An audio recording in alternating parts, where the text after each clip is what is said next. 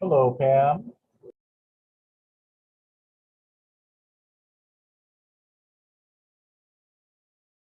Still can't hear you. I don't see me. There you go. I see you. I hear you. It's your bright light behind you. Okay, I can't see what it's looking like.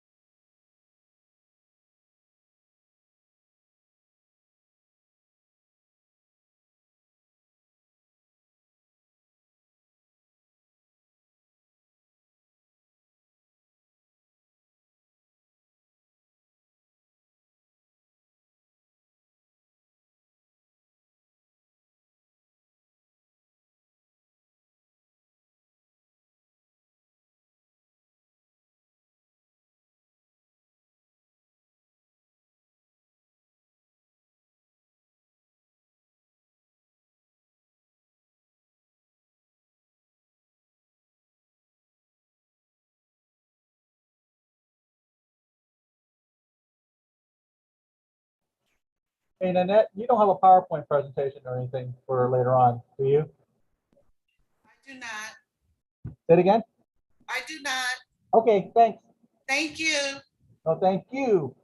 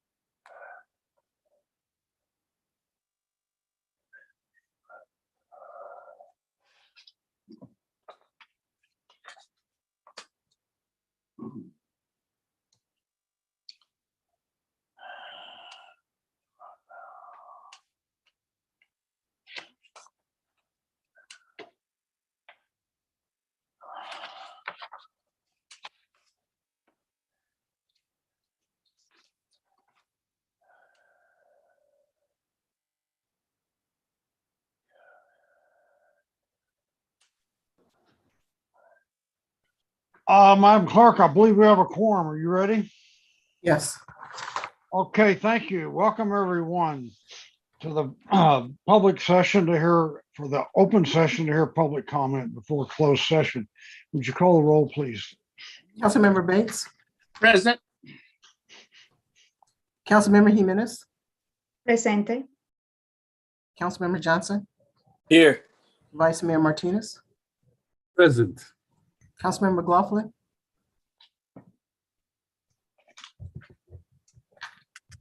Councilmember McLaughlin is absent. Councilmember Willis is absent, and Mayor Butt. Here. Councilmember McLaughlin is here, but I don't know if she can hear us. Gail, you're muted.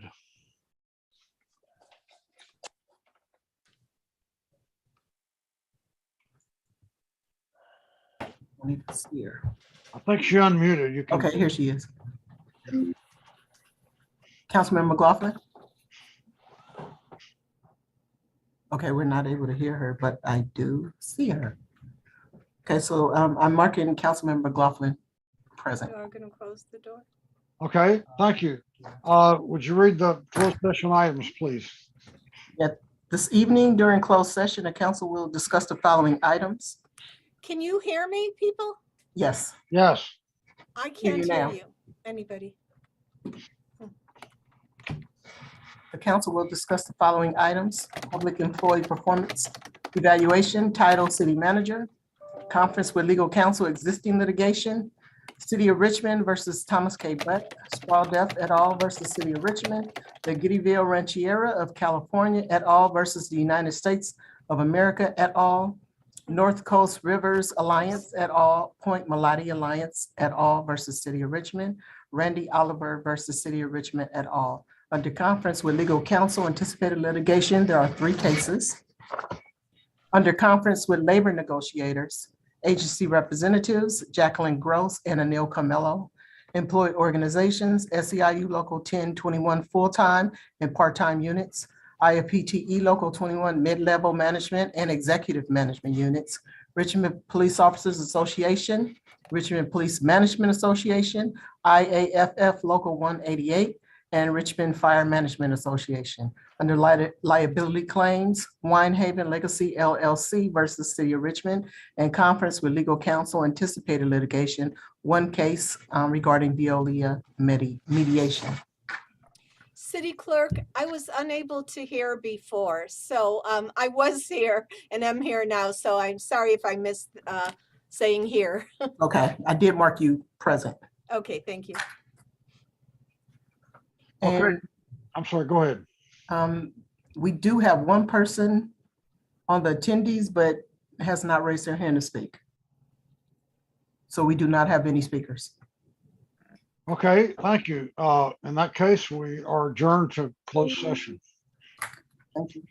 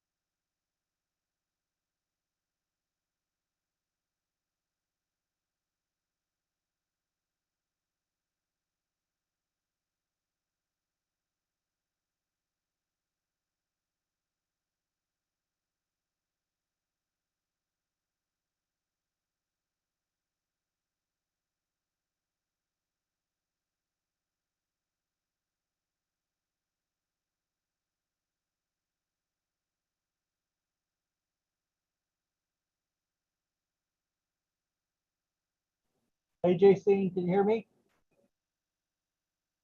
I'm here. All right, I'm gonna put you on mute until the meeting starts. All right. Thank you. Okay.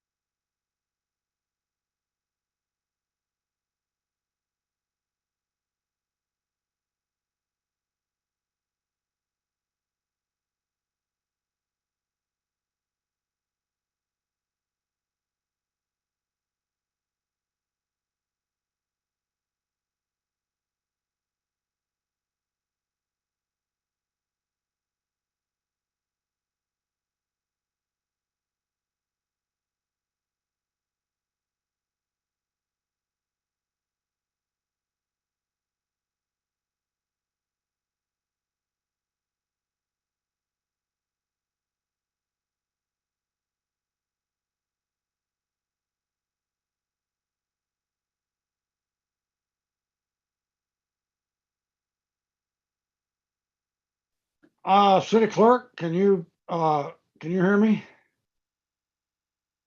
Yes, I can. So where's the City Council? They're not back yet. Okay.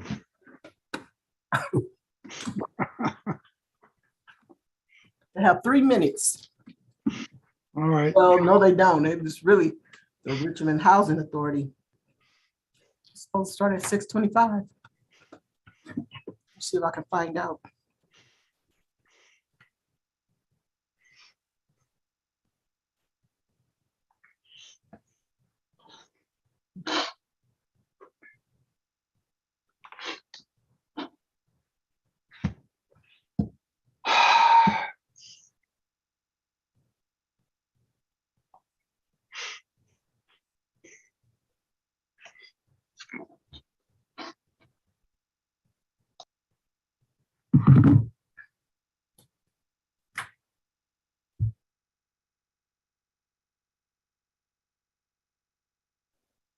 Hey Pam, this is Richard. Are you able to move your camera a little bit? All we're getting is the sunlight in your shot. Talking to me? Yeah, we're getting the sunlight in your shot. That's all we see. How about now? Still the same. Hold on.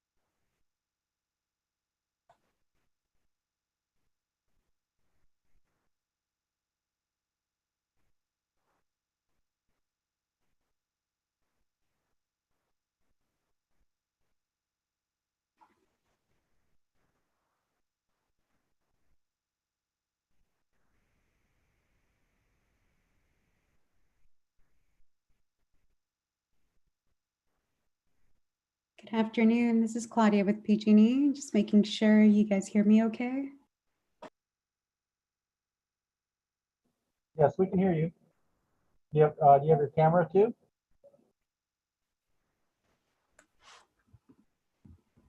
Yes, I'll have my camera on eventually. Perfect. Thank you.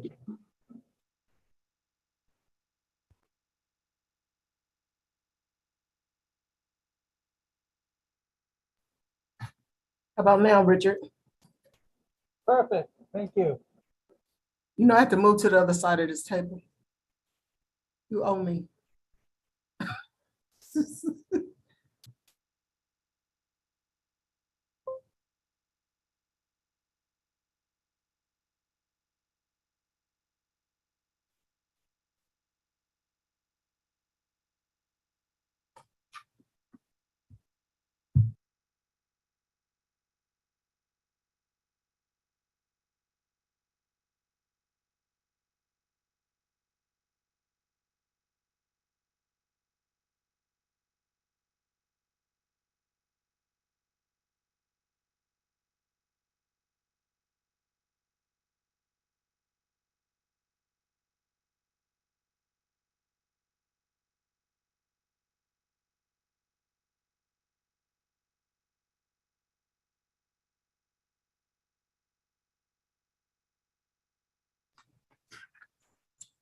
Mayor Abbott.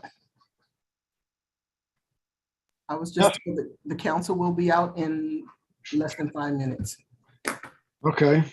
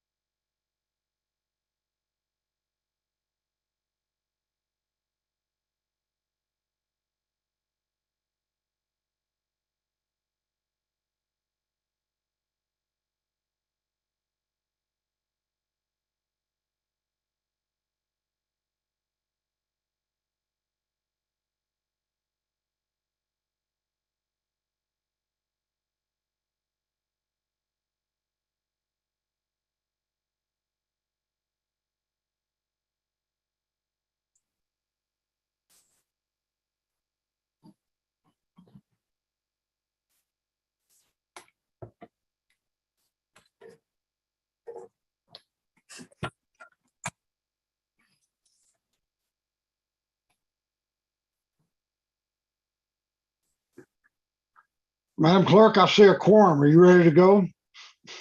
Yes, I am. Okay, we'll start off tonight with a special meeting of the Richmond Housing Authority. Would you call the roll, please? Yes. Commissioner Bates, Present. Commissioner Jimenez, Presente. Commissioner Johnson, Here. Vice Chair Martinez, Presente. Commissioner McLaughlin. Here. Commissioner Willis, Here. Lieutenant Commissioner Scott,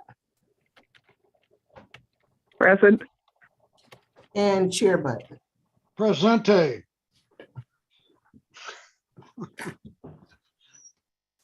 Okay, would you roll the public comment instructional video, please?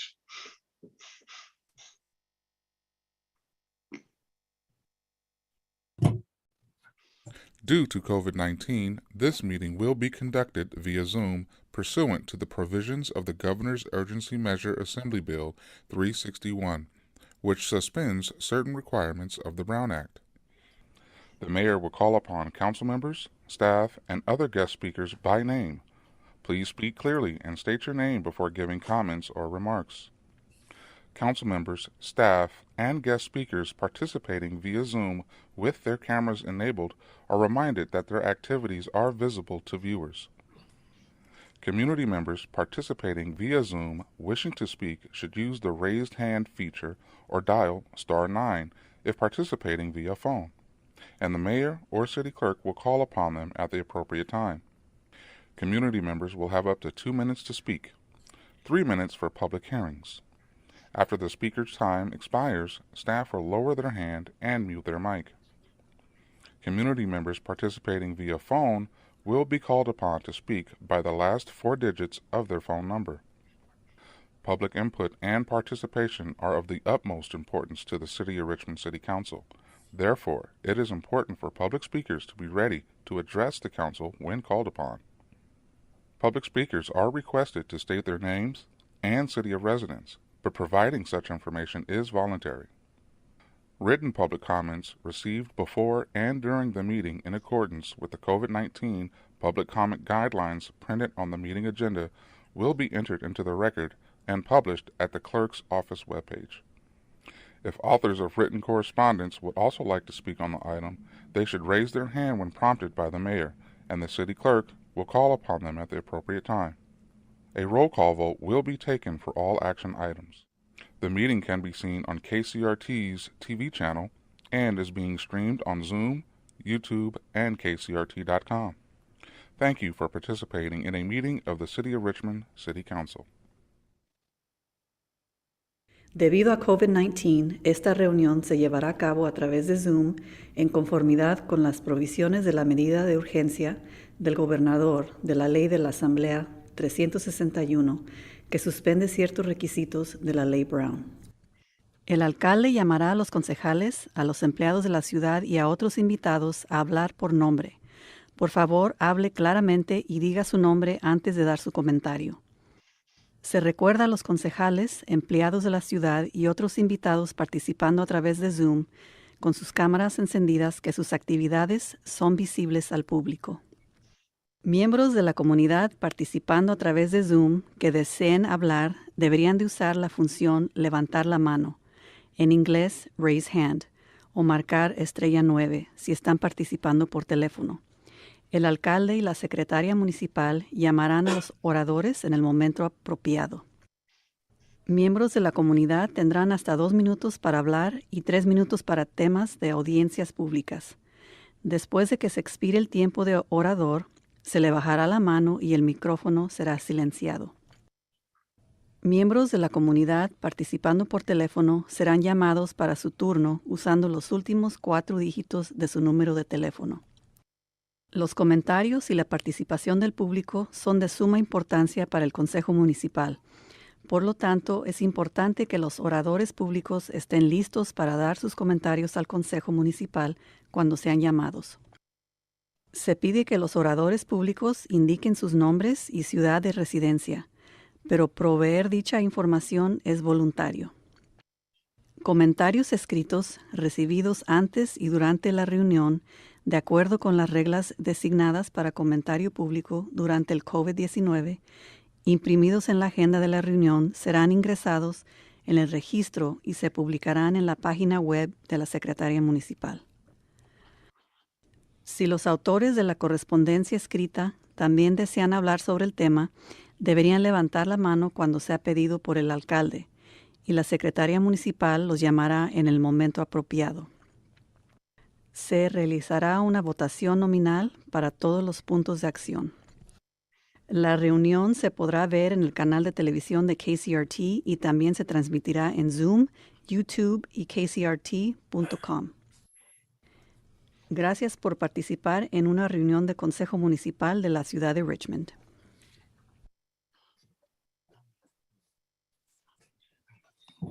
Okay, thank you. The next item is statement of conflict of interest. This is the Richmond Housing Authority meeting. Does anybody have one they want to declare?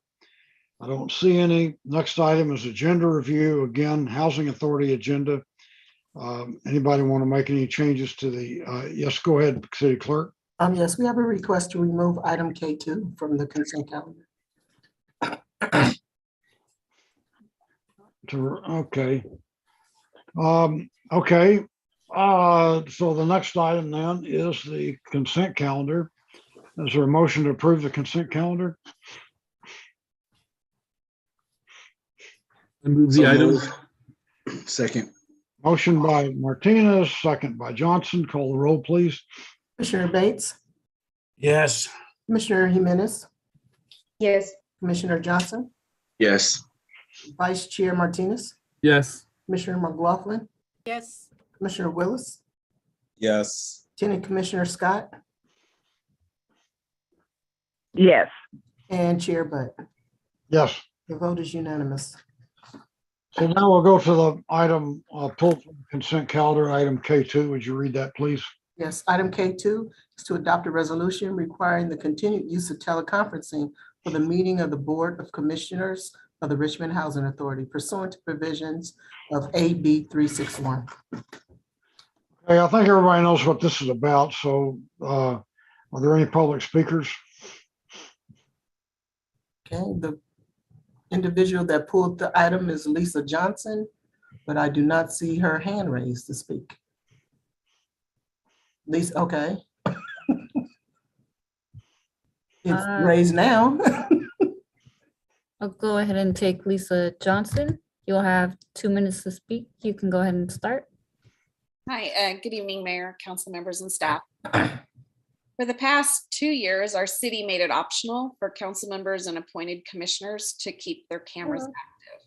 This has not been required for some inexplicable reason, and the public has never been told why, despite multiple requests of both City Manager Snyderman and Curl, as well as City Attorneys Stricker and Alshire to address this situation. For the past year plus, I've been respectfully requesting that Zoom cameras remain active and on for all council members and commissioners for the entirety of public meetings, a timeline for when a hybrid Zoom format with only council members and key staff meeting in person and the public via Zoom could be adopted, and a timeline for when full in-person meetings will return.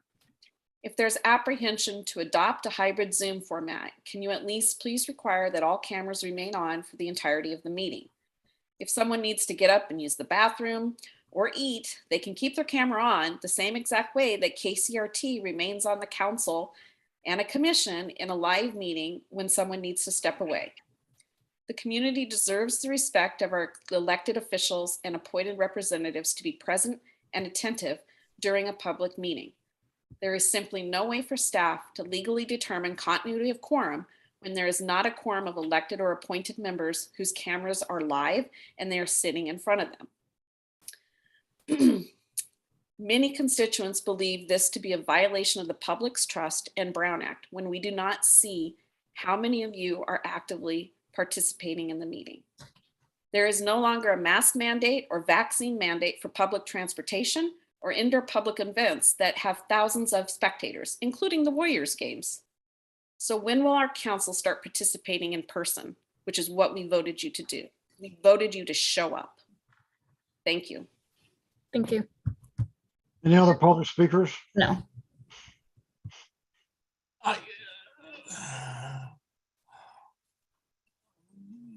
Did you say there were or were not? There are no more. Okay, thank you. Okay, any questions or comments from council members? Yeah, I wanted to inquire, Mr. Mayor. I understand it's state legislature. So do we have any idea? Are they reviewing this monthly, every 2 weeks? Anyone know how frequent they make these decisions? The city clerk has an answer. Is there someone from the city attorney's office? Because we renew this on a monthly basis. Okay. According to what is the law at the time. All right, thank you. Okay, any other questions or comments from council members? It looks like we have one more speaker. Okay, go ahead and call the speaker. Okay, I'll take Suzanne Nielsen. Suzanne, you'll have 2 minutes to speak. You can go ahead and start.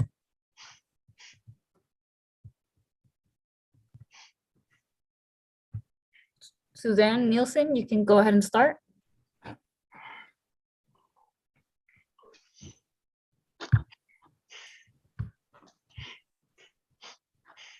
The sound appears to be on, but I'm not hearing anything. Suzanne, if you could please unmute yourself. I move the item. Okay. Okay, I think we're gonna have to bypass Suzanne. So we have a motion to move the item. Do we have a second? I second that. Okay, second, second by Jimenez. I'll call the roll, please. Commissioner Bates, Yes. Commissioner Jimenez, Yes. Commissioner Johnson, Yes. Vice Chair Martinez, Yes. Commissioner McLaughlin, Yes. Commissioner Willis, Yes. Lieutenant Commissioner Scott, Yes. and Mayor Butt. Yes. The vote is unanimous. The Housing Authority meeting is now adjourned, and we move to the regular meeting of the Richmond City Council. Call the roll, please. Yes. Councilmember Bates, Present. Councilmember Jimenez, Presente. Councilmember Johnson, Here. Vice Mayor Martinez, Presente. Councilmember McLaughlin, Present. Councilmember Willis, Here. and Mayor Butt. Here. So the next item is conflict of interest. Does anyone have a conflict of interest in the city council, regular city council meeting? I don't see any. Agenda review. Are there any changes to the agenda? Yes. We have a request to remove items U2B, U2C, and U8B. UH, No, U2B, like boy, got that. Oh, U2, I got that. U2B. U2C, Yeah, and U8B, like boy. okay. Okay. Pam, did you take the second reading of the encroachment ordinance off of the consent calendar and put it on the regular item? And which item is that? I'm sorry. That was U1. Well, that's, okay, U1A, Yep, that should be a discussion. yes. U1A. So who's requesting that? I'm requesting it. I don't think our rules allow the city attorney to take things off the consent calendar. I'll take it off for the purpose of discussion. I know I had an opportunity to talk with, to communicate with Joe and Dave about it. With whom? I had the opportunity to talk with the city attorney and Okay. also with the public works director. Okay, all right, U1A comes off, okay. Okay, any others? Okay, next item is report from the city attorney of final decisions made during closed session. Yes, Mr. Mayor, on the closed session, the item concerning C1, which was the city manager evaluation. We gave a status. There was no reportable action taken. On C2, that covers the Butt litigation, also the Point Melody litigation and the Oliver v. Richmond litigation. With respect to the Butt litigation, there was discussion. There was no reportable action taken. With respect to the Point Melody litigation matters, we gave a report on those items, and there was no reportable action taken. With respect to the Oliver versus City of Richmond, that was is a risk management matter. We gave a report on that. There was a motion by Mayor Butt, seconded by Councilmember Willis, on negotiations to settle that agreement, and negotiators were authorized to negotiate. There was no final action taken. With respect to the C3, which again are cases on the Point Melody, as I said, there was no reportable action taken. With respect to labor negotiations, which was C4, there were discussions of these negotiations. A direction was given to negotiators for negotiation, but there was no reportable action. On the, again, the Winehaven is the Point Melody, and again, there was no action on that. And the last item was C6, which is Veolia mediation.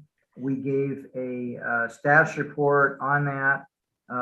There was no reportable action that was taken on that. And that's the closed session report. Okay, next item is report from the city manager. Good evening, Mayor Butt and members of the City Council. We're excited to report that we have a number of Earth Day events happening this weekend. Starting actually Friday afternoon, April 23rd, between Market Avenue and Chelsea, 3 to 5 p.m. We're going to have a street cleanup. On Saturday between 9 a.m. to 11 a.m., Safe Routes to School Paint Day at Verde Elementary. 9 to 11 a.m., Wildcat Creek Cleanup at North Richmond Ballpark. 11 a.m. to 2 p.m., Beautify Unity Park on the Richmond Greenway at 16th and Ohio. And 11 a.m. to 3 p.m., Point Melody Beach Park, art, hiking, poetry, and more. So that was a total of 5 events. They will all be included in the city manager's weekly report to ensure that all the details are provided. If the community has any questions, feel free to give us a call here in the city manager's office at 510-620-6512. Again, 510-620-6512. And I'd like to thank all the community-based organizations, volunteers, staff, and nonprofits that have worked to put these events together. It's really going to be a fun time. Also exciting news to report, the library is now back open to expanded hours. So beginning on Monday, April 18th, the Richmond Public Library will expand hours at the main library Monday through Wednesday, 10 a.m. to 7 p.m., and Thursdays and Fridays from 10 a.m. to 5 p.m. The Bayview and Westside branch libraries will add an additional half an hour, an hour of service on days. Both locations will be open Tuesdays and Thursdays from 1 p.m. to 5 p.m. If you'd like additional information, please visit www.richmondlibrary.org. And if folks are interested, I know I'm interested in this, we have California State Park passes at our library. So if you're interested, you can call the front desk at 510-620-6561 or the children's room at 510-620-6557. It's a great opportunity to get outdoors, and there's going to be great access provided for folks to visit our local state parks with your library card. That's all for now. Okay, thank you. The next item is report from the implementation subcommittee for the Reimagining Task Force. Yes, good evening. Can you hear me? Yeah. So my report is going to be brief. I want to say that the task force has been in the process of restructuring, so we haven't had as many small group meetings as we had in the past.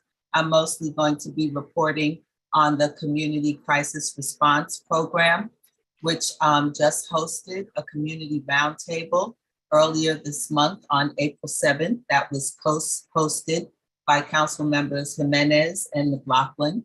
The community roundtable focused on why Richmond needs a community crisis response team. And the panelists who came from the community shared their personal experiences regarding dealing with a loved one in the midst of a mental health crisis and the importance of having people on hand who will be able to respond appropriately. I wanted to make the point that the CCRP is being modeled in many ways after a program that's just been developed and launched in Oakland called the Mobile Assistance Community Responders of Oakland, also known as MACRO.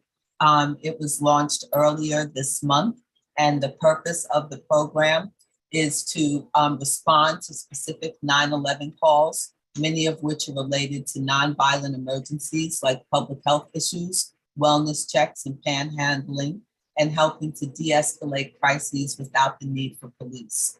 One of the things that we've learned from mental health experts is that the overstimulating nature of sirens, visible firearms, and the use of improper language can actually cause an individual experiencing a mental health crisis to act less rational than they would otherwise if the situation was addressed appropriately. So I'm happy that Richmond is joining many other Bay Area cities and thinking seriously about how we can develop approaches that are more appropriate, that take the burden off the police and allow them to focus on more serious crimes. And that can also be a conduit of supporting and getting people into care. And the RFP for the CCRP has gone out. So we're looking for a person who's going to help us design the program and move it forward. And we'll keep you all abreast of that.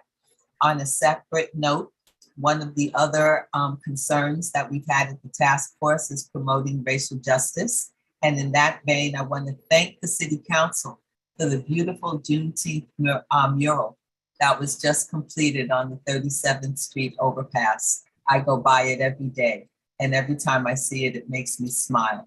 So I just want to say thank you for that. And thanks for the opportunity to report back to you all.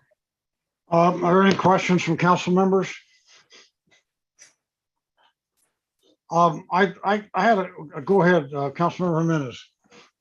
No, I just wanted to say thank you, Deborah, for this work. And I wanted to also thank LaShonda White, who has been the point person supporting this. I think like we want to move forward. It's taking a time, but it's taking a time because we want to make sure that it is going to be a design appropriate for Richmond, and that we are launching a program that it really meets the needs of our community. We know that there is an opportunity to work with the county. And my question to you is about how, if there has been conversation about how what the county is doing is going to be in collaboration, or how that kind of like fit with what we are doing. Thank you. Can I respond? Yeah, sure. So yes, Councilwoman Jimenez, the advisory group and the working group that's specifically focused on the CCRP program, one of the reasons it's taking time is because there are a lot of new things happening in the state and in the county around mental health. And we want to make sure that the program that we're developing for Richmond takes into account those changes that are happening on a state and county level, that it's well integrated and that we make sure that we're going to be able to match people up with the kind of services that are being developed by the county that will provide them ongoing help. We're not just interested in responding to crises. We want to make sure that people get the long-term support that they need. If I could just add, good evening, Mayor and Council members, LaShonda White, Interim Director for Community Services and Support to the Community Crisis Response Program, as well as to the task force. We have had numerous conversations in the past with Contra Costa County staff with our A3 program, learning more about it, understanding what's new and innovative that the county is doing, and having conversations about how we can in the future collaborate on the program. So we will continue to have those conversations. And in the RFP that Ms. Smalls mentioned, there is mention of us wanting the consultant to really look at the county model and provide some recommendations and help us figure out how we can collaborate and coordinate so that we can provide the best services to our community. Thanks, LaShonda. Councilmember McLaughlin, go ahead. Yes, I just also wanted to thank Ms. Small for her report and the ongoing work that she and the entire task force does. I was so pleased to be a part of the first CCRP roundtable that was mentioned, along with Councilmember Jimenez. We were co-hosts of that and wonderful panel discussion. And LaShonda gave a great report as well. And I don't know if you touched on this or not, Deborah, but we have another one coming up. If I missed it, I'm sorry. But it's on May 5th.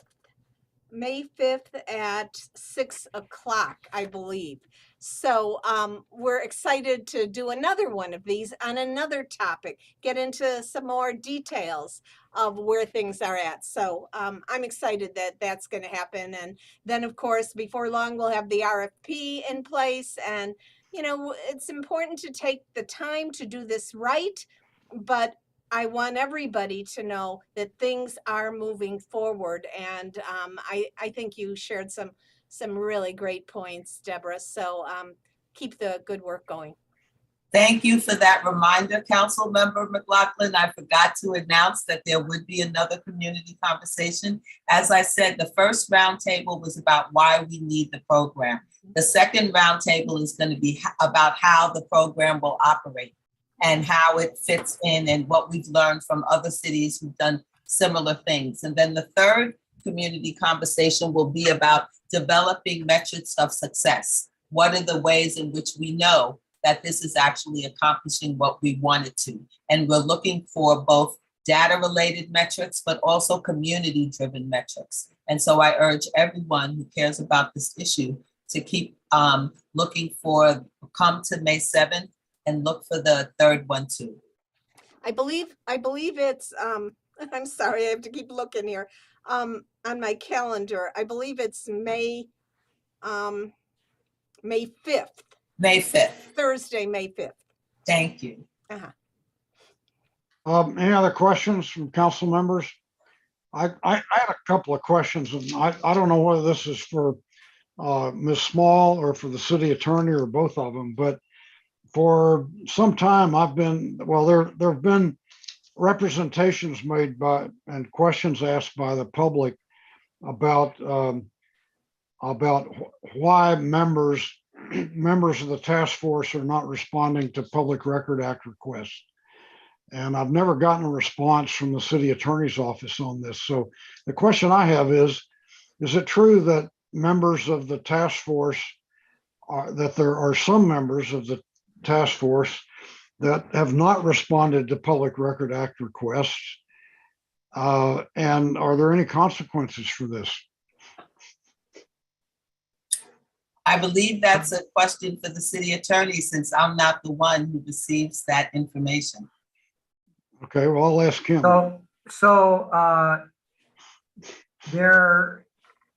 The representative city attorney's office who has covered the task force, there have been a number of Public Records Act requests that have been made. There are members of the task force that have not regularly been a part of governmental agencies. And so I think we're unfamiliar with the process. And they also, I think a lot of people get surprised by the fact that by being on a commission, all of their work related to the city matters can be subject to public disclosure. There's a set of exceptions in the Public Records Act where documents do not have to be disclosed. But the Public Records Act, the basic goal is to make government something that is open and available to the public. So, you can even have phone records that have to be disclosed. And so it can come as a real shock to people as to what has to be disclosed. And when we're dealing with a committee, which has a whole bunch of different members, trying to coordinate those responses can be a real challenge. So I think that some members responded quickly. Other members asked questions.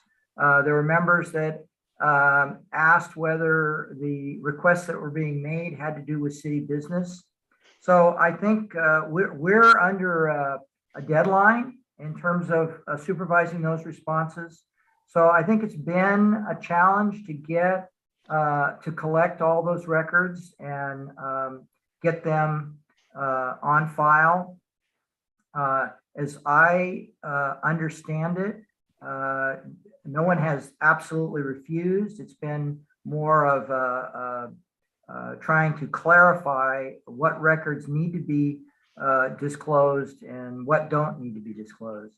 As a matter of fact, the chairperson and myself actually have a meeting this week to sit down and talk about some of this. But I think that it's certainly taken us a while to get all the records that the city attorney's office thinks should have to be disclosed.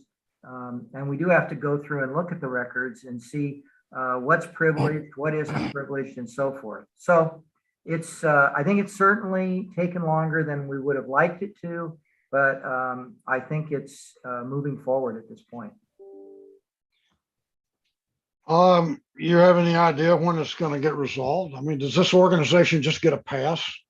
No organization gets a pass. But again, it's very different when we're working with commissions that have a lot of volunteers on them that are not necessarily familiar. People under the Public Records Act, it's as we have internet communications, cell phones, and as we have court decisions, the court decisions have gone towards a greater and greater disclosure. It's become a huge burden for the city to go through its records and make all this available. We were just talking to the city attorney's office today about the amount of attorney time that's being spent trying to review these records and figure out what's disclosable and what isn't. So, and it's throughout California, I can tell you, it's become, the last 5 years, it's become just a huge burden for cities to get all of this out. So anyway, part of my sitting down with Deborah is to talk some of this through and try and figure out how we can facilitate and help provide the educational training that would help them to distinguish.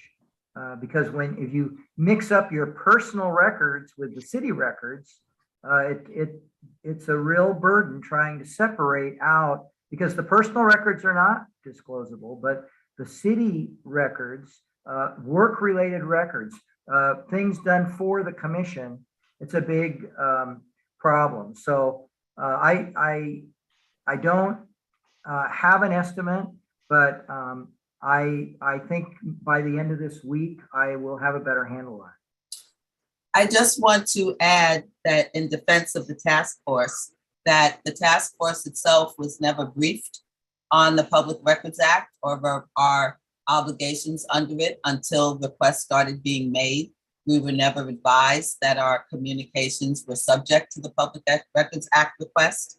And in the last several months since September alone, we've received at least 5 different Public Records Act requests for the same records. And so I would say that it's become quite a burdensome issue for task force members to manage under the circumstances, and acknowledging that we're all volunteers doing this on our time. Well, we city council people get these all the time, and it's But the you're law. elected, we're not. We Well- didn't ask for this. Well, okay. The next question I had is, at least the last time I checked, there were people listed on the implementation subcommittee that were never appointed to the task force. Well, we no longer have an implementation subcommittee. I said at the beginning that we were in the process of restructuring. We've actually decided to go back to the working group structure that we had.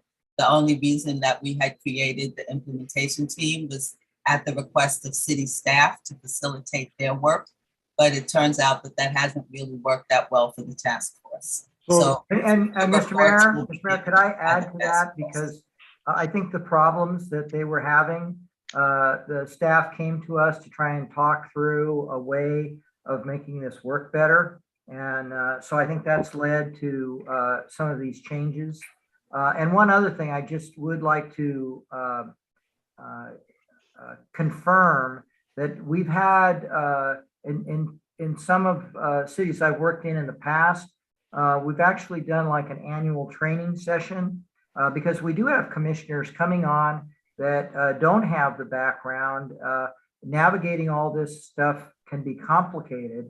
And so in some cities that I've worked in, we've actually had a commissioner training day where we have training not only in the Brown Act and conflicts of interest, public records.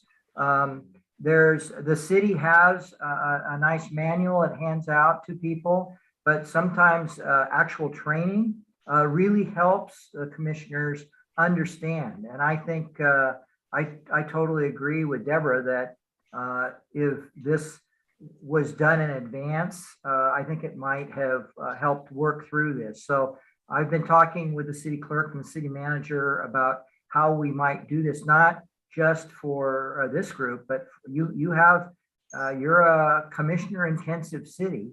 And so providing that sort of training opportunity. I mean, people who have been on commissions for a while get it, but we're always having new people coming on. So providing some training in advance, I think would be, it's proved helpful in other communities where we've done it.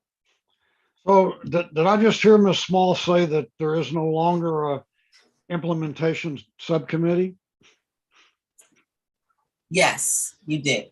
So how come this agenda item says report from the implementation subcommittee?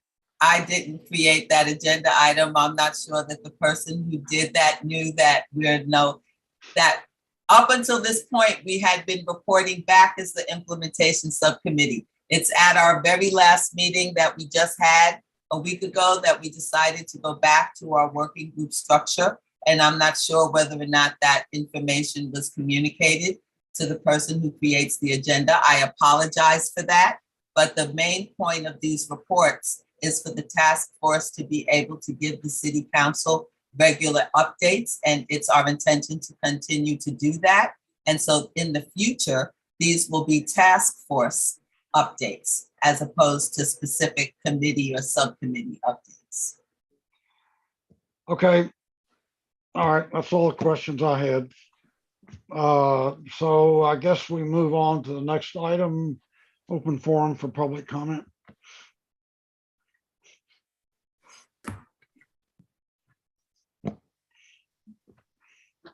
Okay. I have 4 speakers at the moment: Carla Perez, Mark Wassberg, Anna, and Marisol Cantu. I'll start with Carla Perez. Carla, you'll have 2 minutes to speak. You can go ahead and start. Thank you. My name is Carla Perez. I'm a 21-year Richmond resident. I want to address the task force. I believe it was on the 13th, the task force conducted a quote unquote special meeting that was not known to the public and wasn't given 24-hour notice for anybody that knew about it.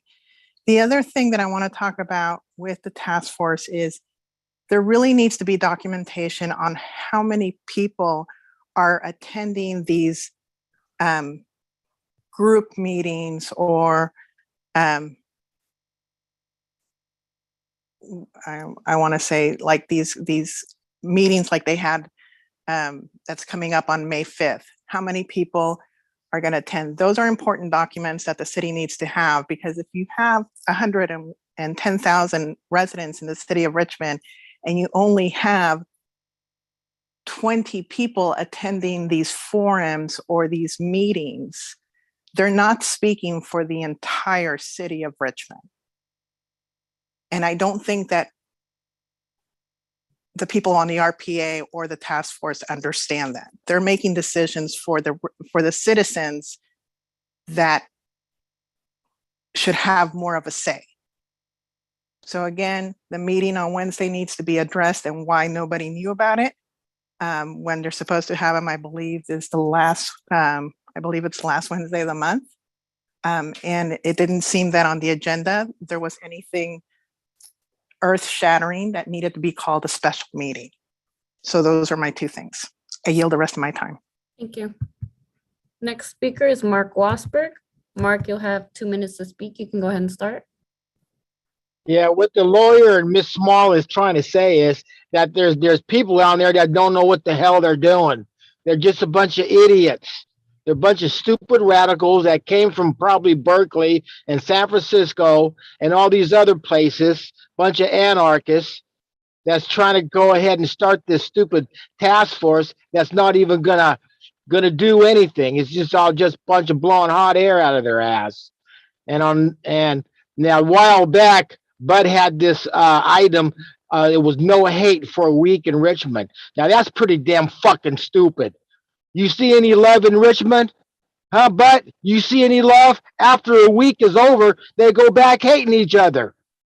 If I stand corrected, last couple of days ago, they had another homicide where a pregnant woman was murdered. Where's the love? Huh? Are you gonna sit in there? You're sitting there fighting with the RPA. You're ready at each other's throats. Where's the love at, Bud? Why don't you go love McLaughlin? Why don't you give her a hug? Why don't you give her a nice, good tongue kiss, huh? You talk about love. May supposed to be the month of love. Yeah, why don't you go tell that to the gangsters out there with the AKs, Uzis, and MAC-10s, huh? Why don't you ask the Richmond Police Department about love when they're out there killing their own people? This is how fucking stupid the whole thing is. Now, I don't like to swear or anything, but, it just goes to show the stupidity that you have, Butt, and these other dumb fucking morons you got on the city council. And if you fuckers can't speak English, then don't even fucking speak it. Go back where you fucking came from. You want to speak this fucking Columbia, whatever you fucking talking about. This is how fucking stupid the whole thing is. This is why hopefully if I'll become mayor, I'm going to fucking destroy the RPA. And I know how to do it. But you're still an RPA sympathizer. That's what you are. Time has expired. The next speaker is Anna. Anna, you'll have 2 minutes to speak. You can go ahead and start. Hello, can you hear me? This is Anna. Yes, I can hear you. I was about to say something, but Mr. Wassberg, I'm going to pray for you. I hope you find kindness in your heart and grace, because the people you're speaking to don't deserve this, and they work very hard for our community. So I just had to say that. Given the consent calendar item U1A has been removed from the consent calendar and moved to a discussion item, can someone please share if it will be discussed later this evening, and if it will, if public comment will be welcome? My apologies, as I don't know when you say it's been moved where it will be moved to. It will come up at the end of the agenda. will public comment be welcome then? Public comments will be taken, yes. Thank you so much. I yield my time. Thank you. Next speaker is Marisol Cantu. Marisol, you'll have 2 minutes to speak. You can go ahead and start.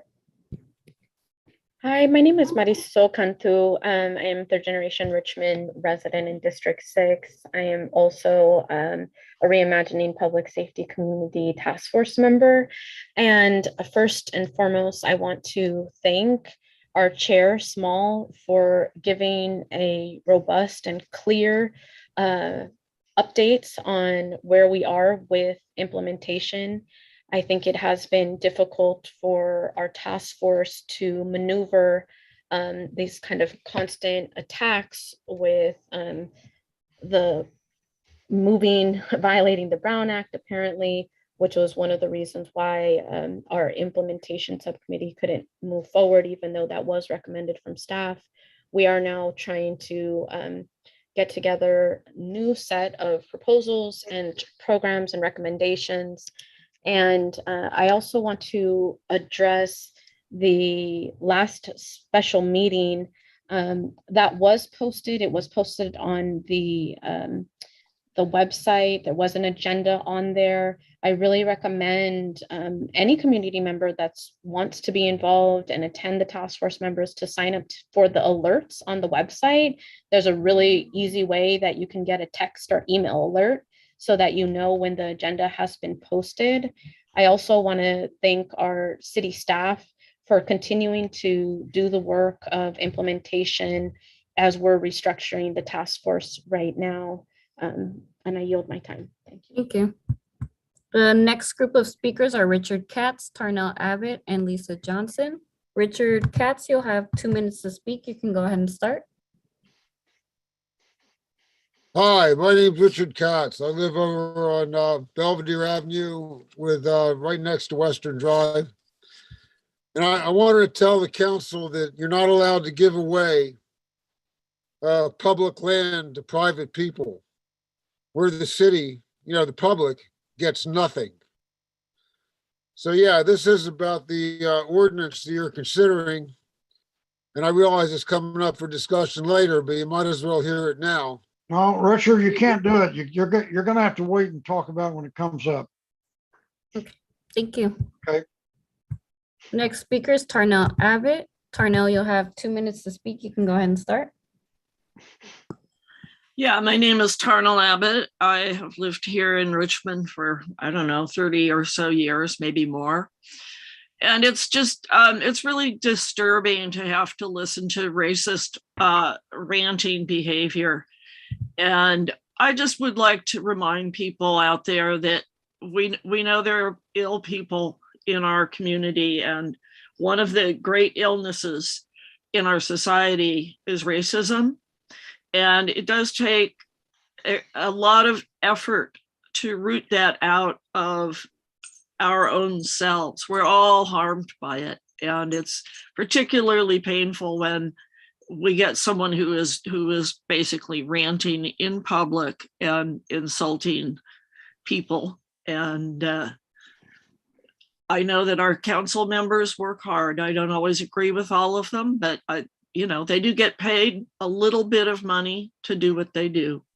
And it's largely, except for the mayor's office, it's largely a full-time job with a part-time salary. And you ought to respect people who have the courage to sit in the public and face a public every day. So I want to thank our council members for that. And Mayor Butt, you should not expect the task force members to have the same amount of understanding of the Brown Act or of public records requests as council members do. You should show respect for them for their volunteering. Thank you. Thank you. Next speaker is Lisa Johnson. Lisa, you'll have 2 minutes to speak. You can go ahead and start. Hi, good evening, Mayor and council members. I have 2 points. The first one, I would like to request that the council respectfully invite Supervisor John Joya and county staff to come and give a presentation on Measure X and the 3A program addressing community crisis response teams. I think it's the fiduciary responsibility of our elected leaders to tell the public what Measure X was passed for and what it was to fund. A lot of that was to fund these very community crisis response teams. And I think you're going to find everybody in the community is strongly behind this and getting the resources to have a community crisis response team. We all think it makes a good sense. We're eager to see it be implemented, but we don't want to be paying for something that we funded Measure X to provide. It's a redundancy with what the county is doing, and we shouldn't be paying for that. We're broke. We're in the middle of a budget process, and the public deserves to hear why we are being asked to fund this separately from what Measure X was passed for. The second thing that I'd like to discuss is on the Reimagining Public Safety Task Force. I think the city attorney's office needs to clearly state for the public if the working groups are going to be public, if their agendas are going to be publicized, and if they will be staffed appropriately with city staff and an attorney. We heard them give explanation to the Community Police Review Commission that all working groups fell under the Brown Act unless they met for a very limited period of time and on a single focus point. So we need that clarity as soon as possible. Thank you. Thank you. The next speaker is Sean Dunning. Sean, you'll have 2 minutes to speak. You can go ahead and start. Hi, good evening. This is Sean Dunning. I'm a resident of Richmond.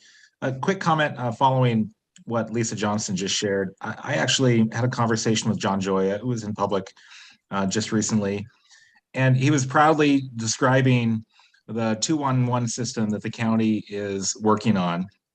And he proudly said this is countywide, quote, except for Richmond, because Richmond's creating their own. And, you know, there's a lot of redundancy going on around here. I mean, you look at rent control and our rent board, when most of those policies are state level anyway.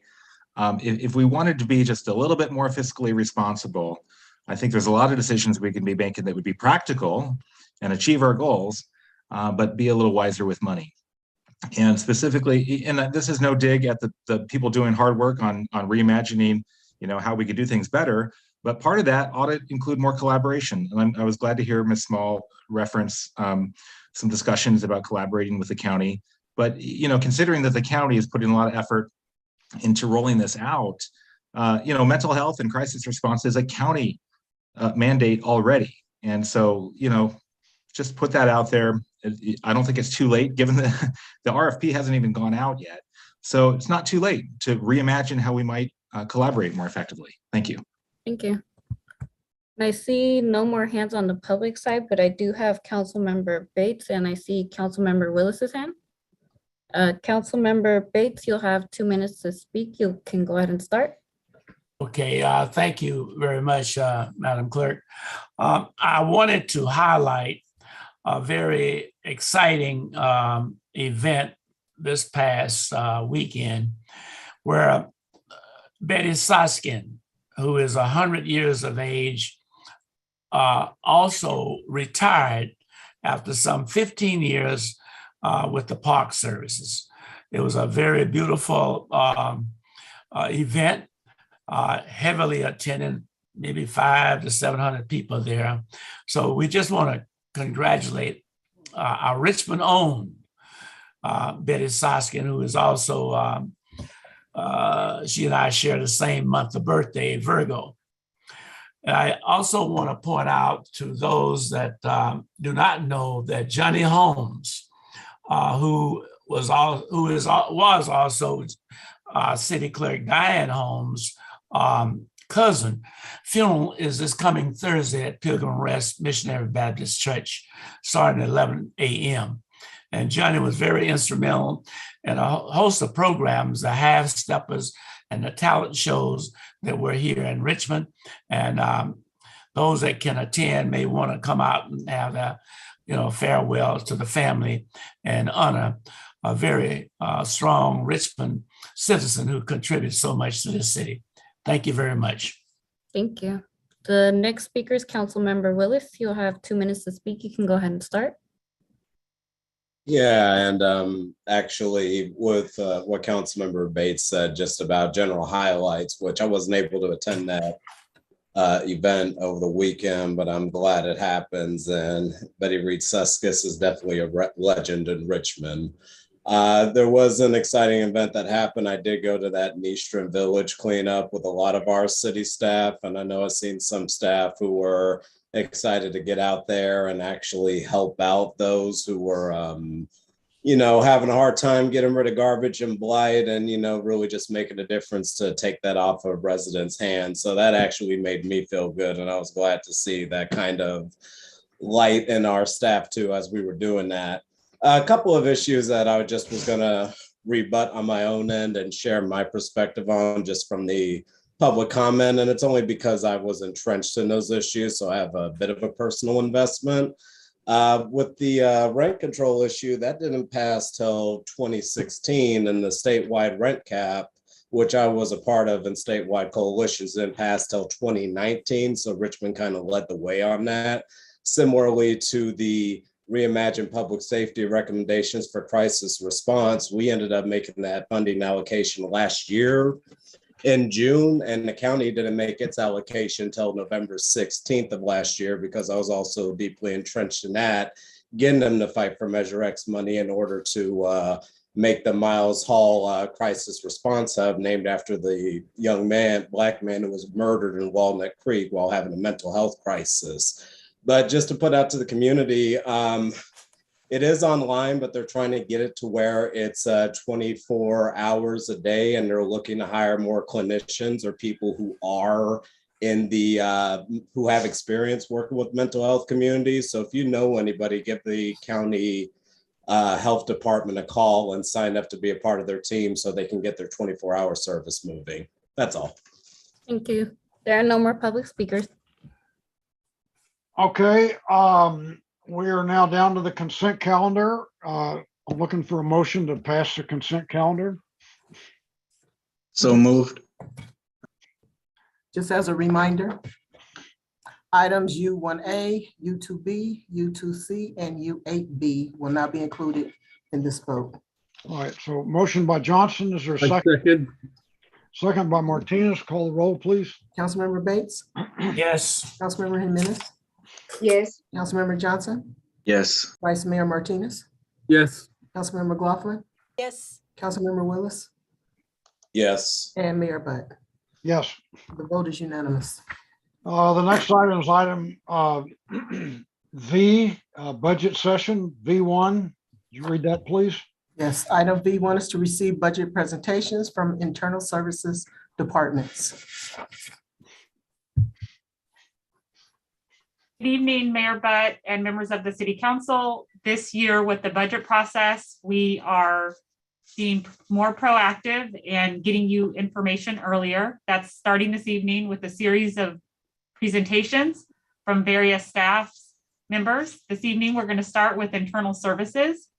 And then next week, we will have the city manager's office, economic development, port, and RHA, as well as city attorney and city clerk's office. I would also like to welcome Delmy, our acting finance director, and Anil Camello, Sue Hartman, our director of IT, and Sharon Taylor, all things HR czarist. Sharon and Teresa are both extremely helpful in HR and have been really doing a phenomenal job of helping us recruit and hire new employees.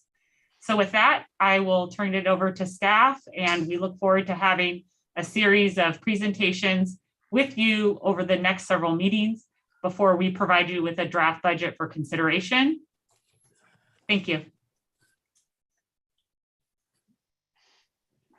Hi, KCRT, can you?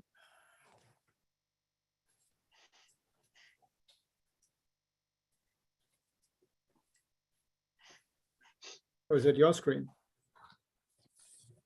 Great, thank you. Honorable Mayor, members of City Council, my name is Anil Camello,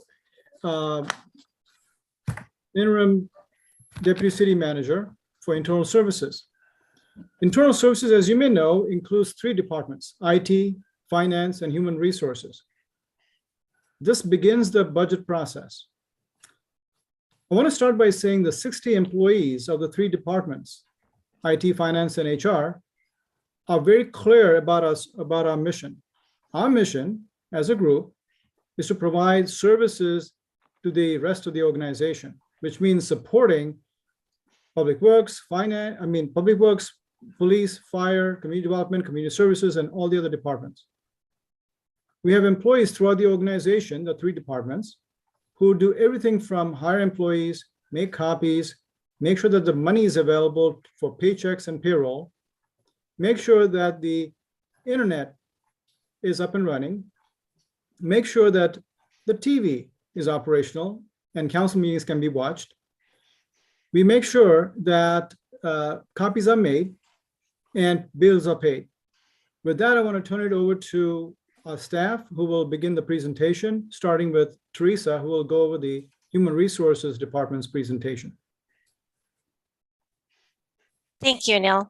Good evening, Mayor Butt and members of the City Council. My name is Teresa Fairbanks, Human Resources Manager, and I'm pleased to be able to assist with presenting on behalf of the Human Resources Department. To help break down exactly what our department provides, we can look at these 3 main areas that you see on this slide. We have our Personnel Services Division. This is comprised of our recruitment and selection team that works with our departments to develop recruitment plans and strategies on attracting candidates to the city of Richmond. This is where we also conduct our analysis of our city classifications to either amend, create, or revise job specifications, as well as determine and recommend appropriate compensation for the position. This is where we also administer citywide benefits to eligible employees, and where we also work with department supervisors and staff to address and resolve personnel issues. Our Labor Relations Division is where we work collaboratively with the City Attorney's Office on contract interpretation and negotiations, grievances, investigations, and discipline. Last but not least is our Risk and Safety Programs Division. This area of our department administers the city's workers' compensation programs and oversees our injury and illness prevention, safety, and liability programs. If we can move to our next slide. I'm fortunate to be the one that gets to share what our department was able to achieve this past fiscal year. COVID-related regulations. Our risk division, with collaboration from City Attorney's Office, was able to navigate the always changing landscape as it related to COVID-19. While enduring the impacts caused by COVID-19, our department also negotiated multi-year labor agreements with 4 of our bargaining units. We led a citywide team on enhancing our city's performance appraisal system. This includes having quarterly check-ins and an annual review as part of that system. This leads to more communication between the supervisor and the employees. Our department, to assist in our recruiting efforts, as well as to be able to communicate to our employees, we developed enhanced benefit and compensation information on our website. We are now able to show all of the many wonderful benefits that the city of Richmond provides with attractive materials. And lastly, we spearheaded the development of the city's internal employee newsletter. We are able to communicate and share and celebrate with our employees in the areas of accomplishments, announcing of our new hires, our retirements, our promotions, department news, training opportunities, as well as our employment opportunities. If we can go to our next slide, please. What are we doing to plan for this coming fiscal year is we want to keep that momentum going. So we are embarking on streamlining our internal systems, such as how we hire, how we onboard, and how we offboard.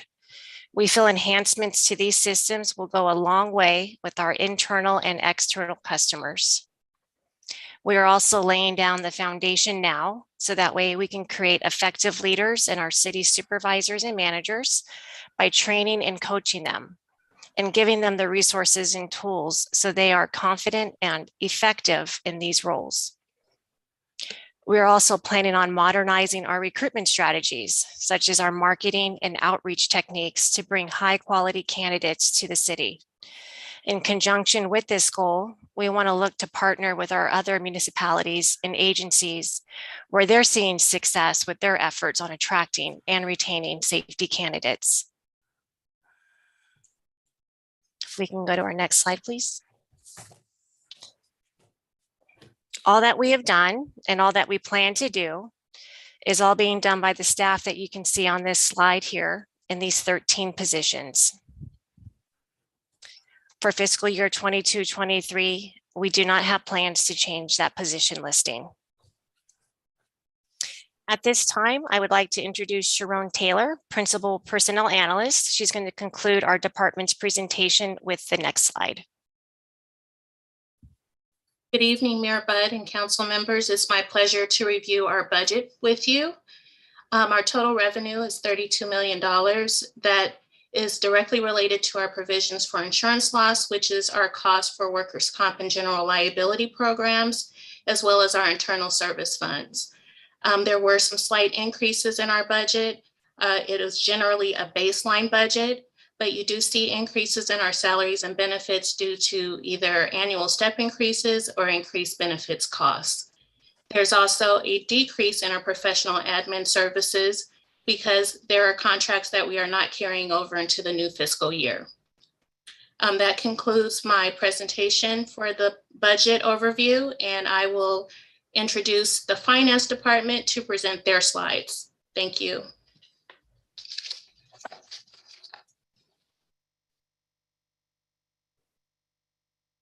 Next slide, please. Next slide.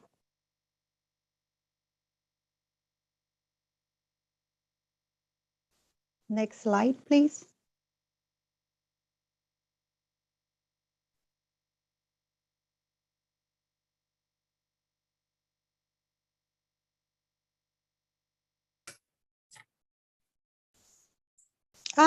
Good evening. My name is Delmi Cuellar, and I am the interim finance director. And actually, it's the previous one. So tonight, we're going to present the finance department, and here are some of the divisions that we have in the finance department and the type of services that we provide not only to the department, but to city council and to the community. So we have our budget division, who is in charge of developing and managing the operating and capital improvement budget. We also have accounts payable and purchasing, who is in charge of the procurement and making all the payments to all the vendors for the city of Richmond. We have the revenue division, who is in charge of all the revenue, including Measure U and other revenues. Treasury department is in charge of handling all the banking transactions on a daily basis, and also presenting reports to city council. Then we have the general accounting division, who is in charge of making sure that the monthly accounts are reconciled, annual reports are in compliance, and they are also in charge of putting together the annual comprehensive report for the audit. Then we have the payroll division, who is in charge of making sure that all the payroll is running smoothly and that we are in compliance and that we do all the MOUs. We comply with all the MOU requirements. Next. What we did in fiscal year 21 and 22 under these divisions is that we develop and we are managing the annual budget for fiscal year 21 and 22 for operating and for fiscal year. We are also implementing the voted approved Measure U calculation, and we're still working on that. Accounts payable and purchasing, these are only some of the amount of checks or direct deposits that we have issued throughout the year.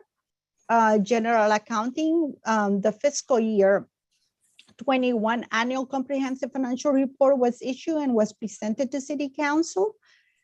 Treasury, we comply with the monthly report on a monthly basis to city council, and any other continued disclosures that we need to provide based on bond requirements. Payroll, what we have generated and have not missed any payroll for all employees. And we also implemented some MOU changes. This is what we plan to do for fiscal year 22 and 23.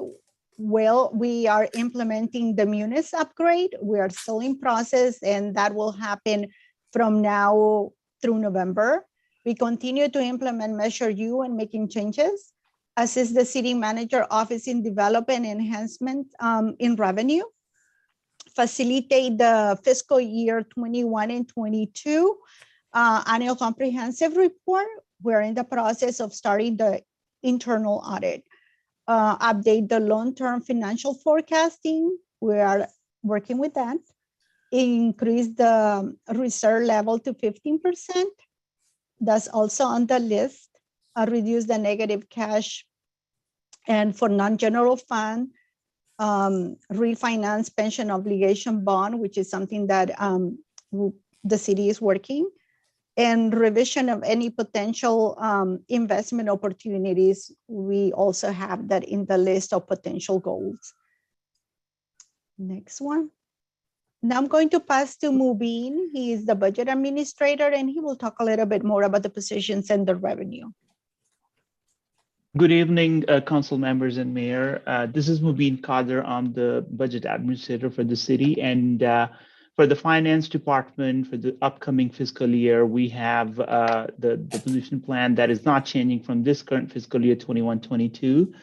And one of the, we have, like, out of these 33 proposed positions, currently we have 10 vacant positions and 2 employees on leave.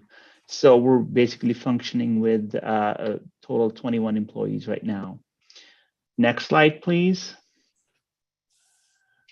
So in terms of budget, we're not changing anything significantly. It's pretty baseline budget, except for proposing a new fee for registering new business license. And this is a new funding stream, and we expect about $17,000 from that stream. Otherwise, all the salaries and wages and benefits and everything else is pretty status quo and baseline. That's all. We do not plan on change our budget from baseline significantly in the upcoming year. And this concludes the finance portion of the presentation, and I would pass the presentation to the Information Technology Department to present their slide deck. Thank you. Thank you, Mudine. Good evening, Mayor and members of the City Council. Sue Hartman, Information Technology Director, and I'm proud to present IT Team Awesome and what we do. We manage IT infrastructure, network, and communications for 47 sites, including more than 44,000 feet of city fiber. We manage enterprise business systems, including GIS, as well as manage the open data and performance system for city departments. IT supports virtual government and remote users and online systems with 200 Munis licensed users, 750 employee self-service users, and 170 Trackit users.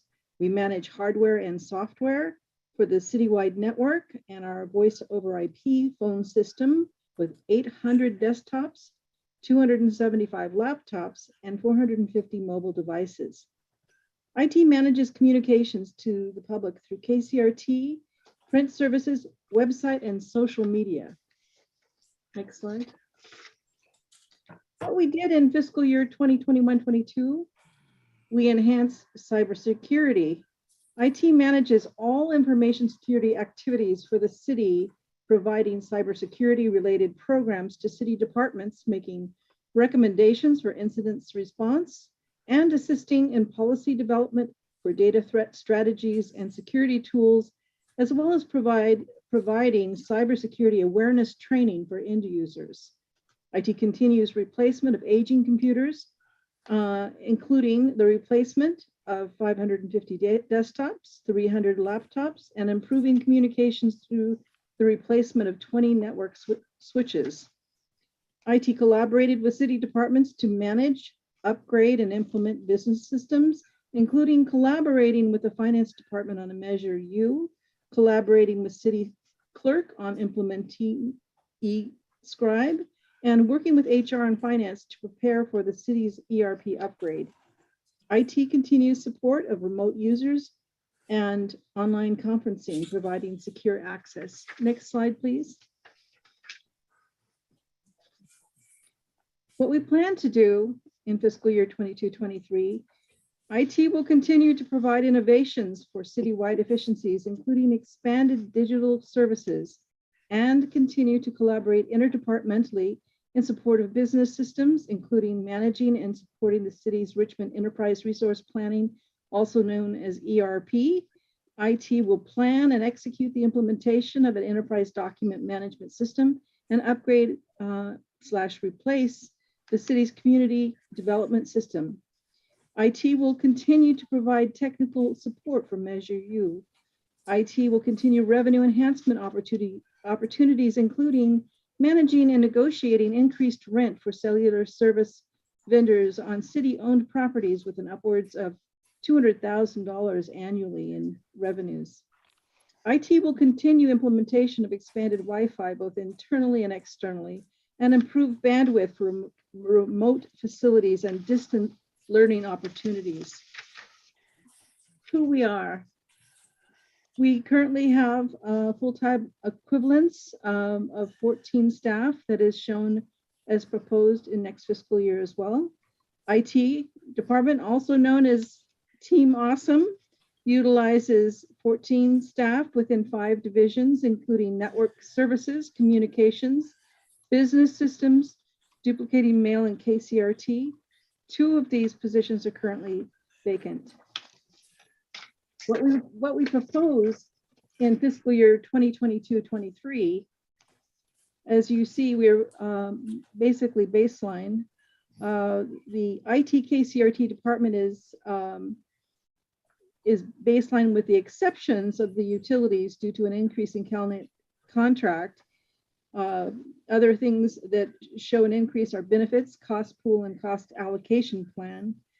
Professional services stay the same, and this concludes the internal services implement presentation. Thank you very much.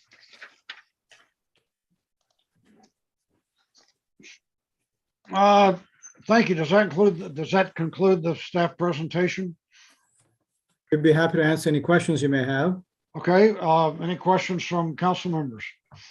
And Mayor, but we'd also like feedback on the format. All the other departments are going to follow a similar format. I'd like to thank Patrick Seals and LaShonda White for helping finance put together this new modified template. We wanted to make sure it's really clear to the community what all of our amazing colleagues are working on, and the work that is happening throughout the city at a very comprehensive and somewhat granular level.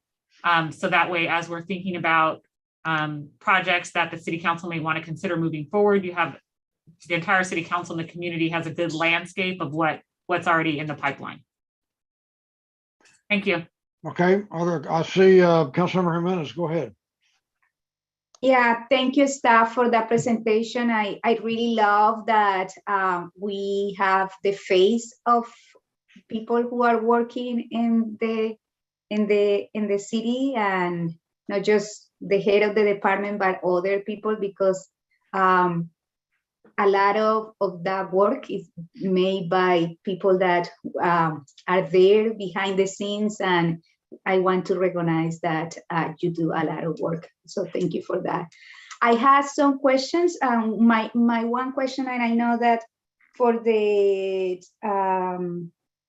one of the presentation, you mentioned that there were some vacancies, but I wanted to know, like in the HR and in the IT, like in the IT department mentioned 2 positions, but in the HR, how many vacancies do we have? And my second question to that is, what is the plan? I know that this is a continuation, but how has been the recruitment to fill these vacancies? So you can give us a little bit of the updates about recruitment and vacancies in these 3 departments that were mentioned today. Certainly. So I'll let. Oh, I'm sorry, Anil. I just wanted to thank HR. They've done an amazing job, and we do have recruitment underway, and they've done an amazing amount of work to help IT. So I'm sorry, Anil, go ahead.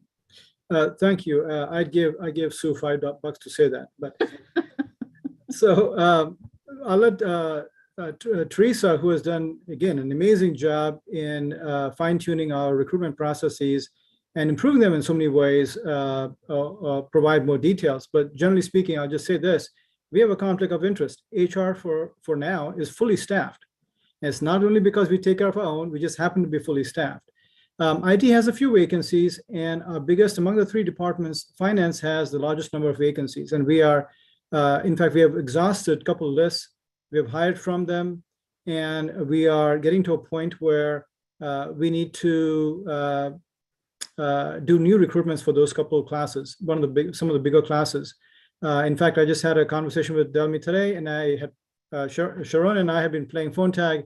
We haven't actually connected, but we will be working on finance recruitments shortly, some new classes.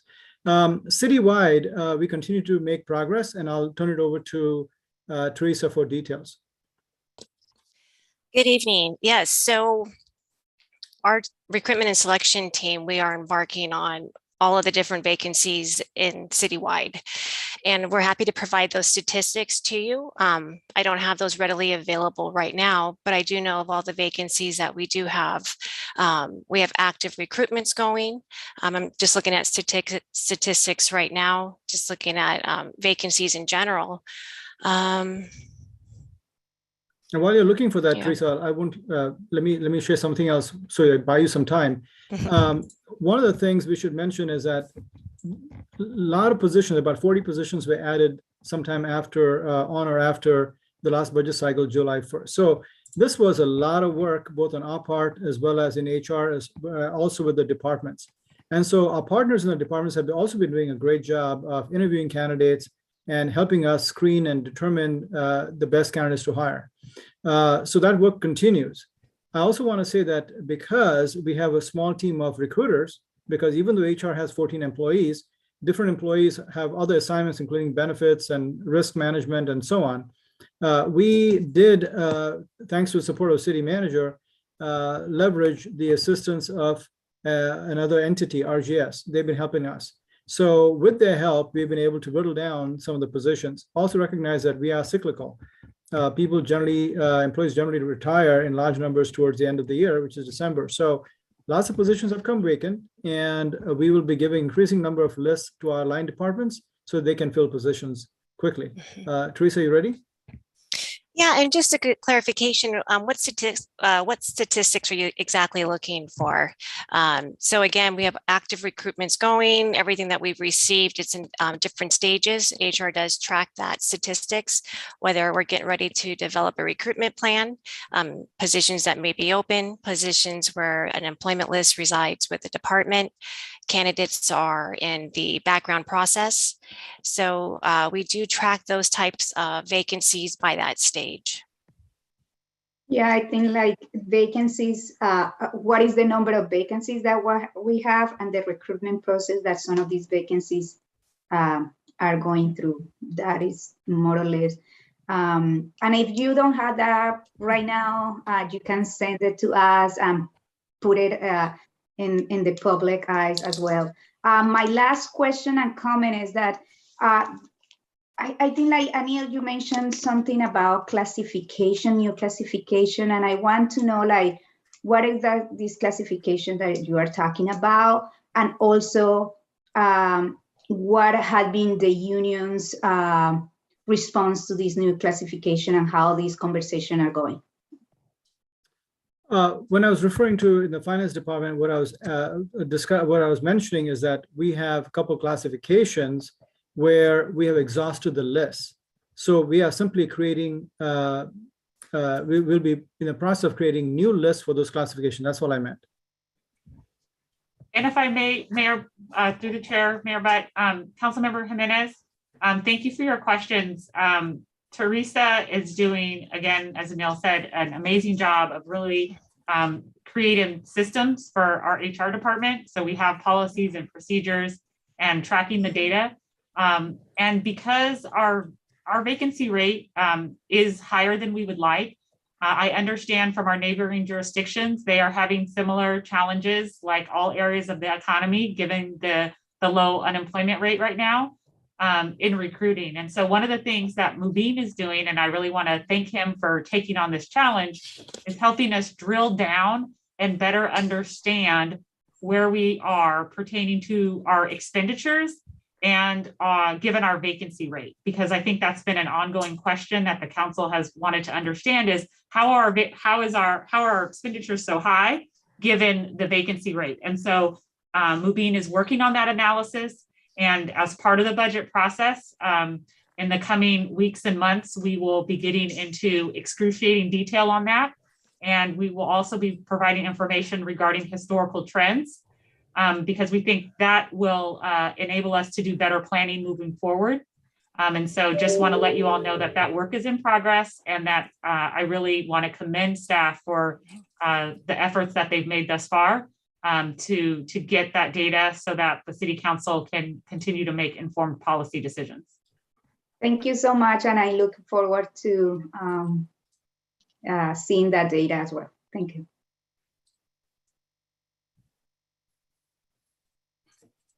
Go ahead, Councilmember McLaughlin.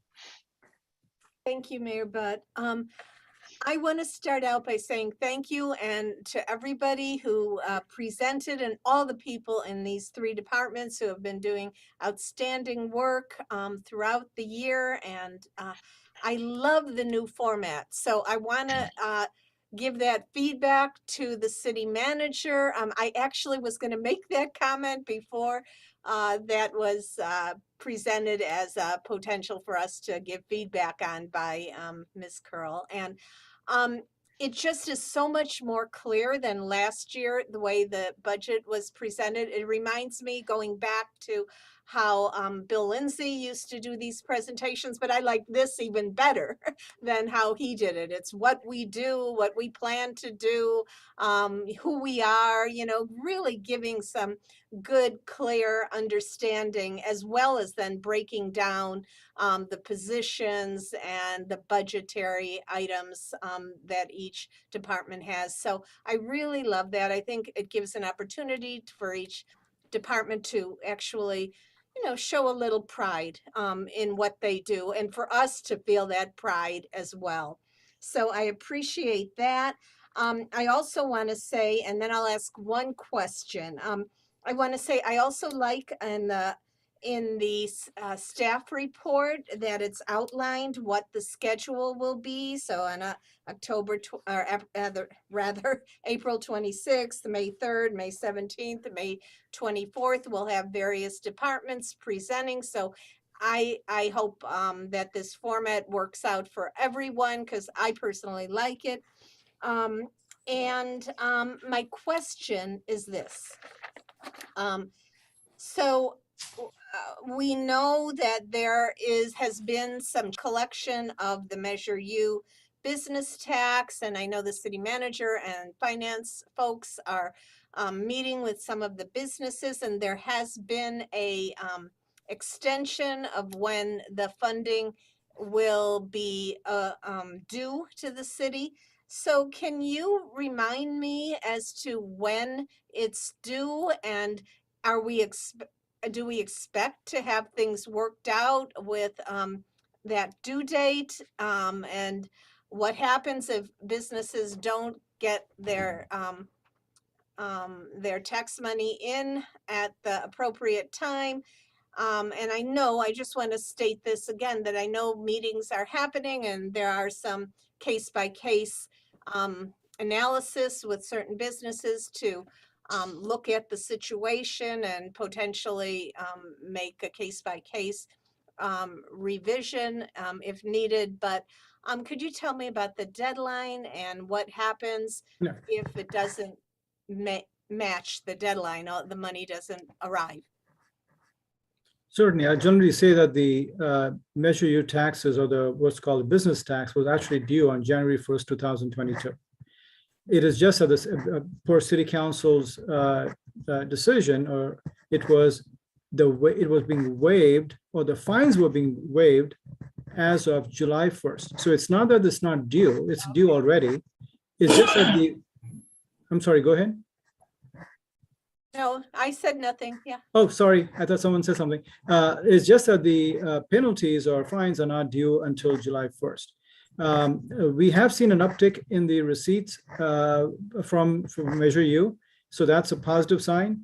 And I think that the reason is that the deadline is coming up. We will be mailing reminders to our business community to ensure that they understand the implications of not paying their taxes on time. With that, I'll let the city manager or Antonio add to that if I've missed anything.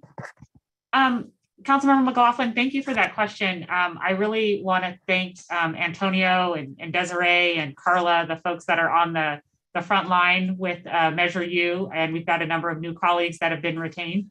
And I've also assigned staff, Gabino, Thomas, and Shawnee to support Measure U. So far, 34% of the businesses have paid their Measure U tax bill, and 51% of the mid-year budget that was estimated has been collected. So thus far, all business tax revenue to date, as of last Friday, I believe was approximately $4 million. And so staff is available to meet with all businesses. And once we have additional information, what are referred to as the data sheets, so the information from the businesses regarding what we anticipate and can estimate their revenue. If there seems to be a significant discrepancy from what staff estimated to what businesses are actually paying, cumulatively, we will return back to City Council with additional information. But at this juncture, we do not have enough information to make any recommendations. Also, for full transparency, there has been some difficulty with the vendor that we have, IT has been working with.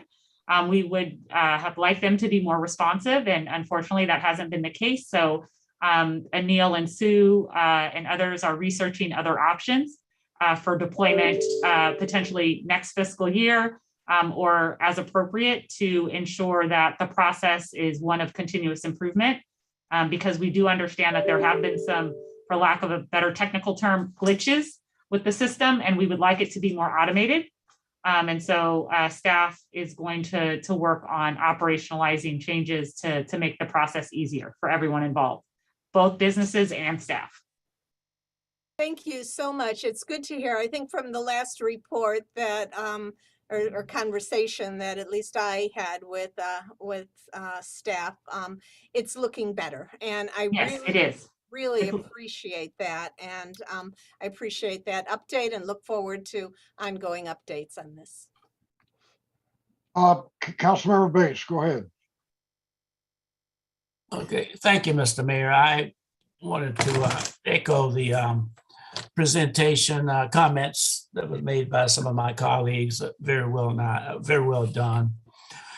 I have probably a lot more contact with IT than most of my colleagues, and I just want to yell out that they do a superb job.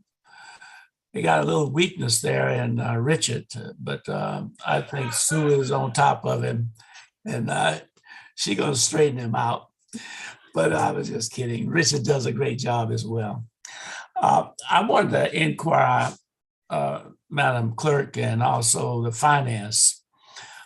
We've been getting some emails from the auto dealerships in comparison to what they have to pay in Richmond as opposed to what they are paying in Solana County. And it doesn't look good. I'm concerned about, are there any adjustments that the council or staff can make? For an example, I'll just quote you. Locally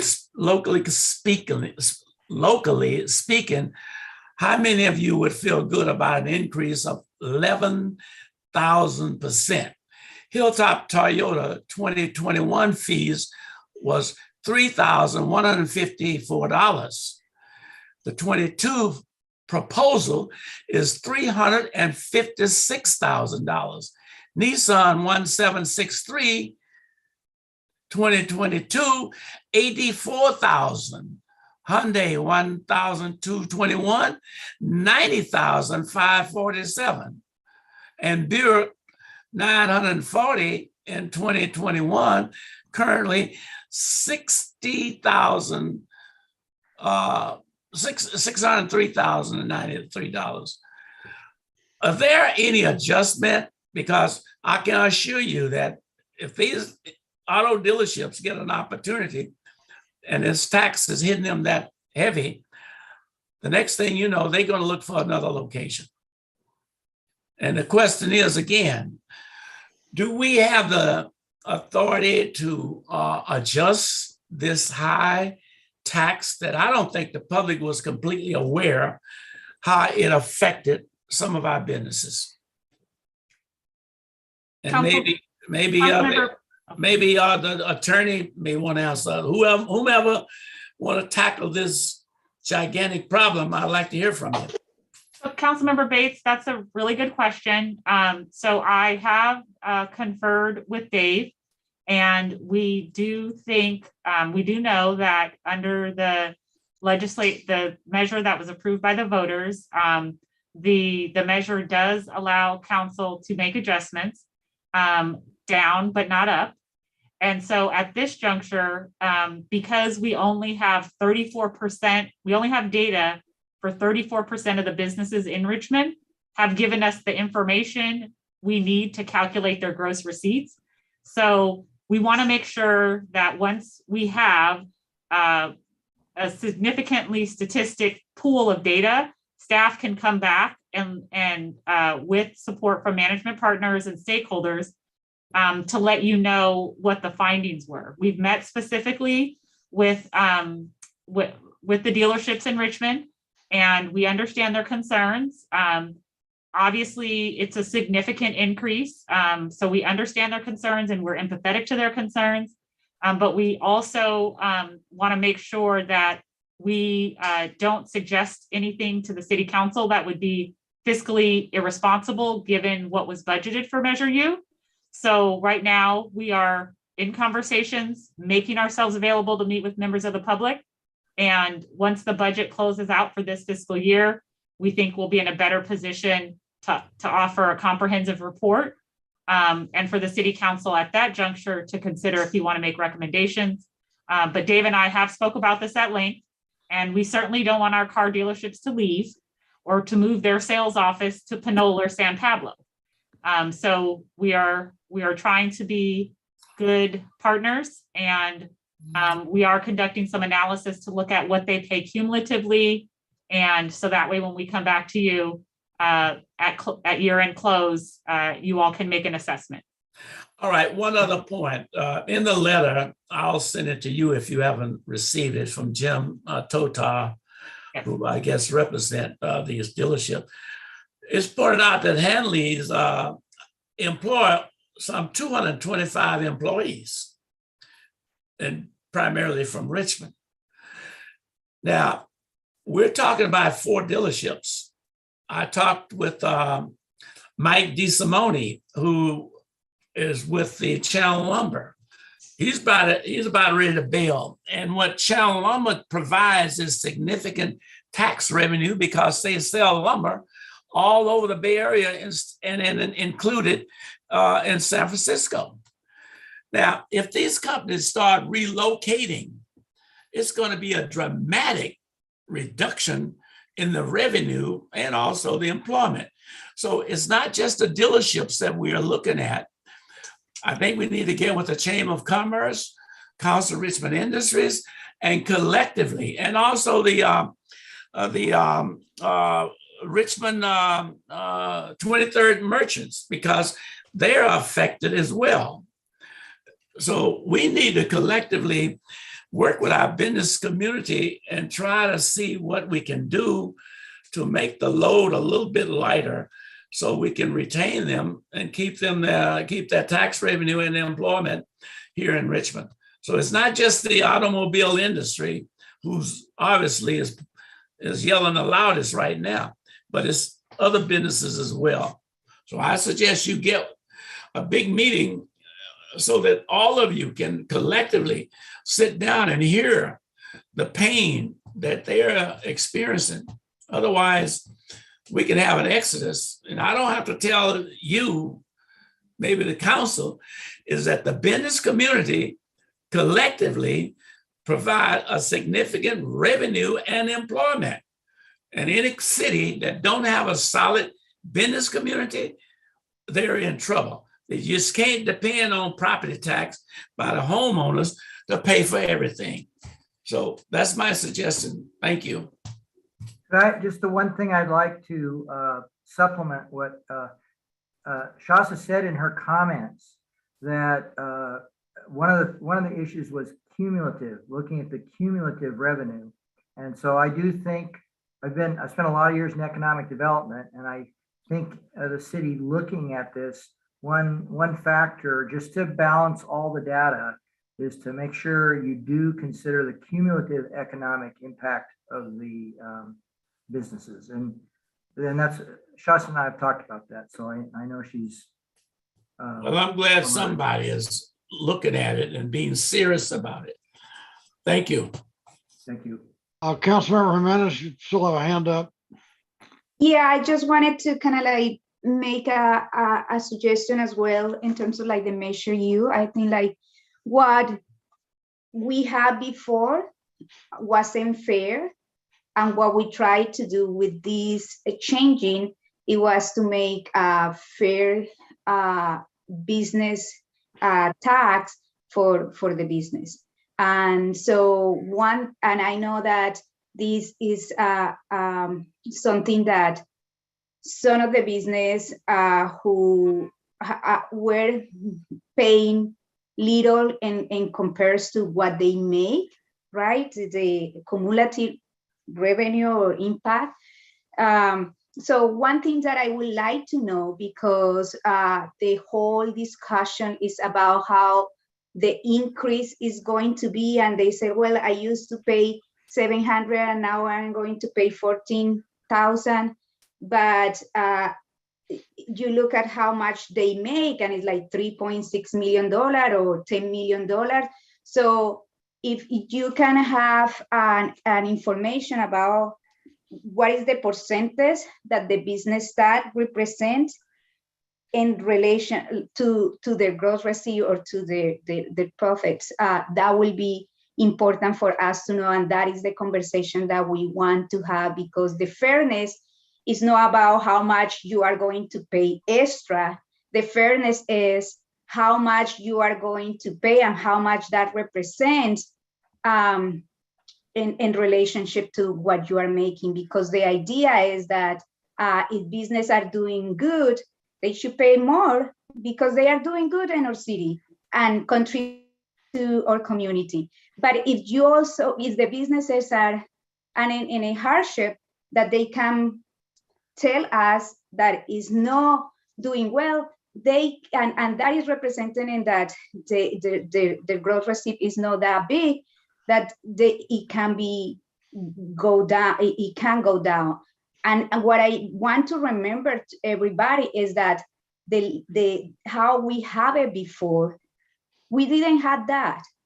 We didn't have the opportunity for business that were doing bad to be able to decrease their payments, or the business that were doing good to increase a little bit. So everybody is sharing the benefit. And this is what it's all about. So it will be important not only to talk about the increase or decrease of the payment, but what is the percentage that it represents, because a lot of this business could be that the increase is high, but the percentage of what that payment represents in their income and or the gross receipt, because we know income is less than 1%. So I just want to make sure that we also have that data so we can talk about how fair or no it is for our businesses. Thank you.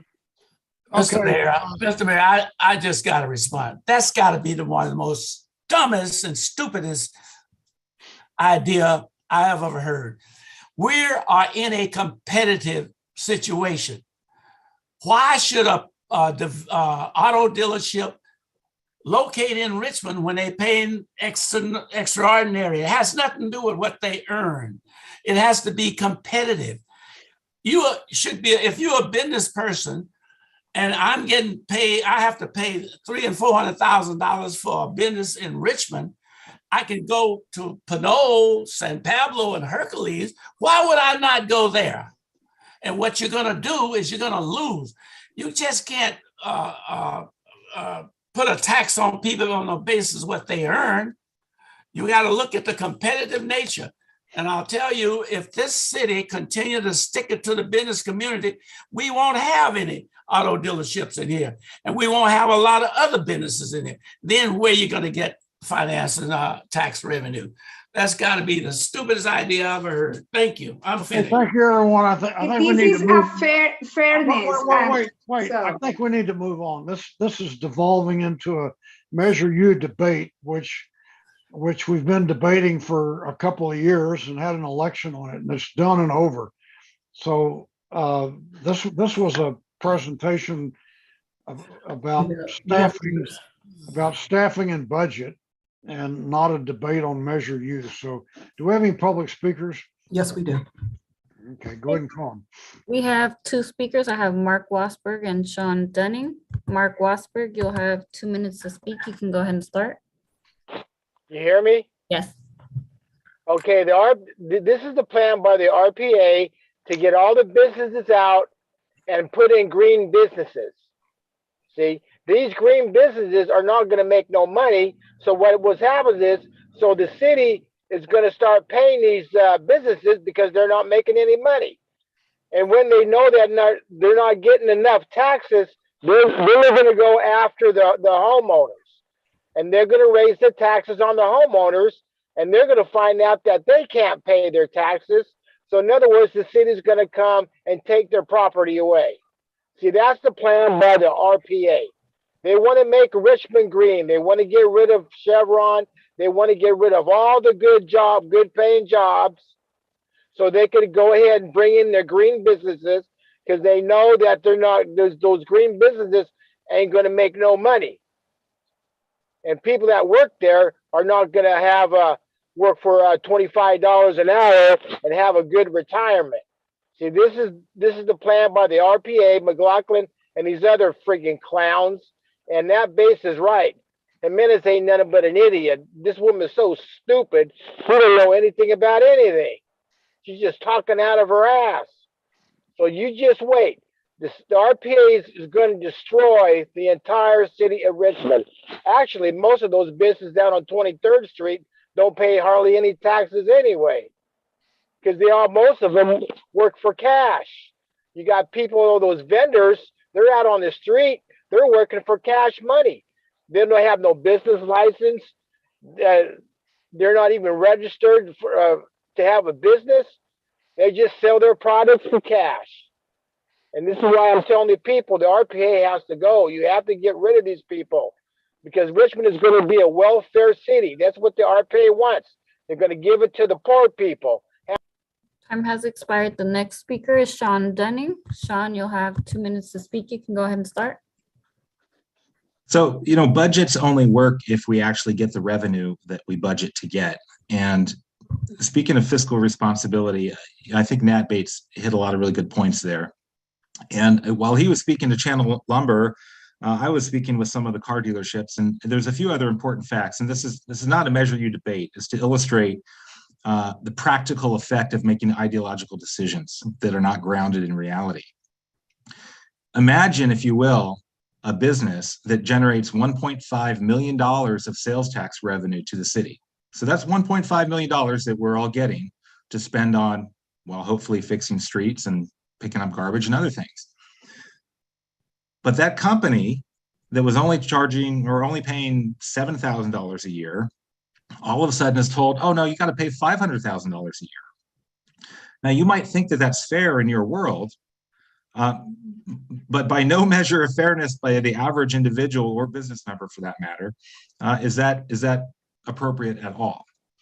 And so, as Mr. Bates made it very clear, It's a pretty common sense thing to do if you're a business. Like, well, I'm going to go where they charge me 20 to 40 times less. So not only do you not get that 500,000 that you were hoping to get, which you budgeted for, now we actually lose the 1.5 million in sales tax that we were already getting. So if we want to be practical about this, you got to have everybody at the table. Fairness is a really important principle, but is it fair to unilaterally impose on somebody what you think is fair? If we were to have everyone at the table negotiating about this, as one of the dealerships told me, they would have been happy to pay up to 10 times as much. But one really critical fact that a lot of people don't seem to understand about business is those car dealerships are only making about 2% profit margin. So just think about that as you make decisions. Thank you. Thank you. And the next group of speakers is Steve Bischoff and John Varga. Steve Bischoff, you'll have 2 minutes to speak. You can go ahead and start. Yes, can you hear me? Yes. Good. I'm really glad to see the detailed budget presentation starting out. I think it's a wonderful thing. It's nice to know, in more detail what's going on here and there, and I'm really glad the city is taking this approach. In terms of Measure U, there is fairness, that's true, but the other thing is reality. If you're selling cars, you're going to pay a hell of a lot to buy the damn cars to sell in the first place. So it's not like, you're making $500,000 and your cost of doing business is $10,000 now and it wasn't whatever before. You've got to reflect the cost of actually doing the business. If you don't, I don't know how you rationalize a tax like this. So I hope that will be something people will look at. Thanks. Thank you. Next speaker is John Varga. John, you'll have 2 minutes to speak. You can go ahead and start. Thank you so much. I first want to reiterate the thanks to our staff who worked so hard to put this presentation together. And I'd like to offer a more respectful response to the issue on Measure U, which is that the fact is when we're looking at places like car dealerships, you can look at it from a profit margin perspective, but perhaps more importantly, we can look at it from a revenue perspective, which is how Measure U is implemented and is going to be a much more fair version than what is being presented this evening. I also want to point out something that we saw in the presentation, which is we've only received upwards of 34%, if I remember the number correctly, responses from businesses for the information necessary to implement Measure U. So instead of perhaps hearing folks that are obstructing Measure U and its implementation, if we had the information necessary from the businesses to actually examine the revenue streams and to understand better how Measure U will be implemented, that will then permit us to have a fairer implementation. So thanks for your time. Thank you. Next speaker is Shiva Mishek. Shiva, you'll have 2 minutes to speak. You can go ahead and start. Hi, can you hear me okay? Yes. Hi, Shiva Mishik, Richmond resident. I'm calling first to thank staff on their budget presentation. And I also wanted to call in in support of Measure U. I wanted to respond to an earlier caller, mayoral candidate Sean Dunning, who noted a fictional scenario about a business that pulls in 1.5 million in revenue. And am I still echoing? No? Okay. 1.5 million in revenue and was paying $7,000 a year, and that's now being jacked up. Well, we actually just had a member of the community on Facebook post that their firm pulls in 1.3 million in revenue every year, and they've been paying $700 a year, not $7,000, but $700 a year in business taxes to our city. The $700 a year for a company that pulls in 1.36 million in revenue is peanuts. It's complete peanuts. Businesses deserve the support of their community, but communities also deserve the support of the businesses that house them and patronize them and give them their business and give them a place to earn money.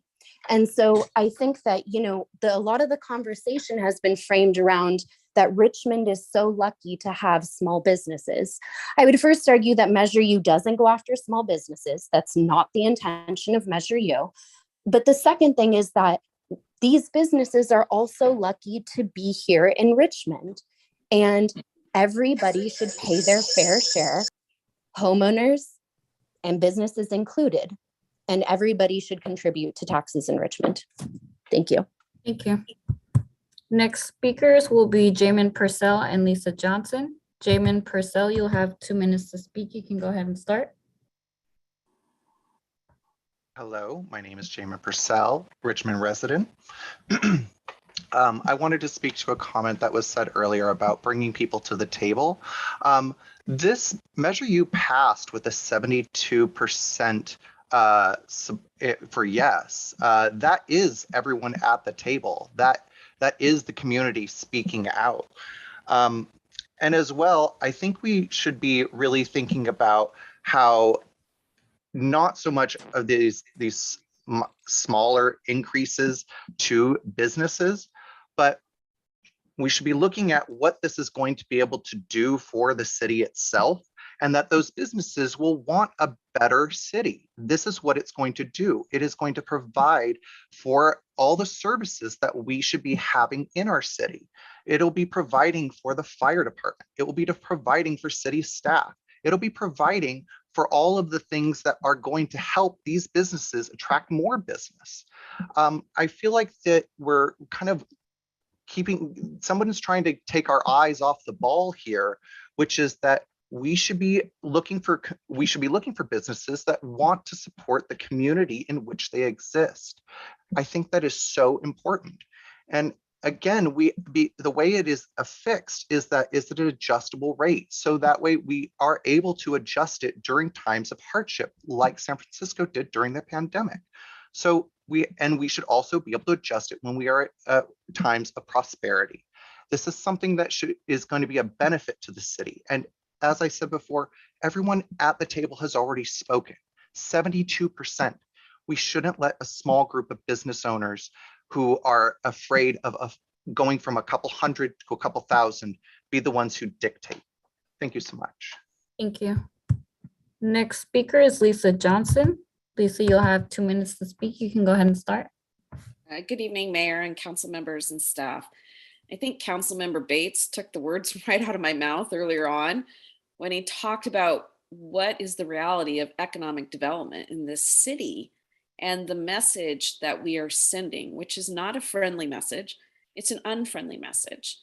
And we watch businesses leaving cities all the time and moving to an environment where they feel welcome. And when they move, they take critical jobs and that revenue with them. And it's not just them leaving, it's then harder to get anybody else to come to this city when they see what's going on and the rates that they're going to pay compared to neighboring cities. This is going to be a tremendous hurdle for this city to overcome. And I don't know at what point it's going to take for this to sink in, but I'm not feeling very optimistic with this current council, unfortunately. And there's a very big difference between 72% of voters passing a measure that was misrepresented to the public than one that the public has a full understanding on before they vote. Now, that's the voters' responsibility to make sure they're well-versed on what they're voting on. Totally agree with that. But you also can't fault, you hear Trump saying all the time, election was stolen, and look how many people believe that. There is no false equivalency there. It's no different. It's absolutely no different. And we can't be driving away our critical businesses. And lastly, there is a big difference between revenue and earnings. You have to take out your cost of business from your revenues. So just because somebody earns raises in revenue $1 million, that doesn't mean that's their profit. It's a big, big difference. Thank you. Thank you. Next speaker is Deborah Baer. Deborah, you'll have 2 minutes to speak. You can go ahead and start. We keep hearing, first of all, we live in a democracy. It was voted on. And so why do we keep coming back to say, should we implement this or not? I don't quite understand that. But we keep hearing this threat or statement that businesses are going to leave. Any business who's doing well will stay here. No, I don't have any example of a business that actually left because of Measure U. If they left Richmond, it was for other reasons. And we see all across the country this race to the bottom where, companies are so desperate to have cities are so desperate to have a company come to their city that they give them all these tax write-offs, millions of dollars, just if you will come. And that doesn't work to the benefit of the city. And I don't think we should do that. I think businesses should open up if they think they're going to have a thriving business. If they do have a thriving business, they're going to take that business-like perception and they're going to stay. And I'm really tired of these scare tactics, and it passed. That's all I can say. Rent control passed, Measure U passed. We have to accept the fact that people thought, well, that's a good idea. And maybe that's because the people who voted on that are not business people, but they're people who live in the community and who think it's fair and who need help. Okay, thank you. Thank you. There are no more public speakers. Okay, the next item is we go into new business. Item W1, would you read that, please, Madam Clerk? Yes, item W1 is to receive a presentation from PG&E regarding power outages in Richmond.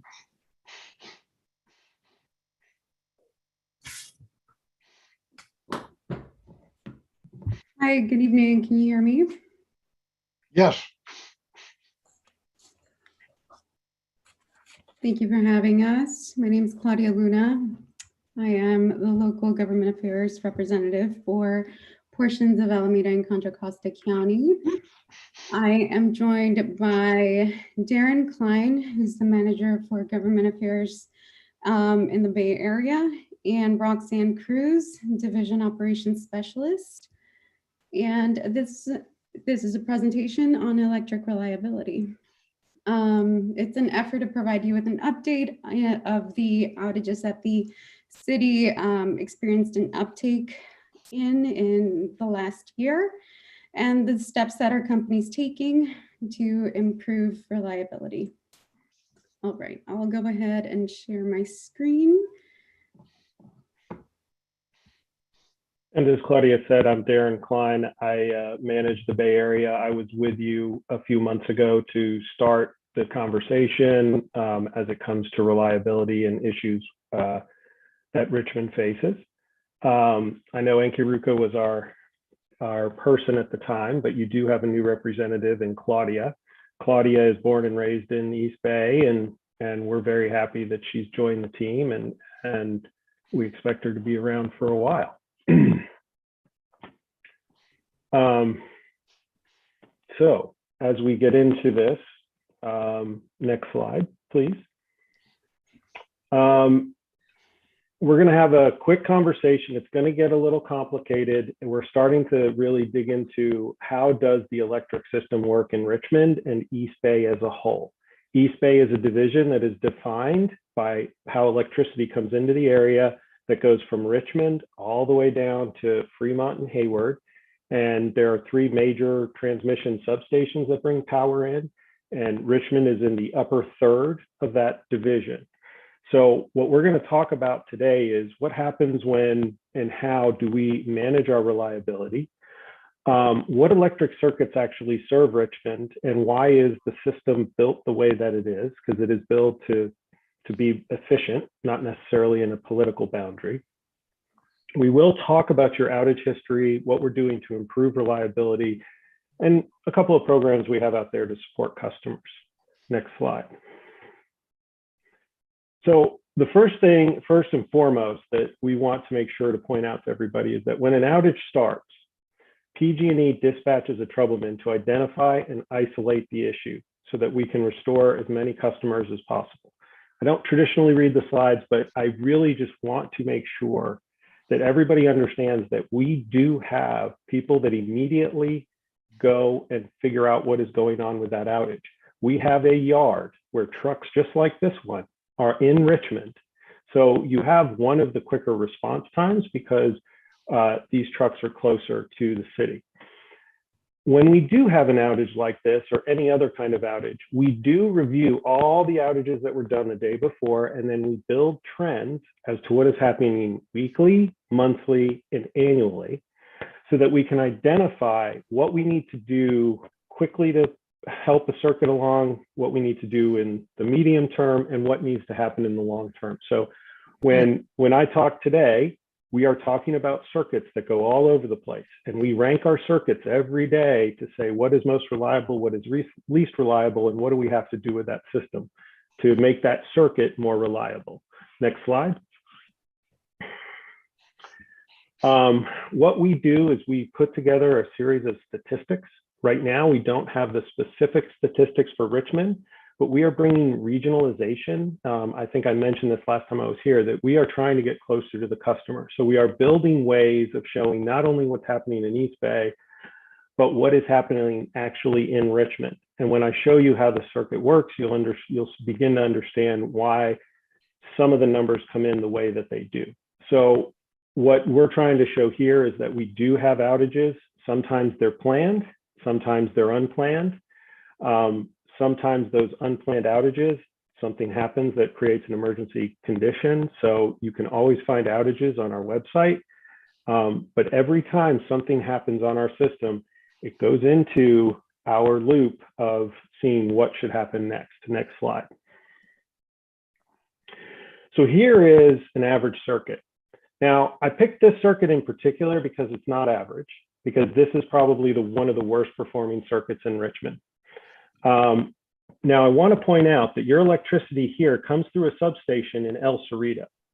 So even though this line is 8 miles of overhead and 8 miles of underground, meaning 16 miles, I would say about 6 miles are in the city of El Cerrito and the other 10 miles are in Richmond. So when we look at this, we're not saying, is this Richmond, is this El Cerrito? We are looking at this as a particular circuit. And what have we found on this circuit as we look at the outage history? We've had an issue where we had to step in and say, oh, there was immediate issues. And we had a switch level outage due to a third party. What switch level outage means is most likely a car hit a pole. When you look at an OCB level outage, that's an oil circuit breaker. And that's where you had some overhead equipment fail. We had another oil circuit breaker outage at sea. So these are the events that happen, and we are constantly looking at that and saying, what are we going to do to improve this line? And the yellow, green, and red is what we do to improve the line, okay? Now, before we get into improving the line, I'd like to go to the next slide. And this is the big challenge. When we get to the next slide, what you'll see is how electricity is served in and around Richmond. Claudia, are we having an issue? Nope.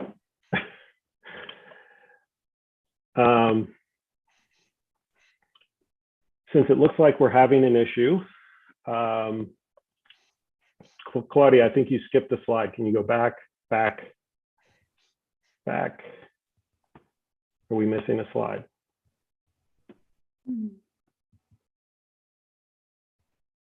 Okay, so how this works, evidently we have gotten a bad slide, which is okay.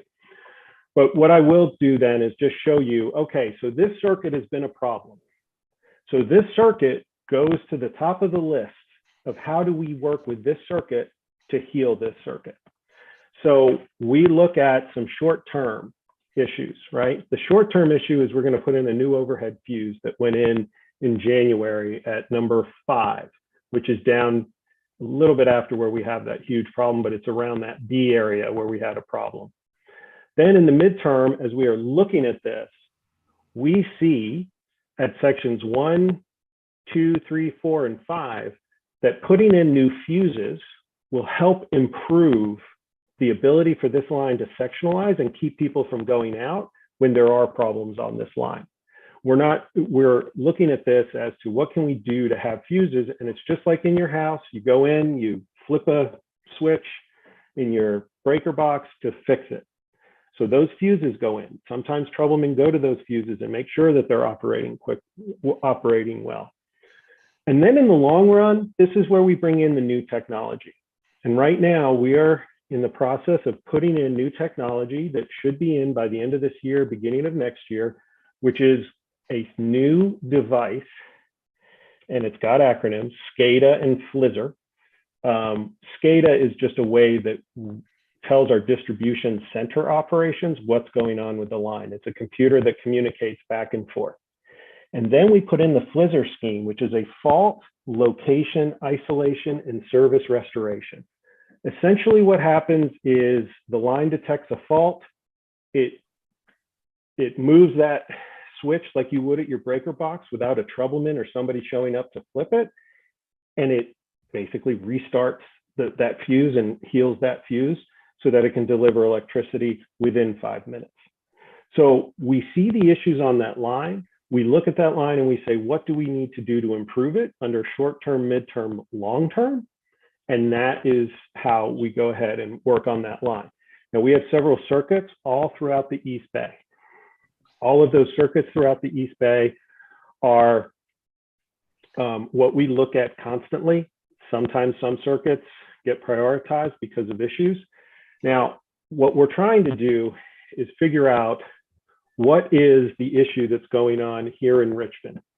So we went and looked at some of the performance, and we have to go and cut it down to look at it properly.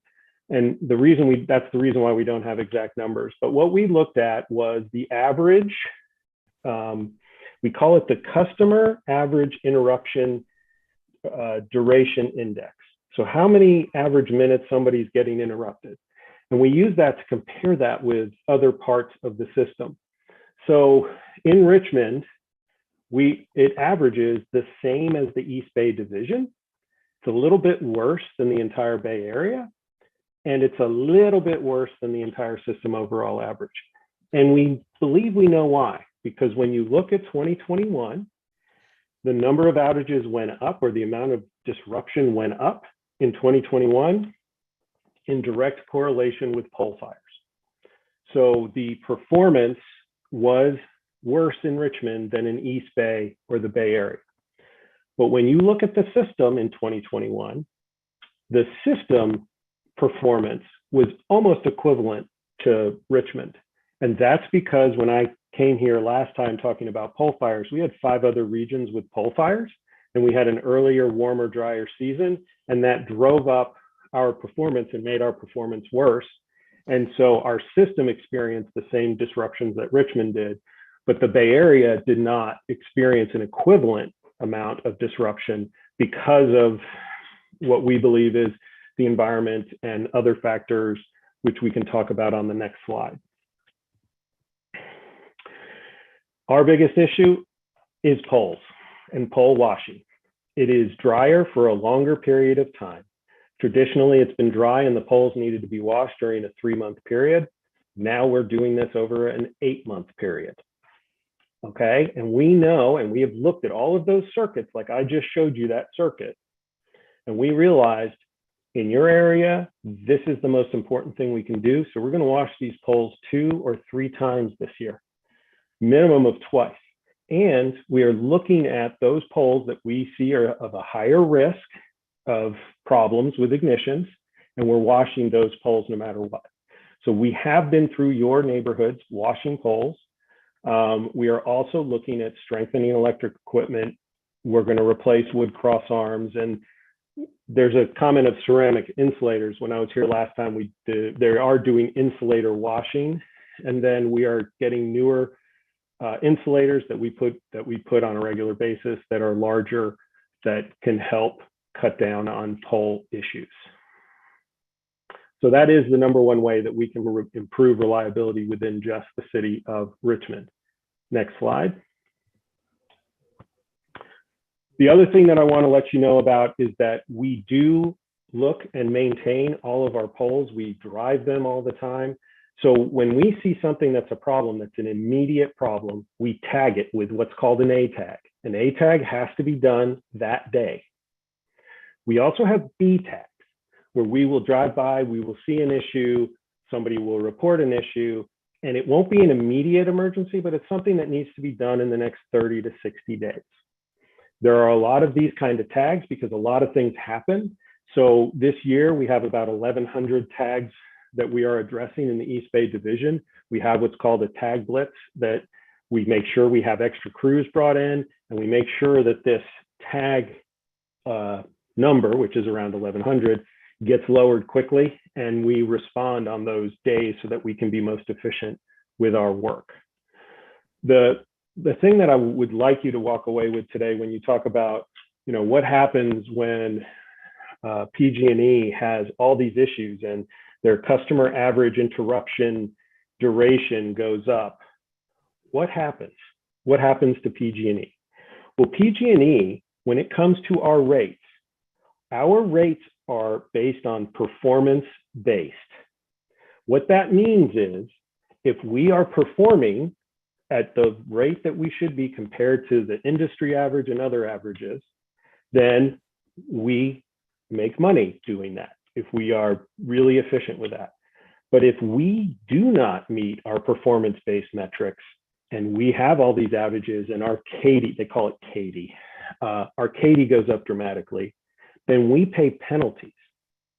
And this is all done through our general rate case. The general rate case is going on right now. Every 3 years, the CPUC, the Public Utility Commission, looks at our rates and say, has PG&E met all of their outage requirements? Have they failed at those outage requirements? What kind of return on equity will PG&E get? Did they earn what they should have earned based on performance? Next slide, please. So as we get to customer resources, let's flip it to the next slide. I do want everyone to understand that we are here to help. There are folks that have issues where you think of a power safety shutoff. What happens when we have generators? We want to make sure that everybody is working safely with generators in their homes. We have a new meter program where you can call us, and we work with third-party folks to help with generators, with costs of generators. Next slide. This one I want to make sure you all see. You should all download it. This is the pgne.com Report It app. You can take pictures, send it in. Somebody will respond to it. If it looks like a tree is too close or anything else, we will make sure to come in and check that out. What I like about this app is if you download it, you can see what's happened in the past, what happened in the last 30, 60, 90 days. And anybody, any citizen, constituent in Richmond can take pictures, report it, and we will respond. Next slide. Also, we do have time for people, look for your outages, prepare for your outages. There are not any high fire threat districts within Richmond, but there are places that are right outside of Richmond. We don't see a lot of cases where you might have electricity shut off, but we do want to make sure that if there are outages and you have those updates, you can stay up to date at pgne.com outages and update contact information. Next slide. This is more examples of customer resources. And I think the next slide is questions. Okay. And so we're here to take questions. One of the slides that has not made it is a slide that goes through a description of what it looks like to how power is served. And I am sorry that it didn't, but what I'd like to let you know is that in Richmond, you have 33 circuits. So you saw one, right? And only half of that circuit was in the city. There are 33 circuits that come from 14 substations. The two big substations that you have is El Cerrito G in the city of El Cerrito, and there is a large substation that you have in Richmond. El Cerrito G has had its problems. And so in 2018, PG&E invested $125 million into El Cerrito G to change all of the banks out, to improve that substation and make it a world-class substation. We will be finished with that work in 2023, and that has created some of the unplanned outages that Richmond has experienced, El Cerrito has experienced, and some other places. But I'm happy to report that I actually talked to the project manager the other day. Everything is on track for us to have that station fully operational, which will also improve reliability in Richmond, as well as all the cities around it. But like I said, there is 14 substations that we deliver power through so that we can deliver power different ways and that kind of stuff. And we can come and talk to you individually about what circuit serves where, or come back to this group when we get our Katie numbers figured out for the literal political boundaries of Richmond. And we'll come back and kind of walk you through those circuits. So thank you. And I'm sorry that slide is missing. I will try to get it to you so you have it if it's not in your packets. Hey, thank you. We'll go to questions from council members. Councilmember Willis. Thank you, and thanks for the presentation. I know it's got to be a lot just trying to keep track of everything going on, especially with changing climate conditions as well. That sounds like a headache to deal with and implement. So I wanted to recognize that. I guess I just wanted to know, like, if you had the information on areas that were most impacted by unplanned power outages. I know I've heard like the slew of complaints, but for instance, where I'm at, I may have felt it or seen it happen to me once or twice and it lasts for like a couple hours. But I also know like in the north and east area, like about like several months ago, maybe 4 or 5 months ago, where the target is, that definitely got hit and messed up a lot of their inventory. So I'm just curious which areas in Richmond are most impacted. Right, and we're in the process of putting together all of those 33 circuits and ranking them for you. This is, I got to say, our company is looking at this differently and actually able to report it differently. In the past, they would have said, oh, it's Richmond and Pinole and Hercules and it's all together. And so we do have people that are breaking up the circuit so that we can report it by what's actually happening within those political boundaries of Richmond. So they've gone through like 4 circuits right now. The one circuit I insisted on for tonight because that is the one that's created the most problems. And I can get back to you with those other circuits. And we also have the unplanned outages. There is a lot of communication that should happen around unplanned outages. And we have found that sometimes our communication isn't great. Everybody can laugh at me, it's fine. But we are in the process right now of trying to improve that as well, because we're starting to realize that how we communicate with that unplanned outage with everybody working from home, people that work night jobs, and sometimes people want the power off at night. Sometimes you shouldn't have it off at night, or because somebody's at home during the day. We have been trying to do a better job of talking through those unplanned outages and working on those circuits in a better way.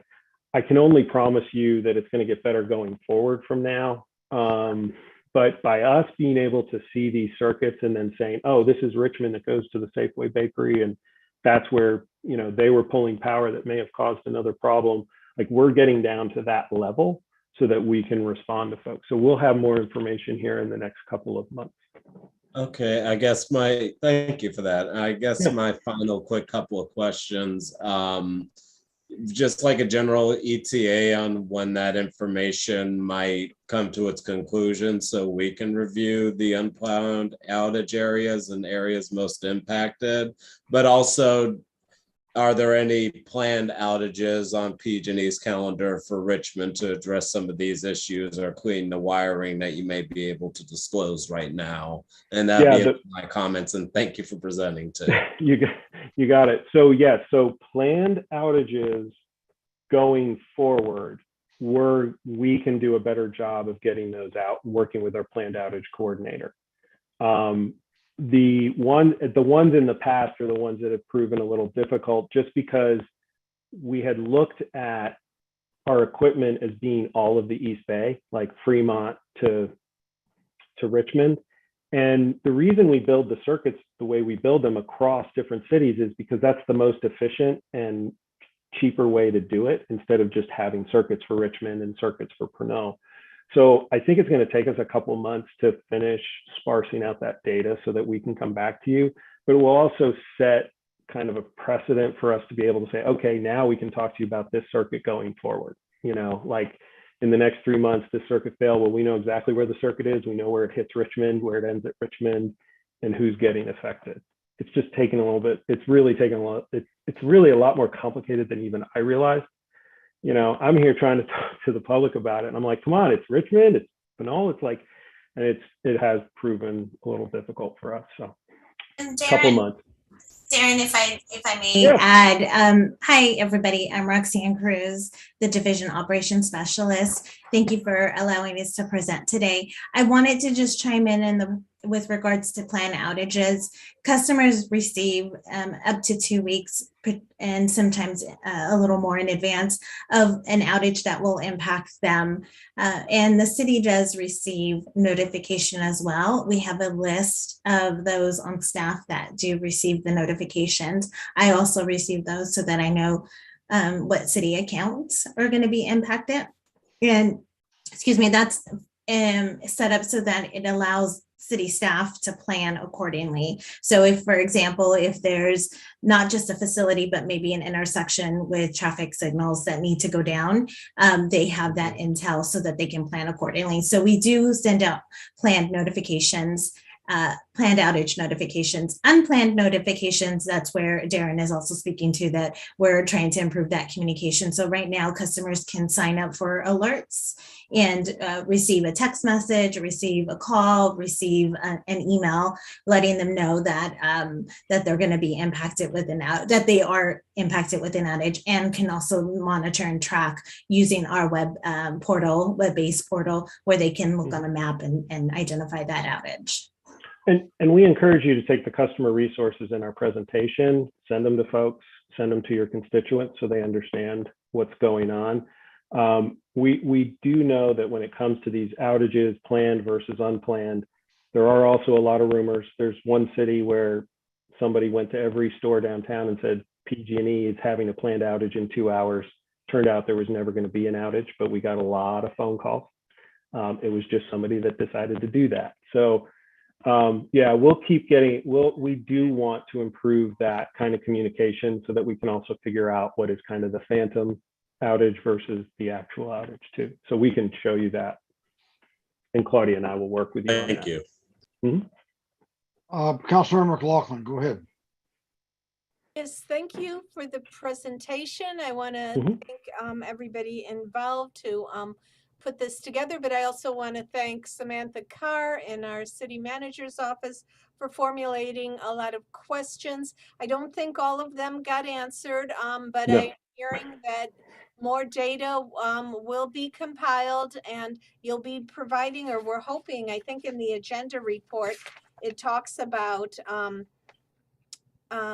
quarterly updates. So I think we will want to perhaps put more questions out and get clarity on more data that is needed.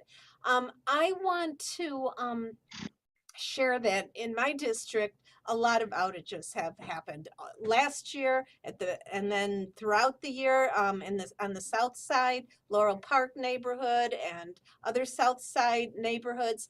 I mean, just long periods. I can't remember exactly, was it in the spring or summer. I don't recall exactly, but there were lots of phone calls made to me, to Nancy Skinner, to our assembly member, Buffy Wicks, and also to PG&E directly. And so I was very involved in reaching out to PG&E and trying to get some understanding.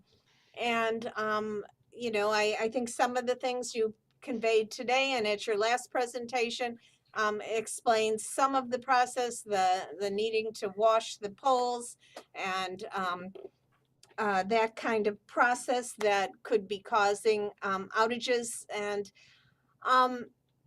however, one thing that one of the PG&E representatives said to me when I was engaging with her or him, I can't recall who it was, but stated there is a 5-year infrastructure plan upcoming. And I said, oh, okay, so can we get an update on that? So I didn't see anything in here specifically about the 5-year infrastructure plan. Is that something? Yeah. There isn't really a 5-year infrastructure plan. We do look at our infrastructure in 5-year increments, 10-year increments, 25-year increments. So I'm not really sure what they were referring to. They probably were referring to our general rate case that goes in and looks at what gets prioritized and how it gets prioritized. We as a company look at the system as a whole and say, what are those improvements? Those all go into our general rate case that underpins the revenue that we receive from ratepayers to do the work that needs to be done. When it comes to the actual infrastructure, like a substation, okay, El Cerrito G is the big infrastructure piece that has been improved in your area. That is the big infrastructure improvement. El Cerrito G has been, every bank has been replaced there. It's got the latest technology and it can carry more power, and a whole bunch of that gets delivered into Richmond. That was probably the #1 problem that you had 10 years ago. And that's where we went into our infrastructure planning and made sure that that substation was built. Then you have circuits that come out of those substations. Those are the circuits, like I showed you one today, that comes out of El Cerrito. Those get ranked constantly as to what should happen with that infrastructure. So we do look at things in 5-year increments as we look at stuff. We do have to file things with the CPUC that's in our general rate case that talks about investments and improvements. But I don't know of a 5-year plan that would be specifically for Richmond, because the circuits go all the way through the East Bay division, and we do kind of those capital improvements based on that for the whole division. So your infrastructure is being improved. It is on the same schedule as everybody else's. It does get prioritized. We have seen that the customer outages in 18, 19, and 20 were roughly the average of the Bay Area, and that there was a huge spike in 21. And there was also a huge spike, and it was all in the spring, and it was all the polls. And we've never had problems with polls starting in April, and we did in 2021. And that is where I can say we did a terrible job, because we should have seen that things were getting drier. You know, part of the reason I'm telling you today we're going to be washing poles 2 or 3 times this year is because we had the driest January in forever. And so now all of a sudden we're out there washing here in February and March. So it's even earlier that we are doing this work, and we traditionally stop washing the poles when it starts raining in September and October. It didn't rain in September and October last year. That's why we were out washing September, October, November.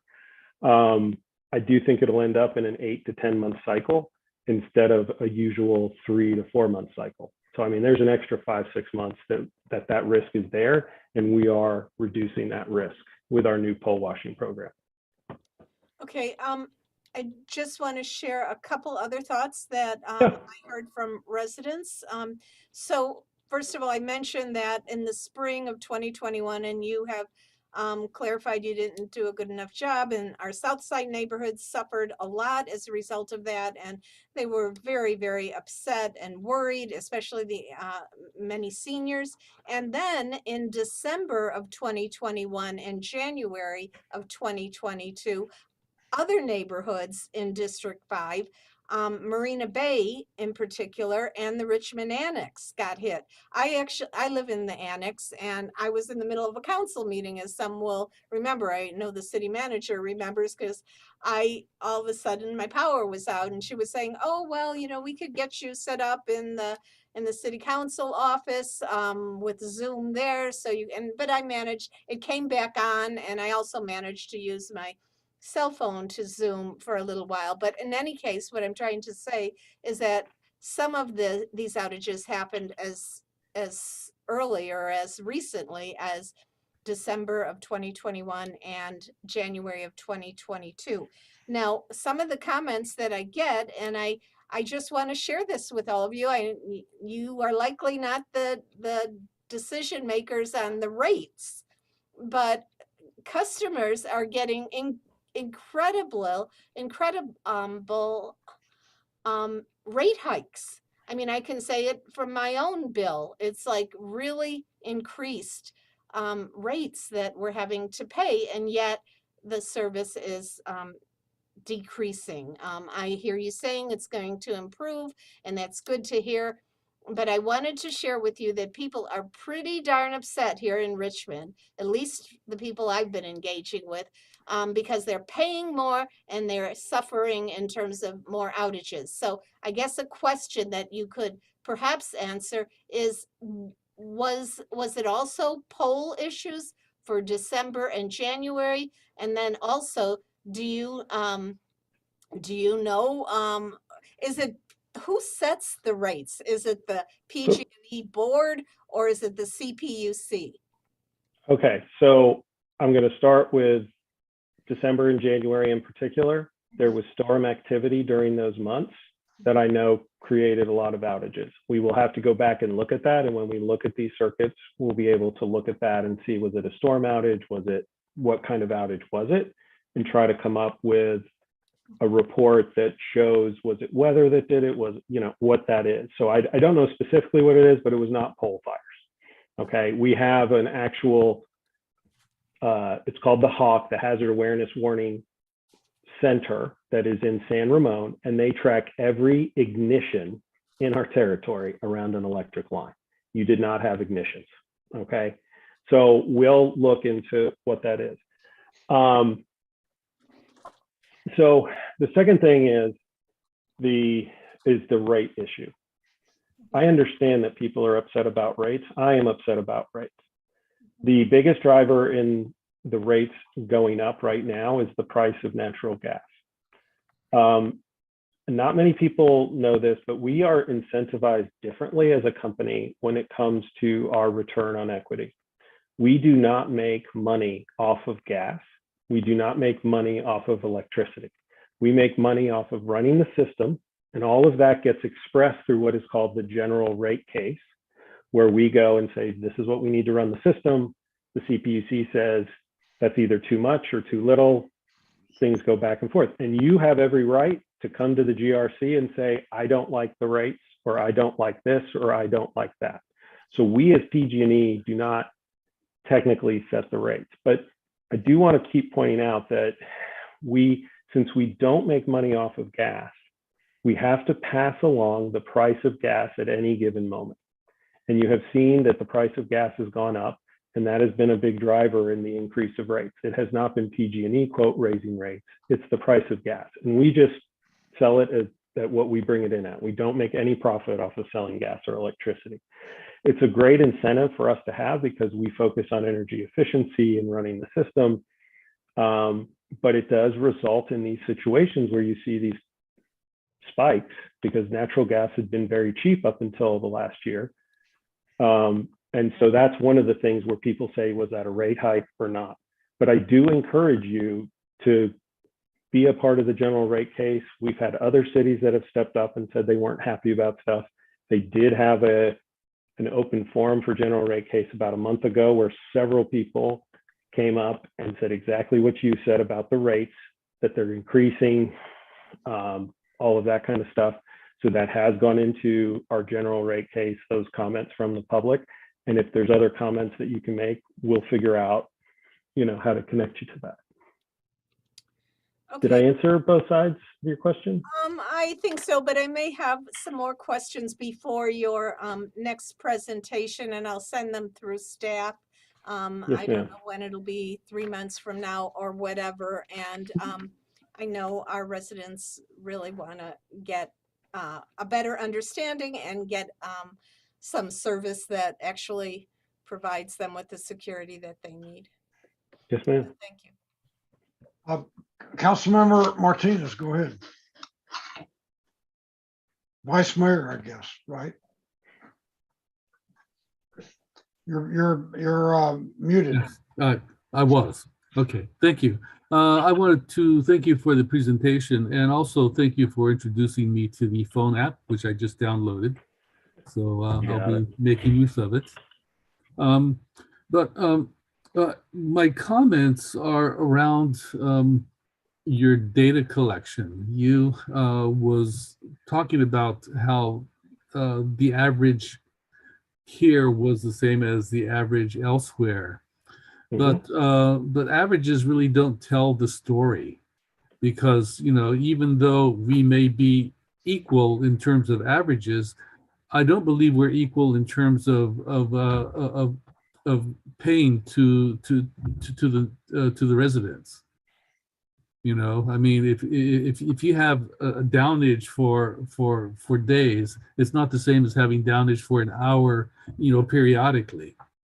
And so I think you should consider a different way of calculating your service, or the quality of your service. I understand what you're saying. The way that those numbers are broken down, and we can meet individually to talk about that, they do get broken down into 4 hours, 8 hours, 12 hours when it comes to the duration and those kinds of things. There's a lot of different ways that we look at that, but what you are talking about, we do understand that. The pole fire issue we have found was in Salinas and Fresno as well. And we know that there are certain communities that cannot withstand some of these outages like other communities can. So we do know that with what you're alluding to, that we do see that issue, and that is important to us, which is why we're doing the pole washing in certain areas that we know are harder hit than others, making sure that certain areas do not have the hardships that other areas may be able to withstand. Okay, and do you have any way to keep tabs of households that might have emergency equipment? Yes, we have our medical baseline list. That is a voluntary list. We also work with the emergency management for the county, for Contra Costa County. They actually have a better list of people that need medical equipment and have other medical issues. So we do work with emergency management. So if you have a long duration outage that goes longer than a couple of hours, we work with emergency management to start to address people that can withstand a 4-hour, 12-hour, those kinds of things. Thank you. And in jest, do you also have a list of people who like ice cream? We do not have a list of people that like ice cream, because I think it's about 100%. So yeah, maybe we do. Okay, thank you. Yes, sir. Councilmember Jimenez, go ahead. Hey, thank you for the information. I just have a question, but I want to make a comment that, this is great that you are doing this, but I just feel like we get to this point because it wasn't appropriate maintenance before. I think we are, and so we should not be in this situation if there has been more constant service or paying attention to all these lines. and fix it. But my question, my two things is that when you provide the information about where like the situation, like where the infrastructure needs to be changed and the switch, and sorry, I am not using the proper technical words, but can you also provide the conditions that these equipment, that the equipment have? So we know like what is the real conditions up to date of each of the equipment that provides us electricity.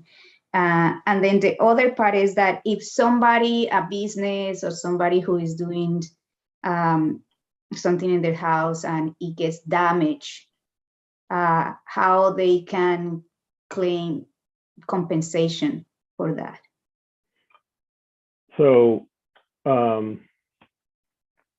when it comes to the condition of assets that are the circuits, we cannot do it just for Richmond. We do it based on the circuit. And that is what we're in the process of trying to provide by telling you circuits that we have.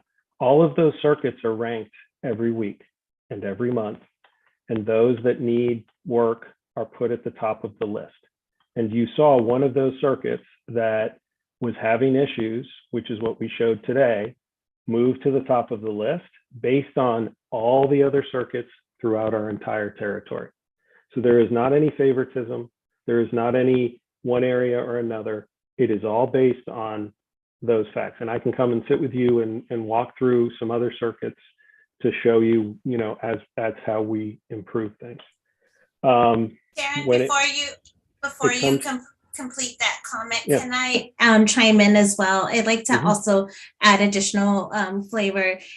All of our circuits, all of our lines, all of our infrastructures are on a rotation of inspection. So we're inspecting all of our systems. We're also looking at trees that are growing into the lines. We're looking at the conditions of the pole, the conditions of, so there's many factors that are being looked at by multiple lines of business within the company. So all of our infrastructure on a regular basis is being inspected, in which earlier in the presentation, Darren commented on the tags that are identified and created. And so that's part of the work that gets initiated so that we can work and do the repairs required. And might I add, all of our equipment ages out. You know, there's a term to our equipment. Yeah, it's not, we're not a run to fail company. There are certain companies where they say, hey, we're going to run until it fails and it breaks. And you've heard about PG&E equipment breaking.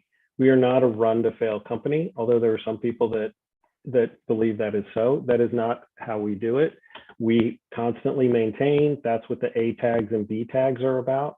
If something wore down quicker than expected, it gets tagged and then it gets replaced. So all of the infrastructures and circuits you have are successful circuits that work. We are here trying to bolster the reliability of those circuits. And we get new technology that says, hey, now we can do this. The Flizzr technology that I mentioned earlier, the first place it was used was California, was here. And we're in the process of trying to deploy that in all the areas that make sense for it to work. Now, the Flizzr does have some drawbacks. That one of those drawbacks is when you're in a high fire threat area, it could spark in a high fire threat area. So we have to manage where those things go. You have a perfect place for a Flizzr, we're putting it in, and you're going to be able to have better reliability on that circuit. That's what our aim is to rank those circuits and keep improving on those circuits over time. We can't predict how much weather is going to wear something. We have certain predictions, but you know, things jump out of the ordinary every once in a while. So that's why we constantly keep an eye on all of our assets. Thank you. You didn't respond my second question, but I just wanted to comment that I believe if these improvements had been done in a regular basis, I don't think we would have experience what we are experiencing right now with the outage and all of the other problems. So, but my question was about where people can do claims and seek for the economic payments if something gets damaged in a business or work due to the lack of electricity or lack of service from PG&E. We do have a claims department. They can call 1-800-PG&E 5000 or go to our website. Roxanne, is there a specific URL that we can remember? Yes, it's pge.com/claims. And it's a one-page simple application. They just submit their information, add any receipts or out-of-pocket expenses, photos, anything that they believe we should have. And they will be assigned a claims representative, and the claims representative will work with them and investigate the situation, and then we'll close the case with them. So yes, there is a formal process. Councilmember McLaughlin, did you have more? Yes, I just have a quick request, and it's for staff, but it's in relationship to this. I thought the resources for residents and various links during a power outage that staff has identified in the agenda report is very good and useful for our residents. So I'm requesting that it be included in the city manager's report in their next report, so that our residents and I could we could all refer people to these links for resources, you know, just in general and during a power outage. I think people will be appreciative for that. Thank you, Council. Excuse me. Sorry. Go ahead. I just wanted to close the loop with our council member. I thank you for asking for that push. Our database customer of record information is only as good as what our customers are offering and providing. If they set up an account, I'm going to say 10 years ago, and they provided a cell number at that time and have not gone back into a portal to update their information or call PG&E to update their information, we're not going to know that they have a new cell phone number, and we should be communicating accordingly with them. So I appreciate that, because we really are dependent on our customers to update us with information so that we can communicate with them. So thank you. I also wanted to note, thank you, Councilmember McLaughlin, for the suggestion. We will definitely include it in the city manager's report. I also wanted to note that we've included the information from the staff report on the Environmental and Health Initiatives webpage. So if you go to www.richmondenvironment.org, all the resources and links can be found there. Thank you, Samantha. That's great to know. Do we have any public speakers? We do not. We do not. We do not. Wow. Oh, we just have one who just raised his hand. Okay, I will take Eli Moore. Eli, you'll have 2 minutes to speak. You can go ahead and start.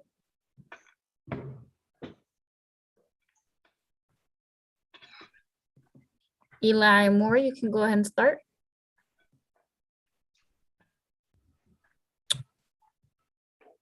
Hello, can you hear me? Yes. Oh, sorry about that.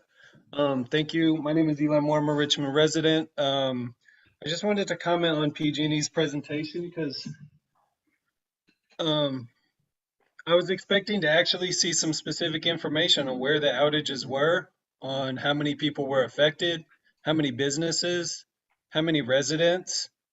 A lot of people are working from home. A lot of people, these outages have real consequences. People have medicine, they need to be refrigerated. I mean, it's insulting to come in here and not actually provide any real.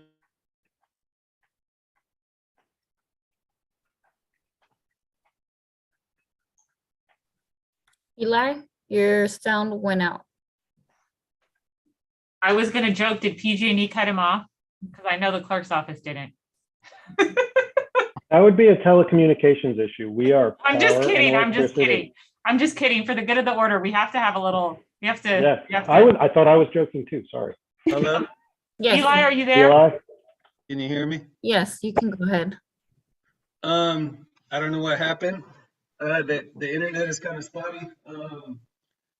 I think it's worth just pointing out that when we have a state-sponsored corporate monopoly of our energy infrastructure, it's in their corporate interest that they make better profits if they spend less to maintain that infrastructure.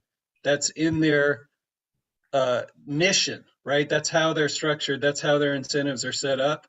And there's a lot of irony in PG&E fought really hard against renewable energy, and now we have all these climate problems and weather problems, and it's actually causing damage to the very infrastructure that PG&E owns and maintains, and we rely on from them. And now we're dealing with those consequences ourselves. And so it all comes full circle, and this should be public infrastructure. It should not be owned by a corporation. Thank you. Thank you. There are no more public speakers. Okay, thank you, everyone. The next item is item W2. Would you read that, please, Madam Clerk?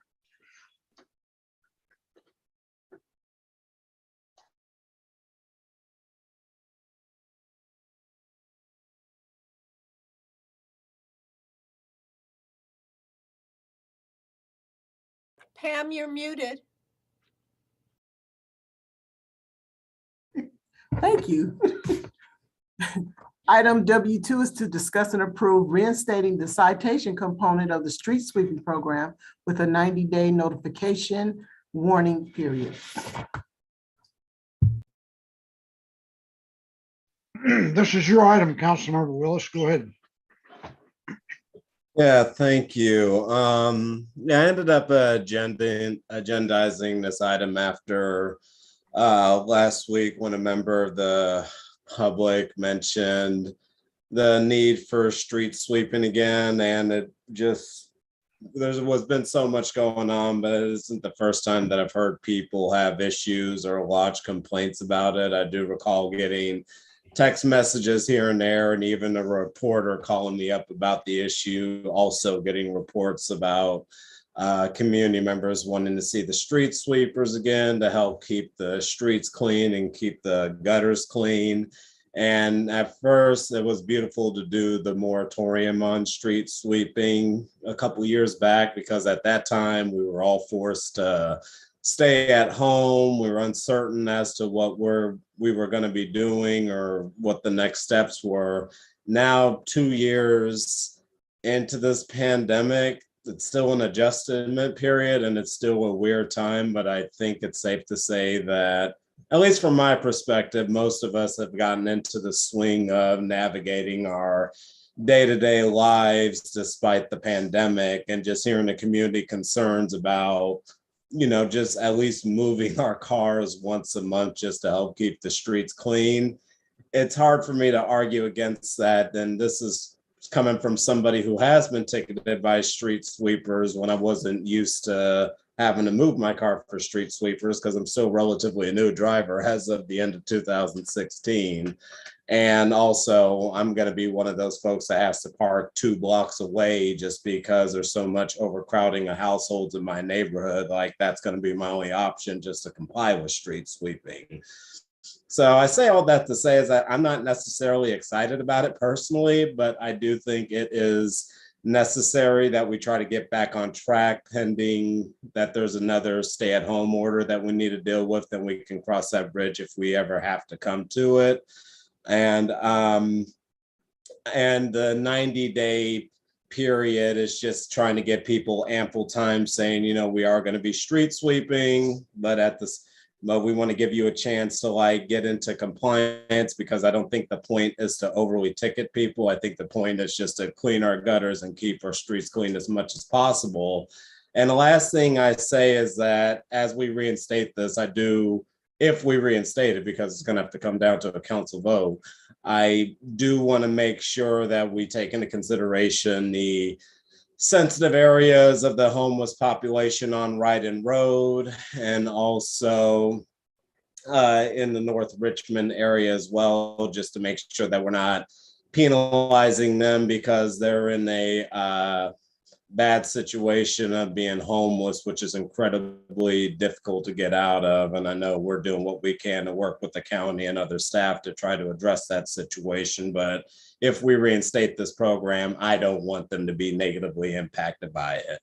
So that's why I wanted to agendize this, just to get staff's feedback on the 90-day warning notices, how implementation can go down, and just to have it be a part of the overall council discussion. And with that, I will end my verbal presentation. Before I throw it to the council, I want to ask a question, maybe for the city attorney. My understanding is that in order to issue somebody a parking ticket, you have to have a sign that says you can't park. And my recollection is that this whole battle had as much to do with signs as it had to do with ticketing and towing. People in certain neighborhoods didn't want signs. So if you don't have a sign, you can't ticket anybody. And if you can't ticket anybody, then you have no motivation for people to move their cars. So how do we get around that?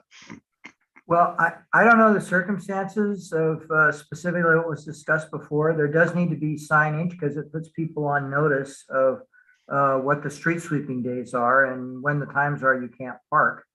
So I don't know how extensive your signage is. You know, there can be issues about where exactly the sign has to be, but so I guess I would need to know more about exactly what your signage situation is.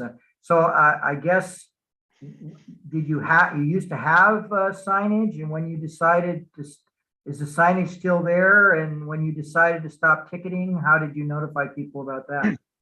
So, city attorney, let me tell you briefly what happened. So many years ago, the city decided to get into the street sweeping business seriously. And the original plan was that they would put signs up in every neighborhood that notified people when the street sweepers came through. And if they didn't move their cars, they would be ticketed or fined. There were certain neighborhoods who protested that, and they said they didn't want signs. They said they would successfully move their cars without signs, without ticketing, without towing. And to this day, those neighborhoods still have no signs. Most of the neighborhoods in Richmond have signs. So the problem we've got is, if we're going to be fair, there's been a lot of talk tonight about being fair to everybody. If we're going to be fair to everybody, we should put signs up in every neighborhood and treat everybody the same. So I don't know. Well, unless you decided certain areas you don't care about sweeping your streets and keeping the streets clean, and let them. Well, that's my question to Councilmember Willis, is how he intends to deal with those neighborhoods that don't have signs and don't want signs. Do they get exempt from ticketing? Personally, I think we're talking about two separate issues, and I did see Councilmember McLaughlin raise her hand.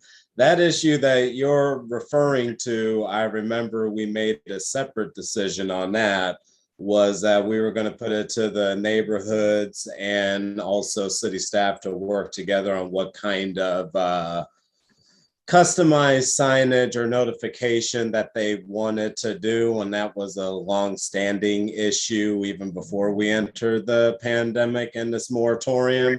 I'm only merely addressing the fact that we passed a moratorium to not ticket people on street sweeping because of the stay-at-home order, and that's what I'm tackling right now. The other issue, as far as I'm aware of, we haven't really had a comprehensive discussion or update about that since we had purchased signs for neighborhoods and the neighborhoods came out and protested it. So we decided to go on a separate process to work with stakeholders and figure out how we get signage in those neighborhoods. And that is not one thing I'm touching on today. I'm always speaking on in general about our street sweeping program for neighborhoods that were already being street swept, but we ended it because of that stay-at-home order in March of 2020. And just ending that stay-at-home order portion of the street sweeping, notifying people and giving them 90 days to fall into compliance. Once again, that street sweeping will be hitting the neighborhoods and just getting the program going again. And I know, I'm sure Director Leach and Councilmember McLaughlin have more to add in terms of the issue that you're raising, Mr. Mayor. Well, I'd like to hear from him because I still don't understand how this program is going to work. So go ahead, Councilmember McLaughlin. Yeah, so first of all, I know Councilmember Willis, you keep saying the street sweeping stopped. The street sweeping never stopped. The ticketing stopped. I think you know that. You probably just said it and quickly didn't clarify that. The street sweeping has continued throughout the pandemic. The ticketing has stopped in those neighborhoods that have signs. Now, 16 neighborhoods do not have signs. I forget, our Director of Public Works could give us more information, how many have signs, how many don't. A lot of people don't want signs, and they're willing to move cars, especially if they get these reminders. I mean, the problem is that not that they don't want to, it's that they forget. And many cities, I did a lot of research on this, utilize texts and email reminders so that people can move their cars on street sweeping days. There may have been a little bit, I know one of our street sweepers broke down recently, and we just passed on consent calendar a new lease for another street sweeper. So perhaps, I don't think our street was actually swept recently, so, or in the last month. So there may have been some stoppage because of that mechanical breakdown. But overall, street sweeping continued. We don't know, there's a lot of unknowns. And so our Public Works Director has come up with some revisions to our street sweeping program. And many of us have asked, when is that coming forward? Because it was supposed to come forward last fall.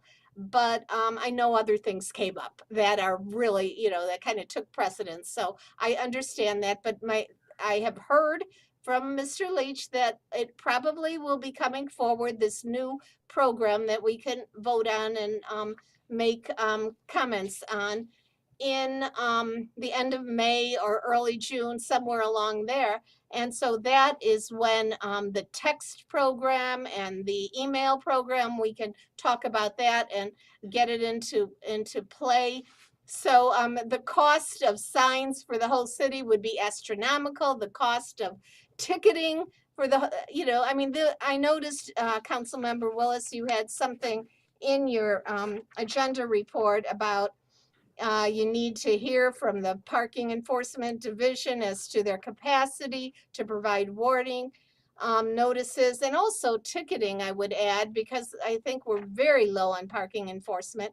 So I'm not sure where this is going, but I do personally want to wait to hear from our Public Works Director in a month or so. I know he'll have something to say now as well, but I will be looking forward to that new revisions to the program coming forward. So on this item at this point in time, I'm not prepared. I'm prepared to abstain on this, but I understand that that there is a desire from people. I haven't gotten a lot of complaints recently. I know in the past I have gotten some, but the street sweeper still happens. If it's an abandoned car, people say, hey, these cars haven't been moved in months. And I'm saying, well, if it's been there for longer than 72 hours, let me know. I will let the police chief know, because we have a law in Richmond that you could only park in one spot for 72 hours, and that law stays in effect. So some of the concerns were actually about cars, long time parking cars or abandoned cars, but not so much. They were kind of confusing it with the parking program with the street sweeping ticketing program. But in any case, that's my position on this right now. I'm going to abstain.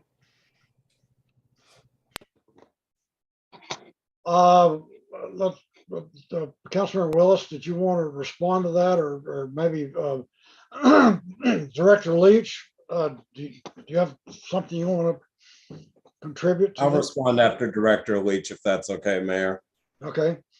Yeah, I think just to thank you, Mayor and council members, just to reiterate a few things that have been spoken on. We did bring, as you'll recall, I think it was either August or September of last year, a smorgasbord, I would say, a buffet of options and ideas to help get the word out, reminders, as Councilmember McLaughlin had noted, between email. I think we talked about refrigerator magnets and postcards and a whole kind of smattering of ideas with the intent of coming back to you in December. And as Councilmember McLaughlin noted, clearly that did not happen. We've had some significant staff shortage and vacancies, and we're hoping to bolster that with some recent staff augmentation.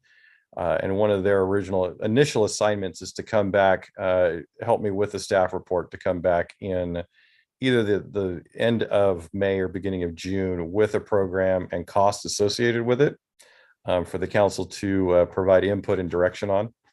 But I think at this point, and also to reiterate, part of that presentation was kind of the surprise to me that it's really kind of a 1/3, 2/3 ratio between unsigned versus signed. I think I had, prior to that discovery, I had anecdotally heard that there was only a couple neighborhoods that were unsigned, but it's really more of 1/3 to 2/3 that are actually unsigned to signed. And also reiterating that if you do happen to see a month that street sweeping did not end up in your neighborhood, most likely it's due to mechanical failure. This particular item says recommended action, discuss and approve reinstating the citation component of the street sweeping program. So I still haven't gotten anybody to answer my question about how can you reinstate the citation part of the program when you don't have signs. I mean, that's the same issue we were dealing with before we stopped ticketing neighborhoods anyway, is that there were areas that had signage that end up getting ticketed. I just so happened to be in all of them and getting some of those tickets. And then there are other areas where, you know, that separate process is moving forward on what to do to get signage and notification, which I still identify as a separate issue altogether. But at the end of the day, you know, Councilmember McLaughlin's right. Yes, the street sweepers are still going. It's just the immediate public and neighbors in response to moving their cars so the streets can get swept in those areas. That's the thing from my perspective that has kind of stopped completely, at least around me and other places where I go to. So just trying to get back on track on notifying people, like when street sweepers come, we need to move our cars so we can actually get the streets cleaned up for the areas that already have signage. But I'm also looking for direction and some input from staff too, because, you know, we do have that issue where one of our street sweepers broke down, which was a recent thing I found out about after I put this on the agenda. I did want to see the capacity to actually start notifying people and giving them 90 days to move their cars. And, you know, if you have a suggestion on a better way to handle this, if you're already coming to roll out a new version of the street sweeping program and want to wait until we get to that rollout, I'm open to it. Otherwise, my main goal personally was getting us to the point in our street sweeper program where we were pre-pandemic and we did have neighborhoods and a lot of us had to move our cars just so the streets could get clean. I'm just trying to get back to that point so we can at least get the ball rolling rather than just sit there and just, you know, watch the street sweeper come by and be like, well, they moved my car today, maybe next time. And I just want to get it back on track to what we had before. So that's the purpose of this item. So what are you looking for as an outcome of this discussion tonight? Getting good staff feedback on if what I'm suggesting is even feasible or if it's doable or if they have a better solution. I want to hear from them. If not, I'm ready to move on what we have currently. Okay, any other, I see Interim Chief Torona there. Go ahead.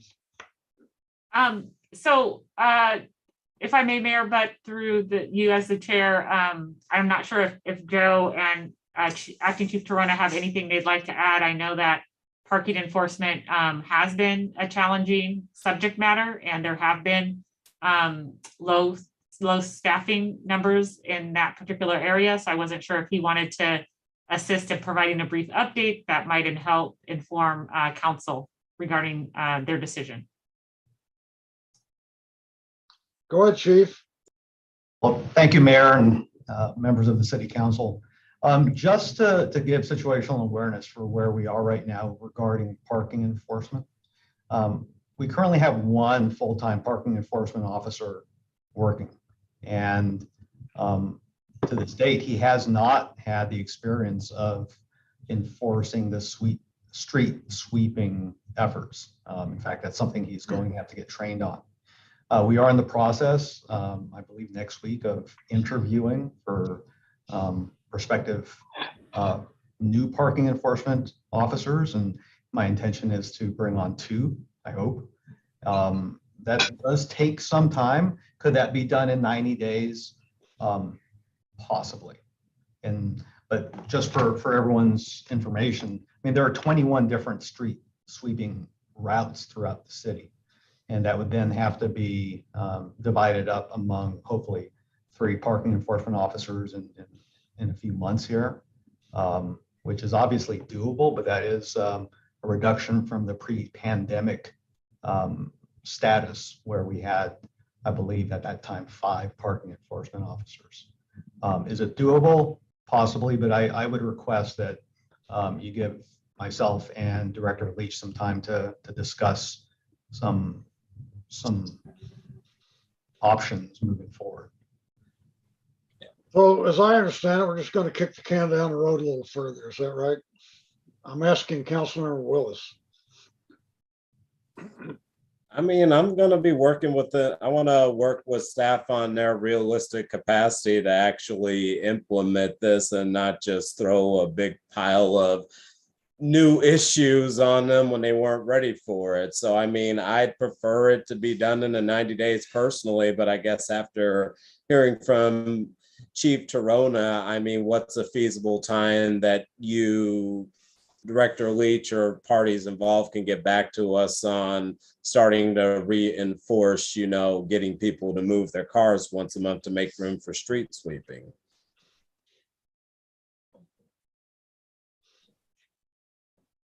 So I guess that's a two-part question. When do you want? I think, sorry to interrupt, but think from the notification perspective, part of what we have to put together is the program for the kind of the education notification blitz and the costs associated with that, and seek council approval for that. I think that can happen simultaneously as PD is going through their interview process of bringing parking enforcement folks on board and training. So I mean, I would anticipate if we come to you end of May, beginning of June for the educational component, and that's going to take some time to roll out. It's probably a 45 to 60 day window is my guess. That may be right in line by the time new officers are trained. Okay. I mean, this is all of our decision at the end of the day. At the end, for me, it's I hear complaint about wanting cars to be moved so the streets can be clean. I put agenda item for us to discuss it. Now, what is the best way to move forward? And I'm willing to go that direction as long as we're moving forward and not just saying, well, that's just gonna we're just not going to do anything about it. I just want to get to, where do we reach the goal on getting folks back into routine and making way for street sweeping? Councilmember Johnson, go ahead. I am going to try and attempt to create a path forward based off of all of the comments that I've been hearing, because it sounds like a few things need to happen before we can move completely forward. And the first one being the hiring of more parking enforcement. As Intern Chief Torona mentioned, we have 5 and he's trying to get us back to 3, although we only have 1 now. I wouldn't want to rush it. I know we often talk a lot about making sure the training is done properly. And I think, you know, to put pressure on Interim Chief Torona to hurry up and hire and train parking enforcement, you know, may lead to some other issues that nobody wants to deal with down the line, especially over a parking ticket.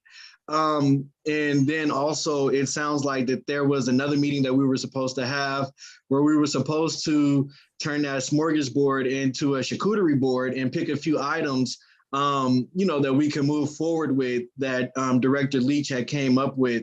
And so I'm thinking perhaps we may need to provide staff a little bit more time in terms of the hiring process, as well as bringing back that smorgasbord so we can turn it into, as I mentioned, a charcuterie board and get a few items down to, you know, to how we want to notify those communities that aren't, you know, I remember the slogan, Mayor, but no signs with fines. And so, you know, we most definitely want to make sure that we're respectful, that we continue to be respectful of those neighborhoods, even as we bring this program back online. I'm not sure how much time staff would need in order to, you know, bring that list of options back to us. Director Leach, maybe you can speak more intelligently to that, and Interim Chief Torona can perhaps speak more intelligently to how much time it would take to properly hire and train good parking enforcement folks versus trying to hurry up and do it. Councilmember Jimenez. I just wanted to say that I agree with Councilmember Johnson's. I just like maybe Councilmember Willis, if we hear from the Director of Public Works and the internship Tyrona about how much time we can make that the motion that by that time we restore the ticketing part of the sweeping program. So we have that, we don't kick the can, but also we don't impose things that are not going to be able to happen because the condition that we have in the city. So maybe with that time frame, we can make the motion and vote on it. I think all of us are saying essentially the same thing, looking for staff to say what works best for you so we can give them a proper direction. Councilor Bates. I move that we refer this to staff to bring back with the recommendation to pursue the idea of reinstating the street sweeping program and ticketing. Is there a second? I'll second it with a friendly amendment, and after public comment, that is the beginning or end of May too late or too early to get some recommended actions on how to move forward? Well, the beginning of May is our next council meeting. So true, end of May. Sorry, thank you, Mr. Mayor. Well, we're leaving it up to the staff to expedite it as soon as possible. So okay, I'll second it, for the sake of the vote, and I know we still got public comment. We do have public comments, and before we vote, I just want to remind people that the whole reason we sweep streets is basically to be in compliance with the Clean Water Act. The main problem, the main thing that street sweeping does is keep stuff out of the bay that's poisonous. And a lot of it you can't see. It's fine particulates. It's particulates off of tires. There's been proven that it kills salmon, and it's particulates off of brake pads. You know, it's the really small stuff. And I know this city council prides itself on being environmentally conscious, except when it comes to street sweeping. They're more conscious about protecting people who are too lazy to move their cars. And I still don't see where you all are going with this. You keep beating around the bush. We know that if you want people to move their cars, there has to be consequences. You can't use education. You guys want to educate people not to do sideshows. You want to educate people not to do fireworks. That stuff doesn't work. There has to be consequences. So if you can't find people, and if you can't tow their cars away, you're not going to have compliance. And if you don't have compliance, you're not going to have effective street sweeping. And if you don't have effective street sweeping, you're going to be killing the salmon. So I don't know where you guys are going with this. It just keeps going around and around. And at the end of the day, it comes down to people in a very few neighborhoods who are just too simply to get out and move their car once a month. And you guys are pandering to them and trying to keep them happy. So with that, I'm going to call the public speaker. Can I say something? Can I respond? Yeah, you can respond. Yeah, I think in what I am hearing is we are not talking here that people don't get tickets if they don't move their cars. We are talking here about what way we make sure people know that they had to move their cars and when. It doesn't mean that if people don't move it, we won't ticket. And I know that you are saying that legally we cannot ticket people if they don't have the signs. So this is what we are trying to comply with this program. Instead of putting a lot of money into putting all these signs, because these are expensive, that they are other ways to let the residents of Richmond to know when they had to move their car. If they don't move it, we are saying we want to put back the ticketing. So start saying things that are not true. We are trying to, as you said, trying to make a program that is equitable to everybody and not just being able just to tick the residents and with the signs. And so this is all what we are talking about here, how we make a program that is equitable for every resident. So people move their car, and if they don't move their car, there are some consequences with that. I just want to make sure that I am correcting the wrong things that the mayor is saying right now. Thank you. Well, I stand by what I said. No, if But you you don't are have wrong. signs, if you don't have signs, you can't ticket. If you can't ticket, you're not going to have compliance. So let's go to the public speakers. Okay, I have 3 speakers: Lisa Johnson, Mark Wassberg, Tarnell Abbott, and the list is growing. I'll start with Lisa Johnson. You'll have 2 minutes to speak. You can go ahead and start. Hi, good evening, Mayor, council members, and staff. I actually appreciate Councilmember Willis bringing this forward. This has been a can that's been kicked down the road over and over and over again. Just to remind you guys, city staff came to you on July 27th, 2021, 9 months ago. They gave you a recommendation, and it was to conduct a 9-month duration program commencing in October of 2021. They were to come to you in September with the funding and the expenditure cost for that, including all the magnets, the signups, local reminders, and all of that. That should have been completed by the end of June. Then it was another 45 days from there before we would come to know if there was a 90% compliance rate, which was what they were recommending to determine program success or failure.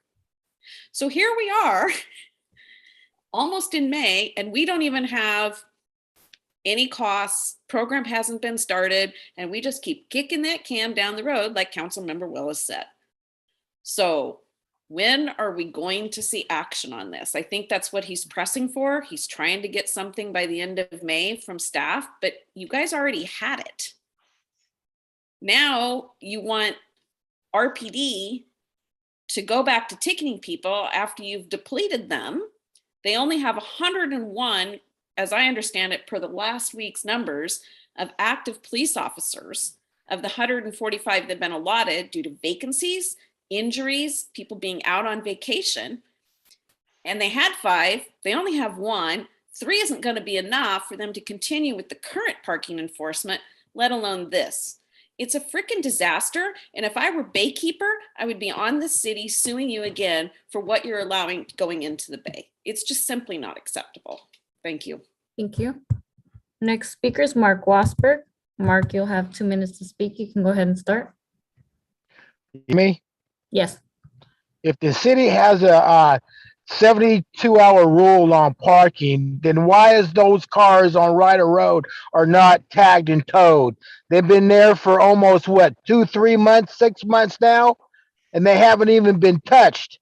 Now I want to know why the police chief ain't out there doing tickets, or the average police officer. Just like that one motorhome was parked by the mortuary for 6 months, spilling piss and shit on the road. And you don't have to have a sign for a car to be ticketed. Like I say, if they're parked over 72 hours, you'll get a tag on the door or on the window stating that your car is going to be towed if you don't move it. In some cities, they will have a sign there saying if you don't move your car, because we're going to clean the street, you're going to be fined. The neighborhood don't have anything to say about nothing. If the city's going to put signs up there, then they have every right to do so. And Willis is talking out of his ass about the pandemic, and they don't want to move their cars because they don't want to go outside. Yeah, this is just so stupid of you people. You people are really fucking stupid. You know, I hate to talk this way, but it just irritates the hell out of me to show you people are just going around in circles and you don't give a rat's ass about nothing. It's all just a bunch of political bullshit. That's all. The reason why those cars are not being towed because McLaughlin and her RPA is telling the police chief not to tow them. So I got word for the chief. You get your other officers out there and start tagging and start towing. I want to see it done. Do your job. Don't let the city council bully you, just like that psycho bitch McLaughlin's been. Your time has expired. The next speaker is Tarnell Abbott, and the following speakers after that are Sean Dunning and Naomi Williams. Tarnell Abbott, you'll have 2 minutes to speak. You can go ahead and start. Tarnell Abbott. Yes. Hi, thank you. Tarnell Abbott, Richmond resident for 30-some years. I think that the street sweeping is fine. I think the signs are our problem. What I thought Councilmember Willis was proposing is that where there are signs currently, let's go back to enforcing the ticketing as we used to. I don't have a problem with that. And I don't see why you're trying to pretend it's a big confusion, Mr. Mayor. It's pretty straightforward. Now, I've heard the mayor say that people in my neighborhood are too lazy to move their cars, which is actually not true. We do our own signs and people are generally speaking compliant. I think the city certainly can give some kind of reminder notification. We do it with our neighborhood council, but of course there are people who are not online. And frankly, when I drove around Point Richmond, what I noticed was that in the business district, there are street sweeping signs, but in the residential district part of Point Richmond, there are no street sweeping signs. So if you want signs in my neighborhood, Mr. Mayor, you better put them in your neighborhood too. So fair is fair. And, it'd be nice if we could have smaller signs if we have to have signs, because the ones that the city was proposing were really big and ugly and industrial kinds of signage. There are better ways to do this. So, just go ahead with what Councilmember Willis has proposed, and then take the signage issue up another time. That's the part that you can deal with. Thank you. Next speaker is Sean Dunning. Sean, you'll have 2 minutes to speak. You can go ahead and start. Hi, good evening. I'd like to report on what I've heard directly from hundreds of residents along over 200 miles of our 30 square miles of surface in this city in just the last couple months. And simply put, people are absolutely fed up with the trash and blight in this city. And accumulating debris in our gutters as a result of no street sweeping enforcement is not only an eyesore, but an environmental concern for the San Francisco Bay. If we are to live up to our motto of pride and purpose, it's time for our elected leaders to start making practical decisions that actually get things done. I want to thank Councilmember Willis for bringing this up. Getting back to ticketing is long overdue. So let's get the staff hired up, get the notifications out, do what we need to do. But we also need to install signs where they are currently missing. If it's going to take a while to ramp this up, why not install signs in the process? The purpose of street sweeping is to clean the streets. So let's do what's actually necessary to make that happen. Furthermore, we need to make a commitment to properly fund relevant departments to a sufficient level, not just to clean our streets, but also to enforce the myriad other parking and code violations stacking up all over the city. It's time to clean up Richmond. It's time to prioritize how and where we spend our effort. And the issue of street sweeping is a perfect illustration of an opportunity to actually get things done, if there's a will to do so. Unless you want to amend our city motto, let's live up to it. Thank you. Thank you. Next speaker is Naomi Williams. Naomi, you'll have 2 minutes to speak. You can go ahead and start. Good evening. My name is Naomi Wheatonville. You said that already. About street sweeping. About 20 years ago, maybe longer, the city said that it was a state law that we need to clean up the streets because Pullman, where I'm the president, had cars stacked out there for 2 and 3 years and they didn't move them. So they said they're going to put up the signs because you can't give tickets without signs. And I agree with that.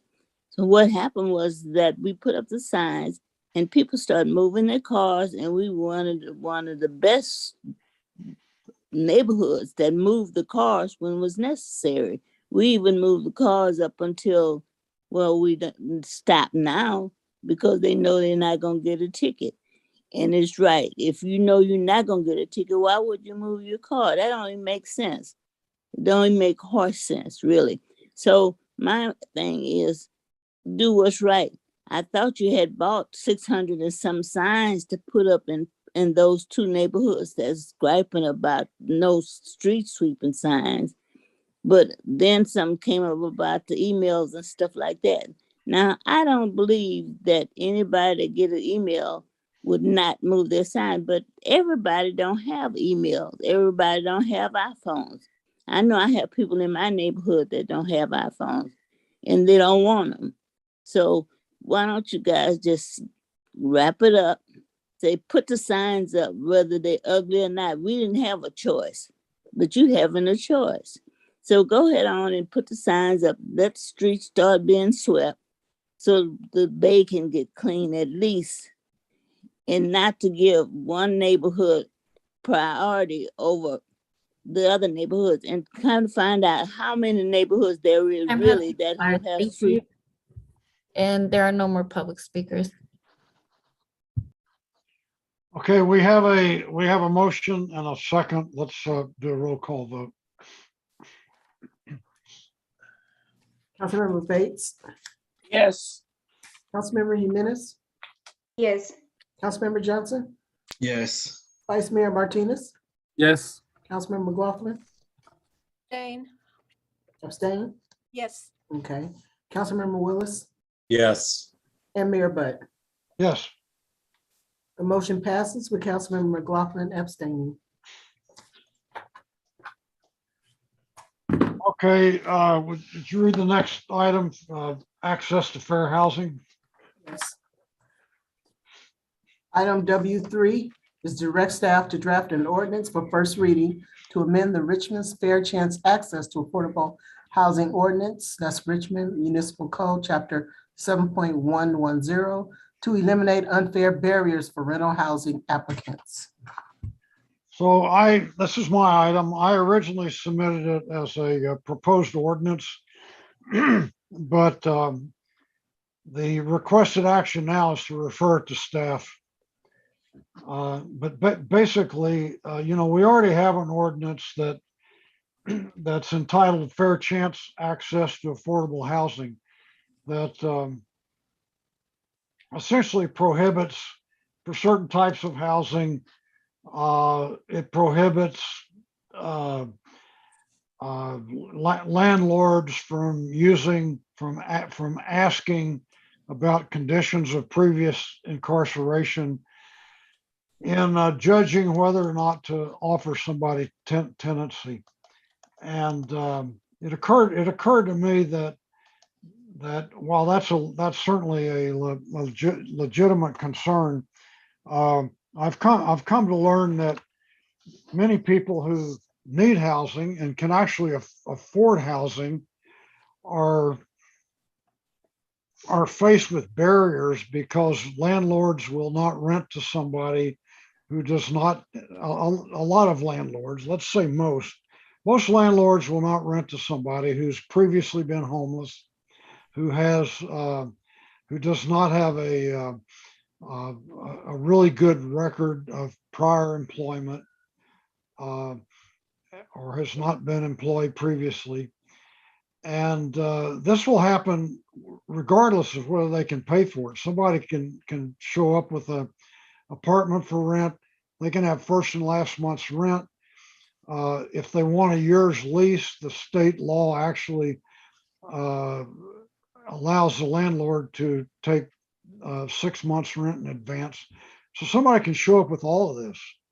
And if they've been previously homeless, or they don't have a record of having a really good job, they can basically be turned down. And I really don't think that's fair. I mean, the idea is if somebody can afford housing, they should be considered a possible tenant. So anyway, I just want to ask ask the council to refer this to staff, and they can take a look at it. And I think they believe there might be some changes to it that would make it more appropriate or work better. Questions, Councilmember Jimenez? Yeah, I really appreciate your comments. I think like you, with your initiative, you are learning more the difficulties and the barriers that many people had, including people coming home from incarcerations. And this is really great to hear. Mr. Mayor, I want to make ask you a question about this, and then make a comment that I think I think like to see how we can support this. But what are you saying is that you want to make illegal for landlords to reject a tenant on their income and eviction history? Or well, I'm actually copying a. I mean, this may get changed when staff looks at it, but there's actually a California statute, and it doesn't apply to all housing, but it applies to some housing, and it talks about. It says, I'm just going to read it. In 2016, the California legislature passed Senate Bill 1380 that added Chapter 6.5, commencing with Section 8255 to Division 8 of the Welfare and Institutions Code, that adopted the quote, housing first, unquote model, including the core components that applicants for housing not be rejected on the basis of poor credit, poor or lack of rental history, criminal convictions unrelated to tenancy, or behavior that indicates a lack of quote housing unquote readiness. The California Department of Housing and Community Development recognizes housing first as an evidence-based practice. In fact, a settled and growing body of evidence demonstrates that tenants accessing housing first programs are able to move into housing faster than programs offering a more traditional approach. Tenants using housing first programs stay housed longer and more stably than other programs. Over 90% of tenants accessing housing first programs are able to retain housing stability. And finally, in general, tenants using Housing First programs access services more often, have greater sense of choice and autonomy, and are less costly to public systems than tenants of other programs.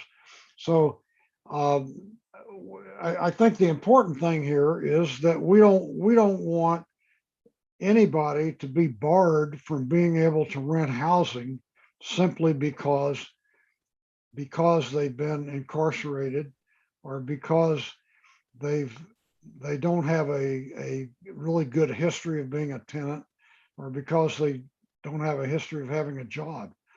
If they can pay for the housing, they ought to be able to rent it. So I thank you for that explanation. And I think like there is two good examples of legislation. It's called first in time legislation that is more effective in terms of what you want to do. And it has been passed in Portland and Seattle. So I think for me is that while I appreciate the intention behind the proposed Fair Chance Housing Ordinance amendments, I must point out that the proposed language or what you want to accomplish doesn't belong in the city of Richmond Fair Chance Housing Ordinance. The First Chance Housing Ordinance deals specifically with addressing criminal background checks in the housing application and review process. Addressing credit, employment, and rental history will need to apply to other rental housing applicants, not just to those with a prior criminal background. So instead of that, I will respectfully would like to make a two-part motion to accomplish what you want to do, and also to look at the First Chance Housing Ordinance. And my two-part motion will be to require the city manager's office to return with a report on the implementation result of the city's current Fair Chance Housing Ordinance, and work with the organization, let's say Return Project and its coalition that worked on that Fair Chance Housing Ordinance to improve it, to improve and modify the current ordinance. But also the second part of my motion will be direct city staff to work in a new ordinance that removes barriers for unhoused community to access housing and prohibits illegal discrimination over sellers tenant screening application, and promotes housing and real property availability to access to everyone. So that in that sense, what I had been talking to the people who work on this, and they think that by putting this into one ordinance will be just too convoluted. And if you want to really get the result that you want to do, it will be a new ordinance that the city staff can work on. I think we're on the same page here. The recommended action is to direct staff to draft an ordinance. So that's really what I'm doing. And I would ask staff to talk to you about what your thoughts are on this, and bring back an ordinance. So I think we're saying the same thing. So I have my motion. There is a motion on the table. I don't know if I will have I'll second that. Thank you. So what is the ordinance? You talked for a so while. the motion is that it's two parts. One, that we direct staff to come up with a report to see how the current Fair Chance Housing Ordinance has been working and the result of that, and work with the Safe Return Project and his coalition to improve and modify the current Fair Chance Ordinance. And the second part is to direct city staff to work in a new ordinance that remove barriers for unhoused community to access housing, and prohibits illegal discrimination overzealous tenant screening application, and promotes housing and real property availability and access to everyone. That is my motion. Yeah, the current ordinance already has a requirement for staff to do what you were suggesting. Now, whether they've done it or not, I don't know, but there's already a requirement in the Fair Chance Access to Affordable Housing for staff to do an annual report on how effective it's been. Yeah, so I think like we haven't Mayor, had that. Yeah. Through the chair. So I think it's important to be transparent. And so my understanding is that nothing has happened. We tried to work with the rent program to deploy the ordinance, and that failed. We tried to work with the housing authority to deploy the ordinance, and that failed.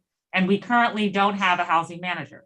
So I can, at least from my understanding, and I could be wrong because our community development director is currently not on this call, but my understanding is for all intents and purposes, unfortunately, it has not been implemented. So we are happy to provide that update in writing, but I just want to be clear so that everybody's not expecting that something actually happened. I don't think it has. And that's extremely unfortunate, but I think we need to be honest about that. And this is what happens when we have ordinances and we don't have the staff capacity to implement and monitor them. So so please don't expect anything super elaborate because I don't think that will be forthcoming. Our intention is to hire a housing manager, hopefully in the month of May. And we're happy to proceed as directed by the City Council regarding this matter pertaining to this motion. So to be specific, the current ordinance says, among other things, it says the city manager shall provide quarterly public reports to the City Council on ordinance implementation, including information for each housing provider that includes the number and demographics, and it goes on and on and on. So what you're telling me is the city hadn't done anything. I don't believe that city staff have had the capacity to implement the ordinance as prepared. That staff did attempt to work collaboratively with the rent program and they determined it was outside of their scope. We also attempted to work with the housing authority. It's outside of their scope. So at this juncture, that would leave our current housing division that has been developed and placed within community development that is currently understaffed. So I don't think it's anyone is, I don't want to think, I want to make sure it's clear that I don't think anyone's doing anything nefarious. It's literally, folks, we just have not had the capacity. Councilmember Jimenez. So I think this is what it is important to have this information and presentation, not to just like, to be honest and say like, this is what is happening with the ordinance that we are doing. So we know that, but we didn't know that. And now we are knowing it because the mayor is putting this item. So I think that is, I think that we need to be more proactive in terms of like, well, if the ordinance says that we had a report, the report could be that, hey, we are having these difficulties and implement it and come up with kind of like ideas for how to do it. I know that we are understaffed, but I am also hopeful because there is a housing manager that is going to be hopefully soon, and she or he can take this on. So I think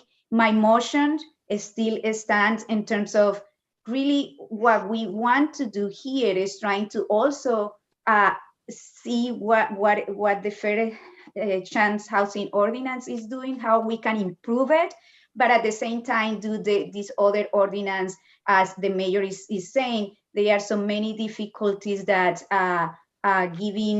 providing housing for our unhoused community are, and we want to take down these barriers. So this is why I am suggesting and I am putting this motion, and thank you, Vice Mayor Martinez, for a second that is to review what we have, but also that the city staff is working in this other ordinance. So we further or intends to take down barrier for people accessing to rental housing in Richmond. Well, look, I agree with where you're going with this. I just don't see how it makes any sense to pass a motion instructing the city staff to do something that we already incorporated into an ordinance a year ago or 2 years ago. I mean, it's a procedural thing. What's the point? But anyway, Councilmember Bates, go ahead. Well, I'm rather confused. You indicated, Mr. Mayor, that state legislature had already passed a legislation. Am I not correct? It only pertains to a state program that that finances housing. It doesn't apply to housing in general. Okay, well, all right. Councilmember Willis. Yeah, thank you, Mr. Mayor. And no, yeah, I actually appreciate the discussion on this item in general, because I do remember, I think it was like actually back near the end of 16 when this ordinance was initially adopted. I know you had reservations and was against it. And no, I'm glad we're having this discussion, because I have talked to City Manager Curl and a few other people in the background since it passed in 2016, and we talked about a little bit 2017 and 18. Part of the fair chance ordinance that we had on the book is we also needed like a hearing officer to help implement the ordinance, and because staff didn't have that capacity, and at that time we also had an explosion with some of our public housing areas on 24th and Nevin and Eastra Village. There was a task force put together that sunk a lot of its efforts and capacity into that from city staff. But also what's a little bit frustrating for me just in general is we also did get a presentation around these same lines from, I know it was Michael Glickson, Nikki Beasley, and like one other person around implementing an anti-discrimination ordinance, and also an ordinance pertaining to application fees. So when people applied for housing, they didn't have to pay $35 per application. They could take it with them for that entire year.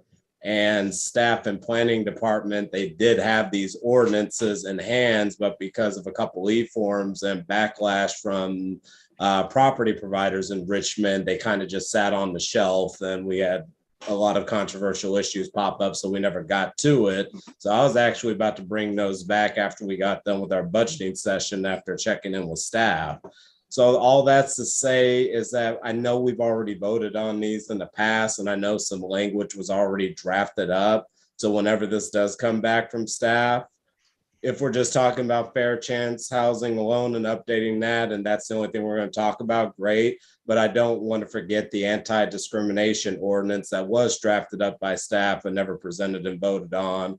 And also, I, for the life of me, cannot remember the name of it, but the application fee ordinance, where we didn't want folks applying for public housing or various housing to pay an application fee every single time they applied, but to take that rental record with them anyway. And I know that was drafted up by our planning staff as well, but we never had an opportunity to vote on it.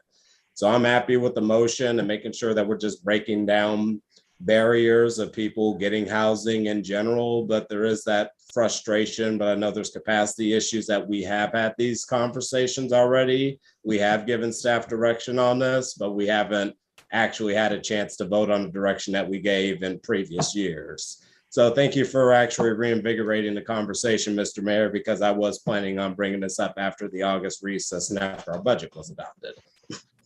Councilor McLaughlin.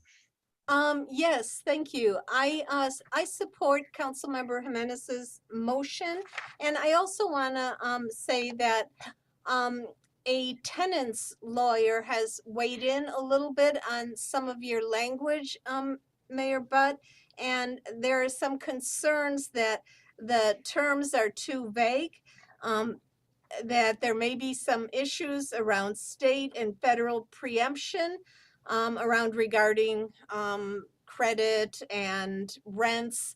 So I think when staff looks at putting something together independently, I think that will have to be checked out.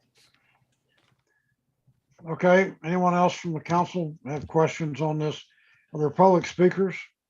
Well, I got one question, Mr. Go Mayor. ahead. I'm very confused. We have a rent control board. Primarily, they're the ones that supposedly know all of the ins and outs and the needs. Why can this council not direct the rent control board to review this and come back with legislation, an ordinance that will take care of the needs of what we are requesting? Well, The they could. RPA, you the one that put the rent control board in power. Now, use your influence to tell them to come forward with a recommendation. And that should be their responsibility to monitor it and oversee it. That's part of their responsibilities, should be. I don't see why we couldn't. Councilmember Willis.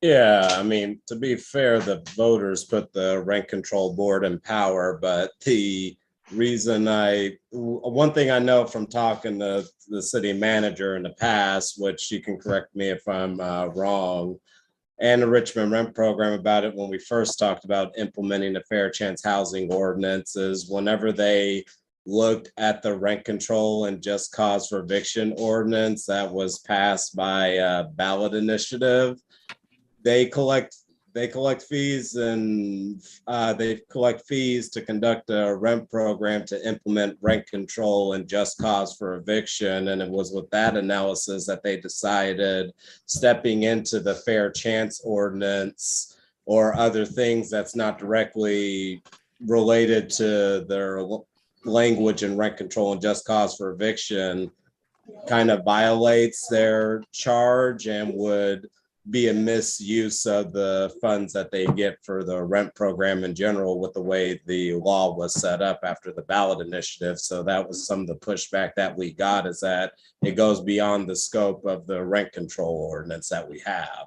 So Well, they do a lot of stuff that wasn't in that thing. They conduct workshops all the time. They write reports. They do all kinds of things that were not in the enabling legislation. They do what they want to. And I don't see any reason why the city council couldn't direct them to do other things, but If what I do may, I Mayor know? Butt, may I Yeah, respond? go ahead. So thank you, Councilmember Willis, for the question.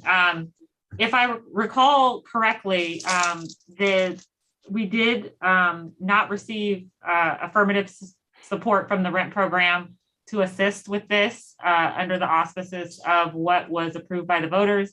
If I recall correctly, we also offered to pay for their staff time associated with implementation.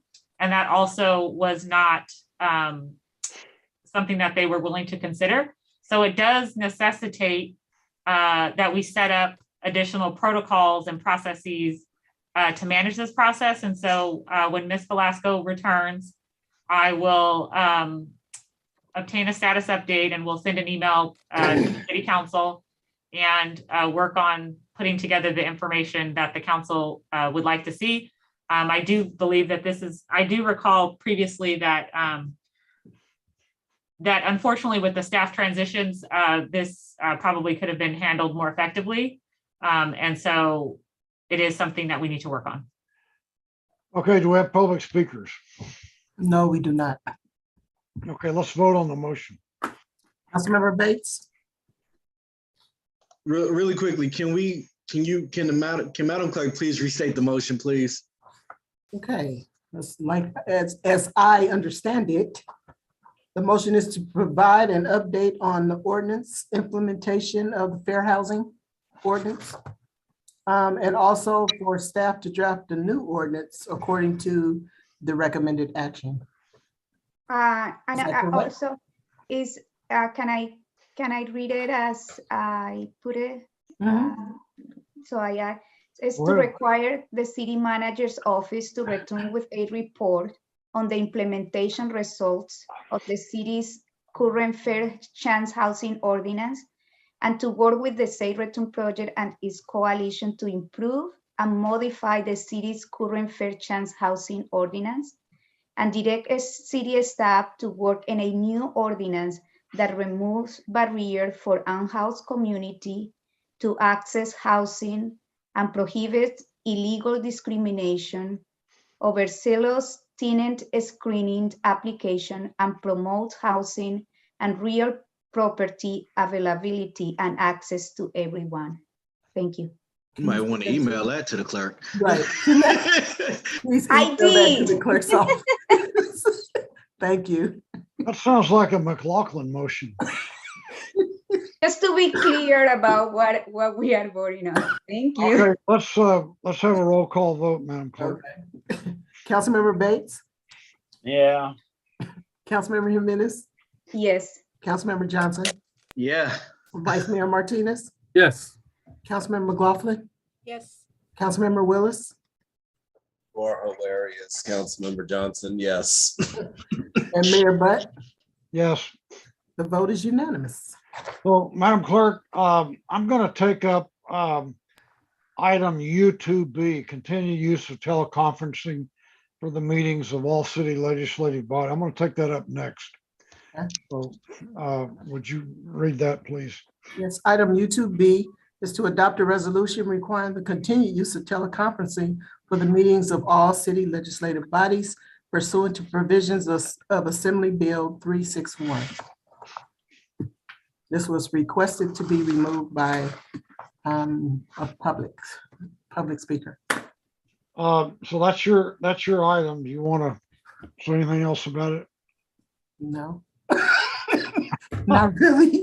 I mean, it's a standard item that's coming back every 30 days unless. Okay, are there any questions from council members?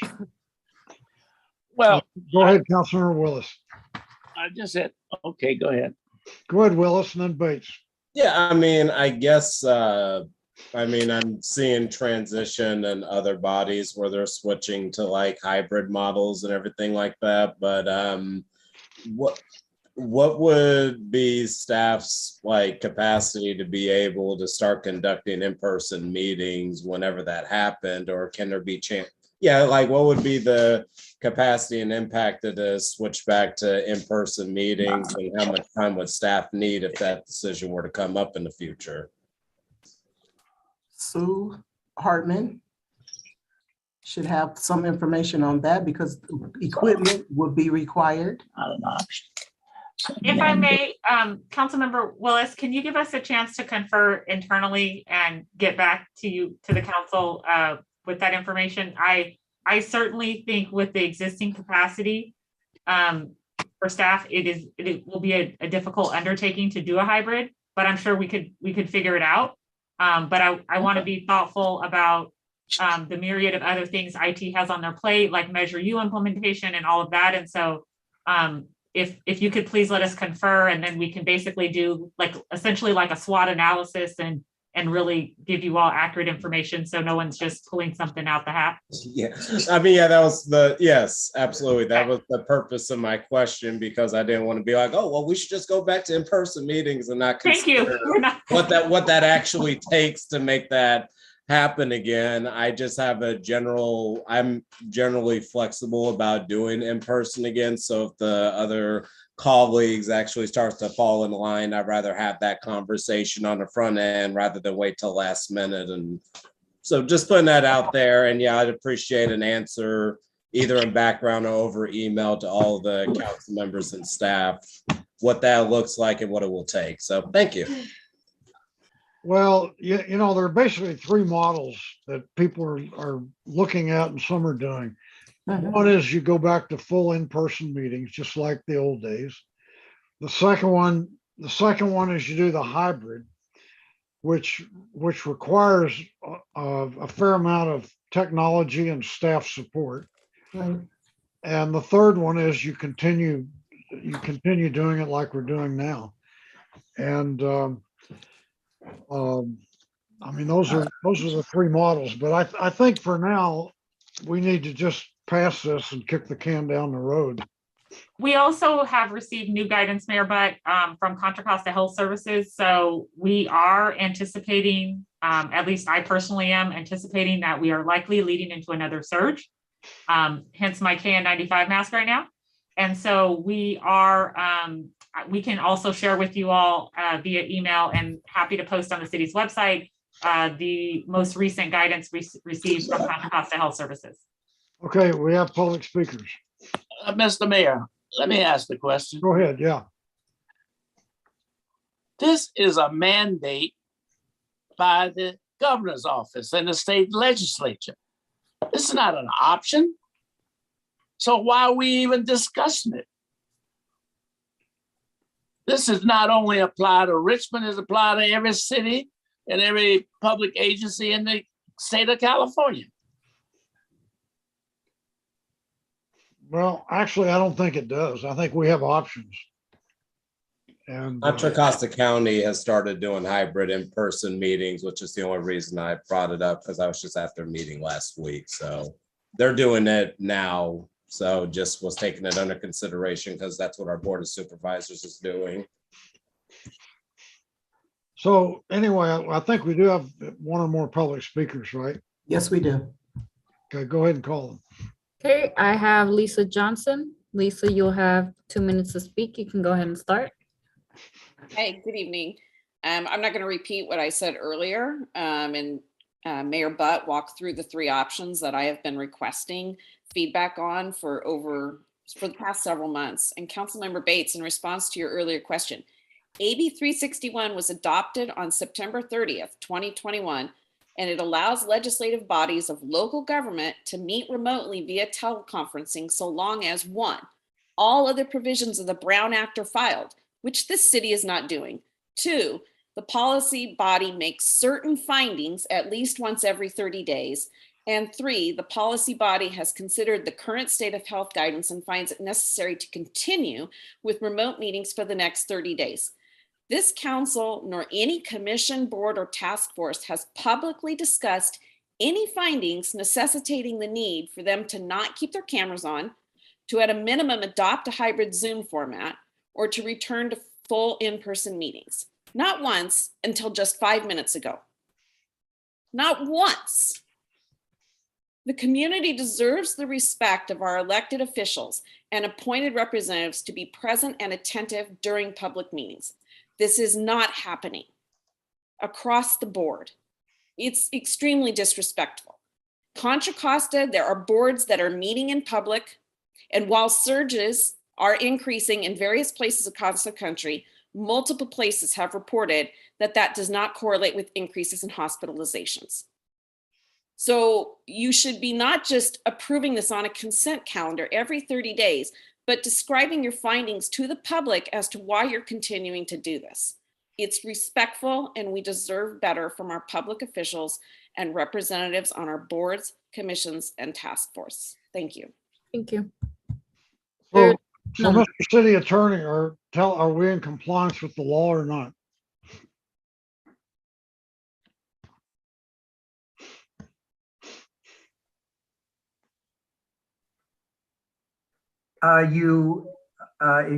If you want to continue, you do need to adopt findings. There are options. We have other cities that are actually back in full person at this point.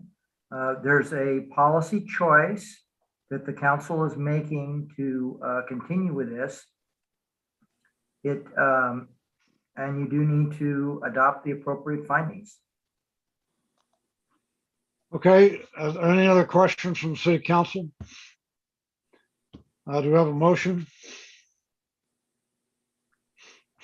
I'll move the item. Okay, motion by Willis. Do you have a second? Second by Vice Mayor Martinez. Okay, let's call for the vote. Councilmember Bates? Yes. Councilmember Jimenez? Yes. Councilmember Johnson? Yes. Vice Mayor Martinez? Yes. Councilmember McLaughlin, Yes. Councilmember Willis, Yes. and Mayor Butt. Yes. The vote is unanimous. Okay, so now we'll move through the other three in order. We'll start with item U1A. Would you read that, please? Yes, item U1A is to adopt an ordinance. This is second reading, amending Richmond Municipal Code, Chapter 12.30, Video Service Provider, Utility, and Special District encroachments by incorporating Chapter 12.29, Street Opening and Pavement Restoration Regulations, adding provisions that address private landowner encroachments into the public right-of-way, easements, and street vacations, retitling Chapter 12.30, encroachments and easements, and rescinding Chapter 12.29 in its entirety. So let me speak on this. This item has been on your agenda several times. We kind of started into this process because we had there was a lawsuit concerning an encroachment. When your outside counsel looked into it, they recognized that there was no established process for approving encroachments, and they felt that the matter was going to be long and contentious, and that we had a significant chance of losing because of the lack of a process. So the council directed that we create a process. It so happens there was not only the one property where we revoked a previously existing license. We revoked it because there were some procedural irregularities in terms of how it was approved. We also had another applicant in another location who was also applying for an encroachment.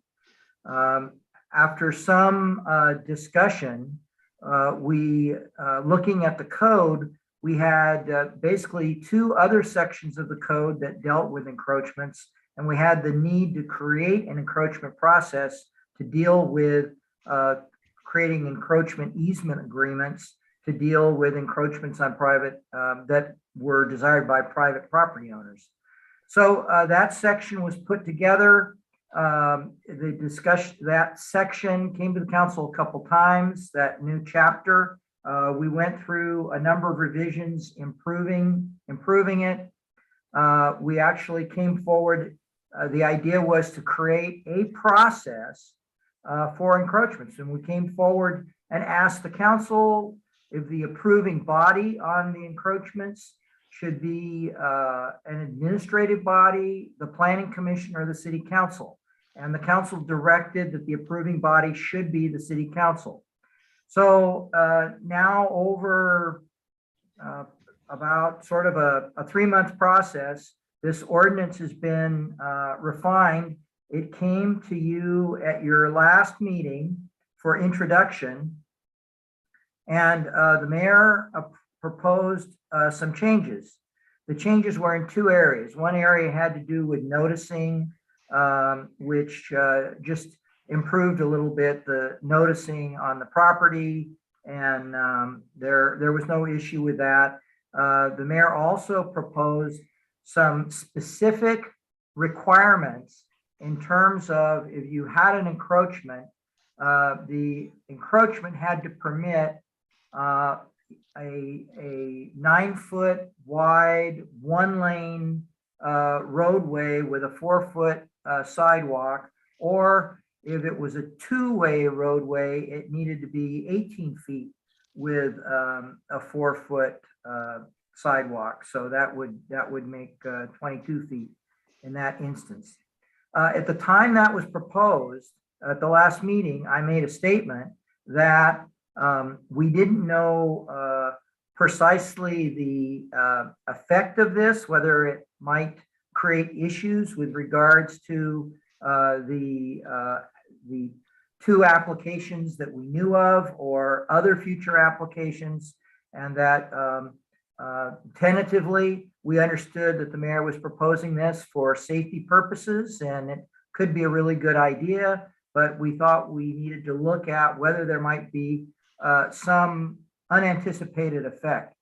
So the reason that we pulled it, or I guess Councilmember McLaughlin pulled it, was because what we found out in the 2 weeks since the last meeting is there could be some impacts on these two applications and other applications. So let me take a step back, and I want to make 2 points. The first point is that you have no applications before you. The process doesn't exist yet.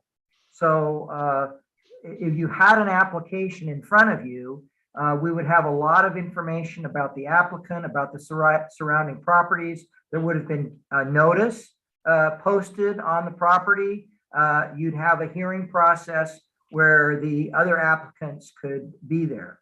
So the discussion tonight of these 2 properties is intended to be very generalized because the actual application process for the 2 properties we know of has not gone forward. You don't have all of that information.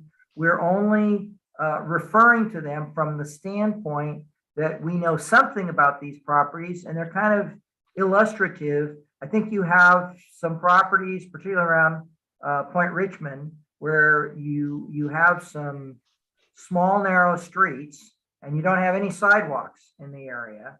So we thought that using this as an example as to whether there might be problems applying this standard would be an issue. So that's the first point. I don't want to get too carried away by these particular properties. They're only trying to illustrate the issue in terms of how this ordinance ought to be set up. The second point I want to make is that the original process that we envisioned in this ordinance was that an applicant could make an application.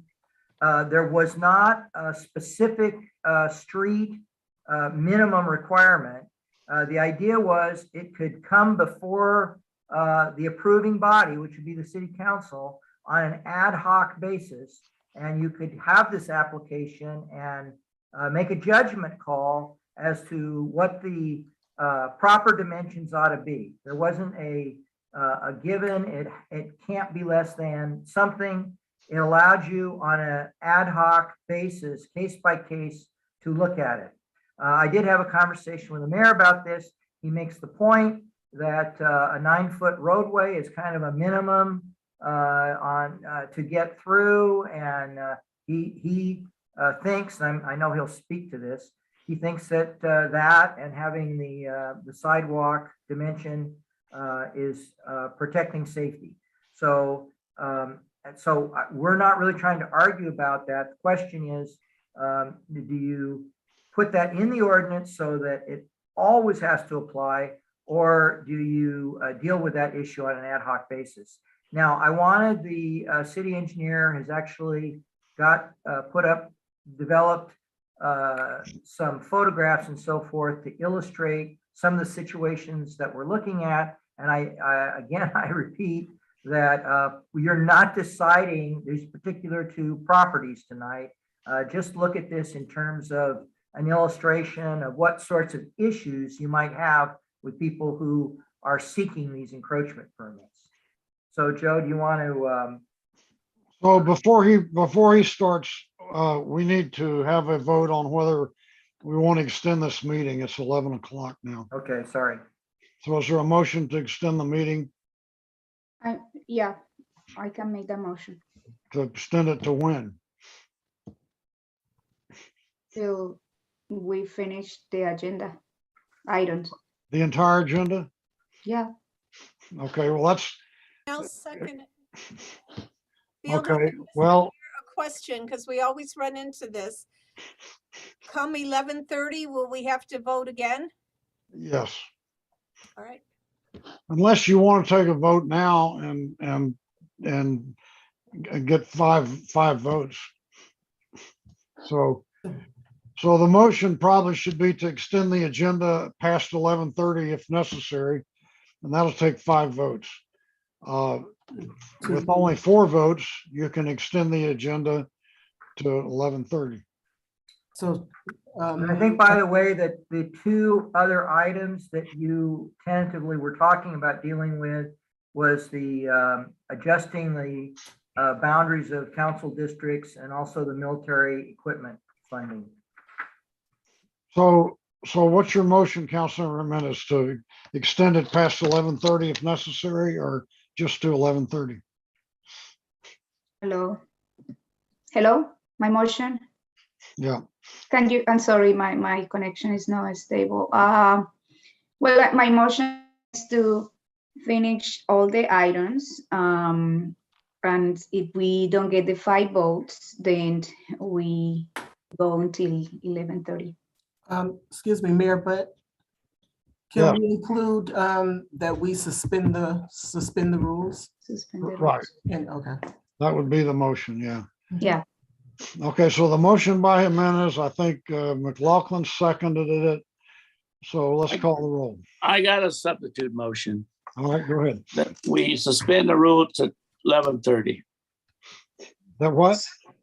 So suspend the rules through until 11:30. You don't have to suspend the rules to go to 11:30. Well, I make a substitute motion and we go to 11:30. Second. Okay, there's a second on the substitute motion.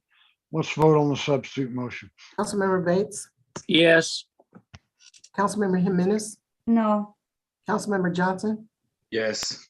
Vice Mayor Martinez, No. Councilmember McLaughlin, No.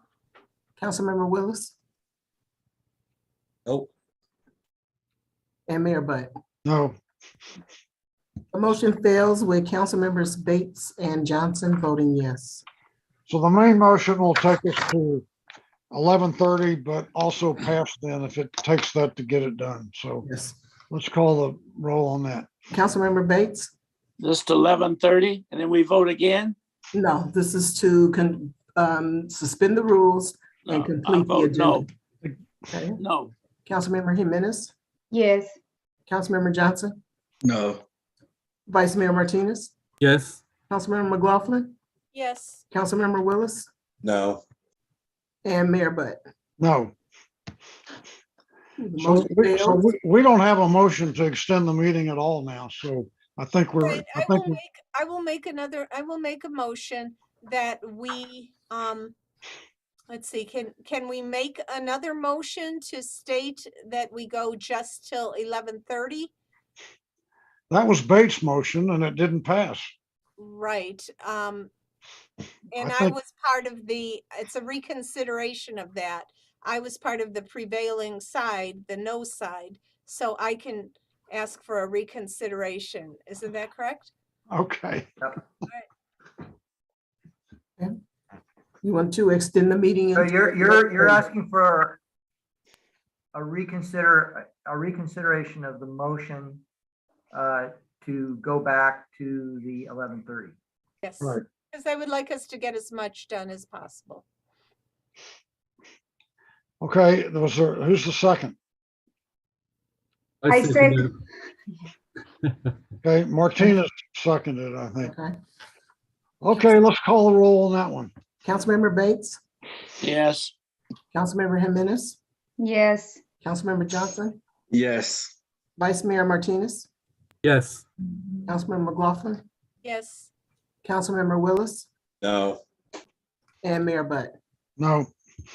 The motion passes with Councilmember Willis and Mayor Butt voting no. Okay, I believe when we paused, we were getting ready to hear from the Public Works Director. Yep. Thank you, Mayor, council members, City Attorney Alshire. KCRT, if you could bring up the slide deck. And I will make certain that this is brief and we go through it quickly. Again, to reiterate, I think we're utilizing these 2 particular examples as illustrations of things that we'll have to encounter, especially in requested encroachments in the Point Richmond area. Next slide, please. So as you've seen in both the staff report and the ordinance itself, primarily the focus is section 170 of chapter 12.30 and following it. It kind of lays out the encroachment agreement process, talks about the noticing, adjacent property owners, determination of findings, development of conditions, and then culminating with a public hearing at the city council. And just to point out, in terms of the safety issue, one of the findings you have to make in approving the application is that it not adversely impact public health and safety. So the safety finding is a part of the ordinance. Next slide, please.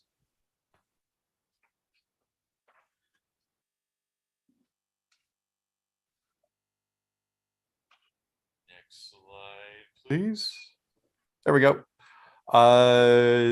Let's see. Did we skip a page? Maybe not. One of the things that is currently in the ordinance that I think was changed at the April 5th meeting was the reference to the 4-foot sidewalk only on one side versus the two sides. So I think we're going to correct that. Yeah, that should depending stay on one side. Yeah. depending on the action that's taken by the council. Next slide. So the two properties that we're using as illustration is 8 Western Drive, which is on the upper right, and 130 Scenic Drive, which is on the lower left. And again, these are kind of typical throughout Point Richmond area where you've got narrow streets, significantly less than a standard street section, but typically have a standard right of way, which is around somewhere between 50 to 60 feet wide. Next slide. A point of clarification. Could you use your pointer to show which houses you're referring to? Certainly. I don't know if I've got, yeah, that would be, so lower, a little bit lower, the next house to the right. Where you're Up there, the yeah. last one on the street. So that one, yeah, your cursor now is on 130. And so if you go back up to the upper left, no, back up to the upper left of the slide itself. Sorry, Two upper houses right. to the right. Yep, 2 houses to the right. It's got solar panels on the top. Too far. There you go. That's it. That's 8 Western Drive. It fronts on Western and Belvedere. Any other questions about which house is which? Thank you, KCRT, for the bouncing cursor.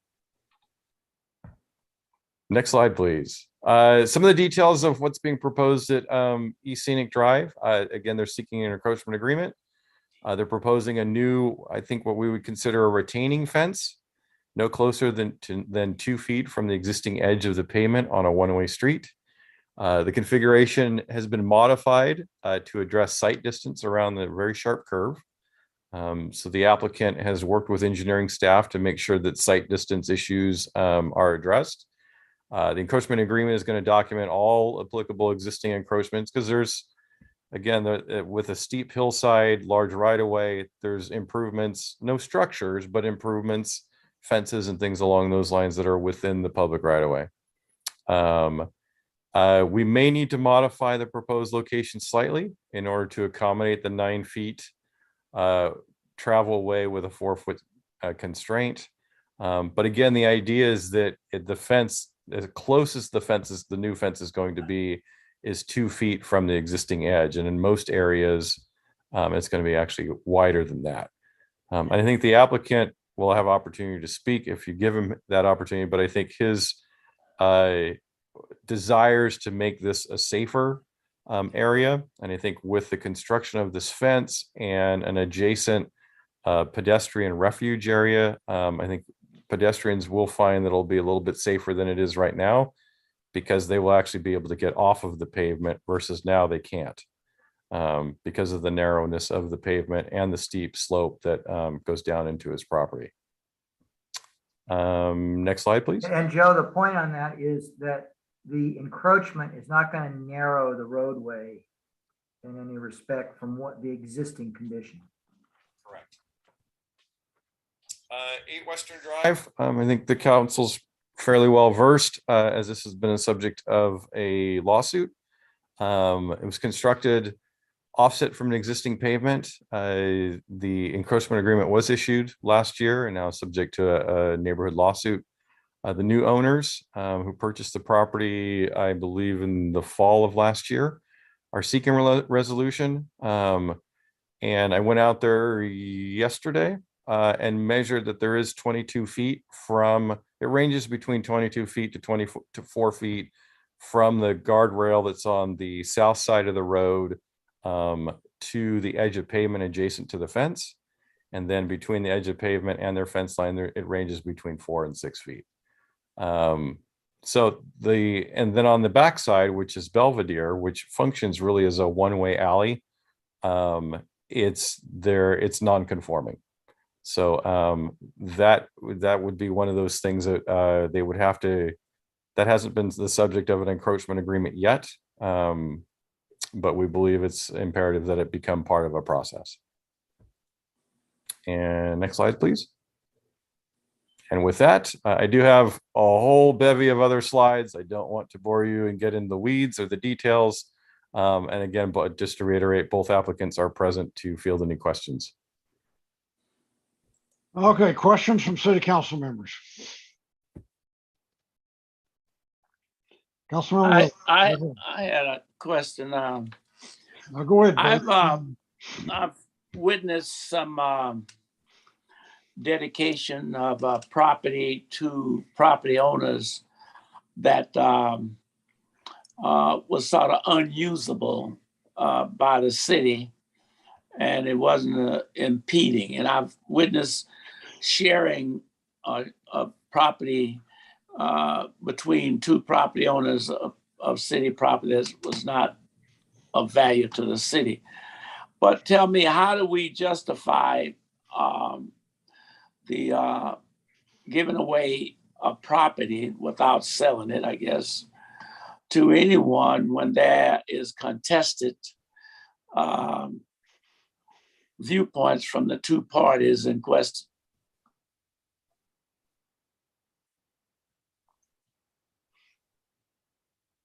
Dave, you want to start on that one?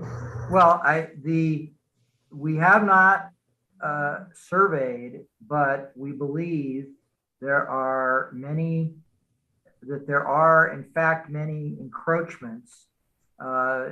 Probably a number of them are not authorized, but they're existing in-site conditions. And in this particular area, we really went through where the roadways are. There seem to be a lot of encroaching conditions. And it seems to be that in this area, it's sort of the character of the neighborhood that's been established.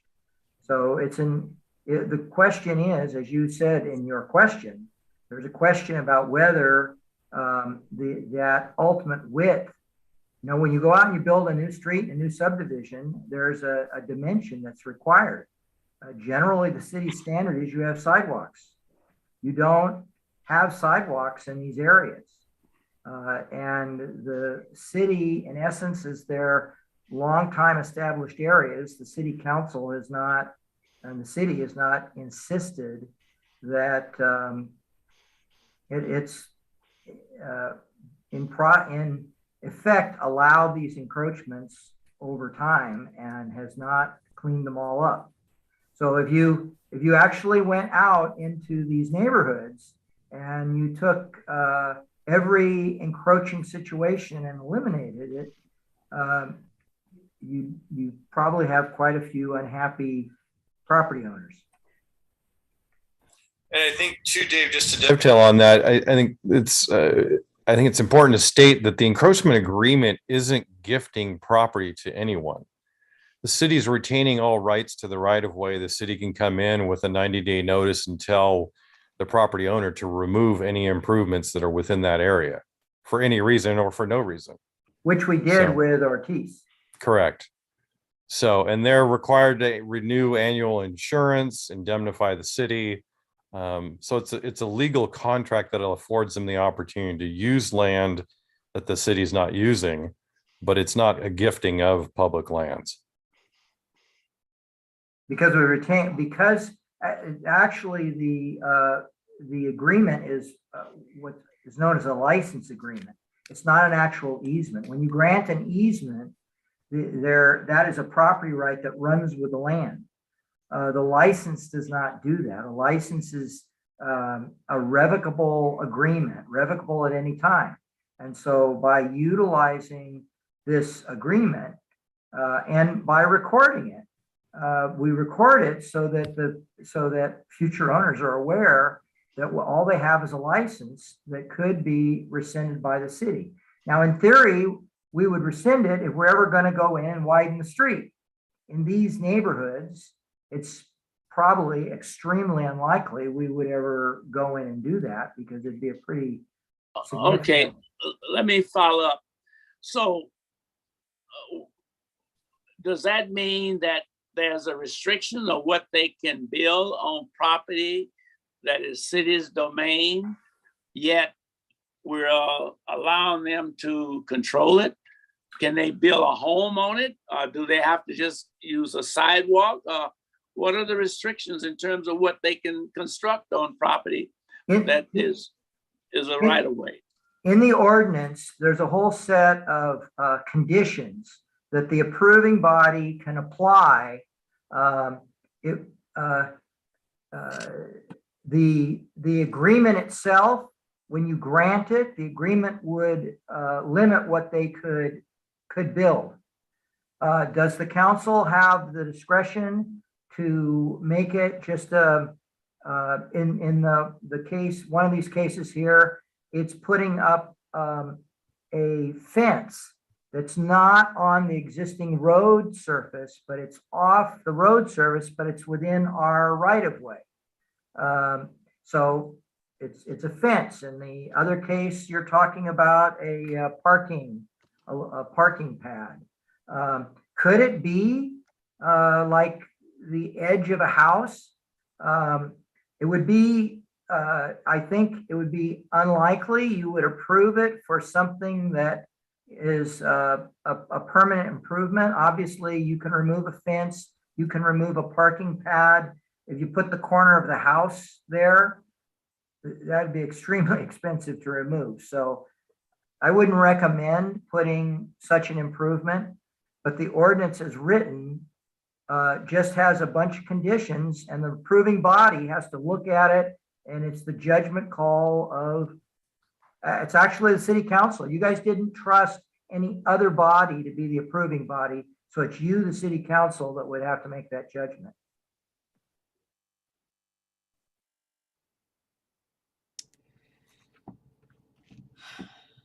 So the basic issue is whether the issue that we've raised here is whether you want to include the restrictions that the mayor suggested in terms of the width of the roadway, and require in all circumstances it should be that, or whether you wanted to leave it to the future hearing when you're looking at the particular application and just make your own judgment call.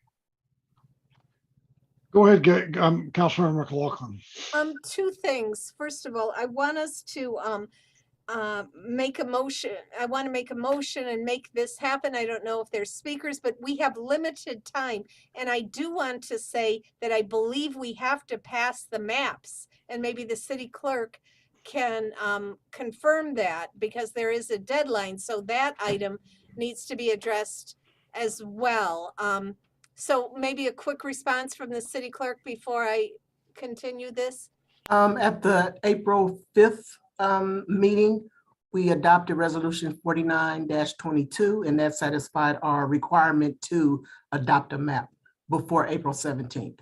Tonight would just be the second reading of the ordinance. So we should be okay. Okay, thank you. You do have a bit of a time pressure on the other item. We're supposed to have adopted a policy by May 1 with regards to these weapons. Now you could put it on the meeting on the 26th. Yeah, yeah. So I think we should do that. I actually read an email from, I don't know if it was from the city manager that basically said they're going to look at things a little deeper on that issue and come back. They didn't think the May 1st was essential deadline, but we could hear from the city manager on that. Let me just tell you what I would like us to do. I see that staff has stated in this ordinance, in the agenda review, that we have three options, or they're suggesting three. Either pass it on a second reading in the present form, not pass it, and instead hold it over while city staff investigates further, or C, city council could instruct city staff to consider some variation in the language proposed in this section. However, so what I'm saying is, given that I don't hear any specific language stated by staff, I'm hearing that passing it as is not a doable thing. I say that we hold it over and until staff can investigate it further. That would be my motion. I don't know if there's public speakers to hear from first, but that would be my motion. Is there a second? Yeah, I'll second it. So one thing I don't understand, you said it wasn't doable the way it is. I hear from staff that there's problems, as is. I went to the site, at least the Scenic Avenue site, and I'm also familiar with the Western Avenue. And I actually think going on a case-by-case basis makes the most sense, but I would rather have staff investigate further. But the 9-foot and 4-foot, that's 13 feet, it's very narrow street, as you know, Mr. Mayor, it's your street. And that particular site would, in my view, and I hear from staff, that it's not a workable solution to have that much leeway before a fence is built. And it is off the road that the fence is going to be built. I think it's going to be safer for the community, for walkers, for vehicles, because it's a very narrow street and there's no guardrail and there's a big drop off. I think a fence there that doesn't interfere at all, in fact, makes things safer, is the way to go, rather than assuming you could make 13 feet on this narrow street work. Okay, are there any other questions or comments from council members? Let's well, I'm gonna take it.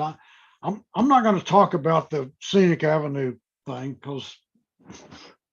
because it's too close to my house, but I am going to talk about 8 Western Drive. And the Public Works Director said he measured the street there being 22 feet from the guardrail. And I measured it and I got 18 feet. So maybe we're using a different tape measure. I don't know.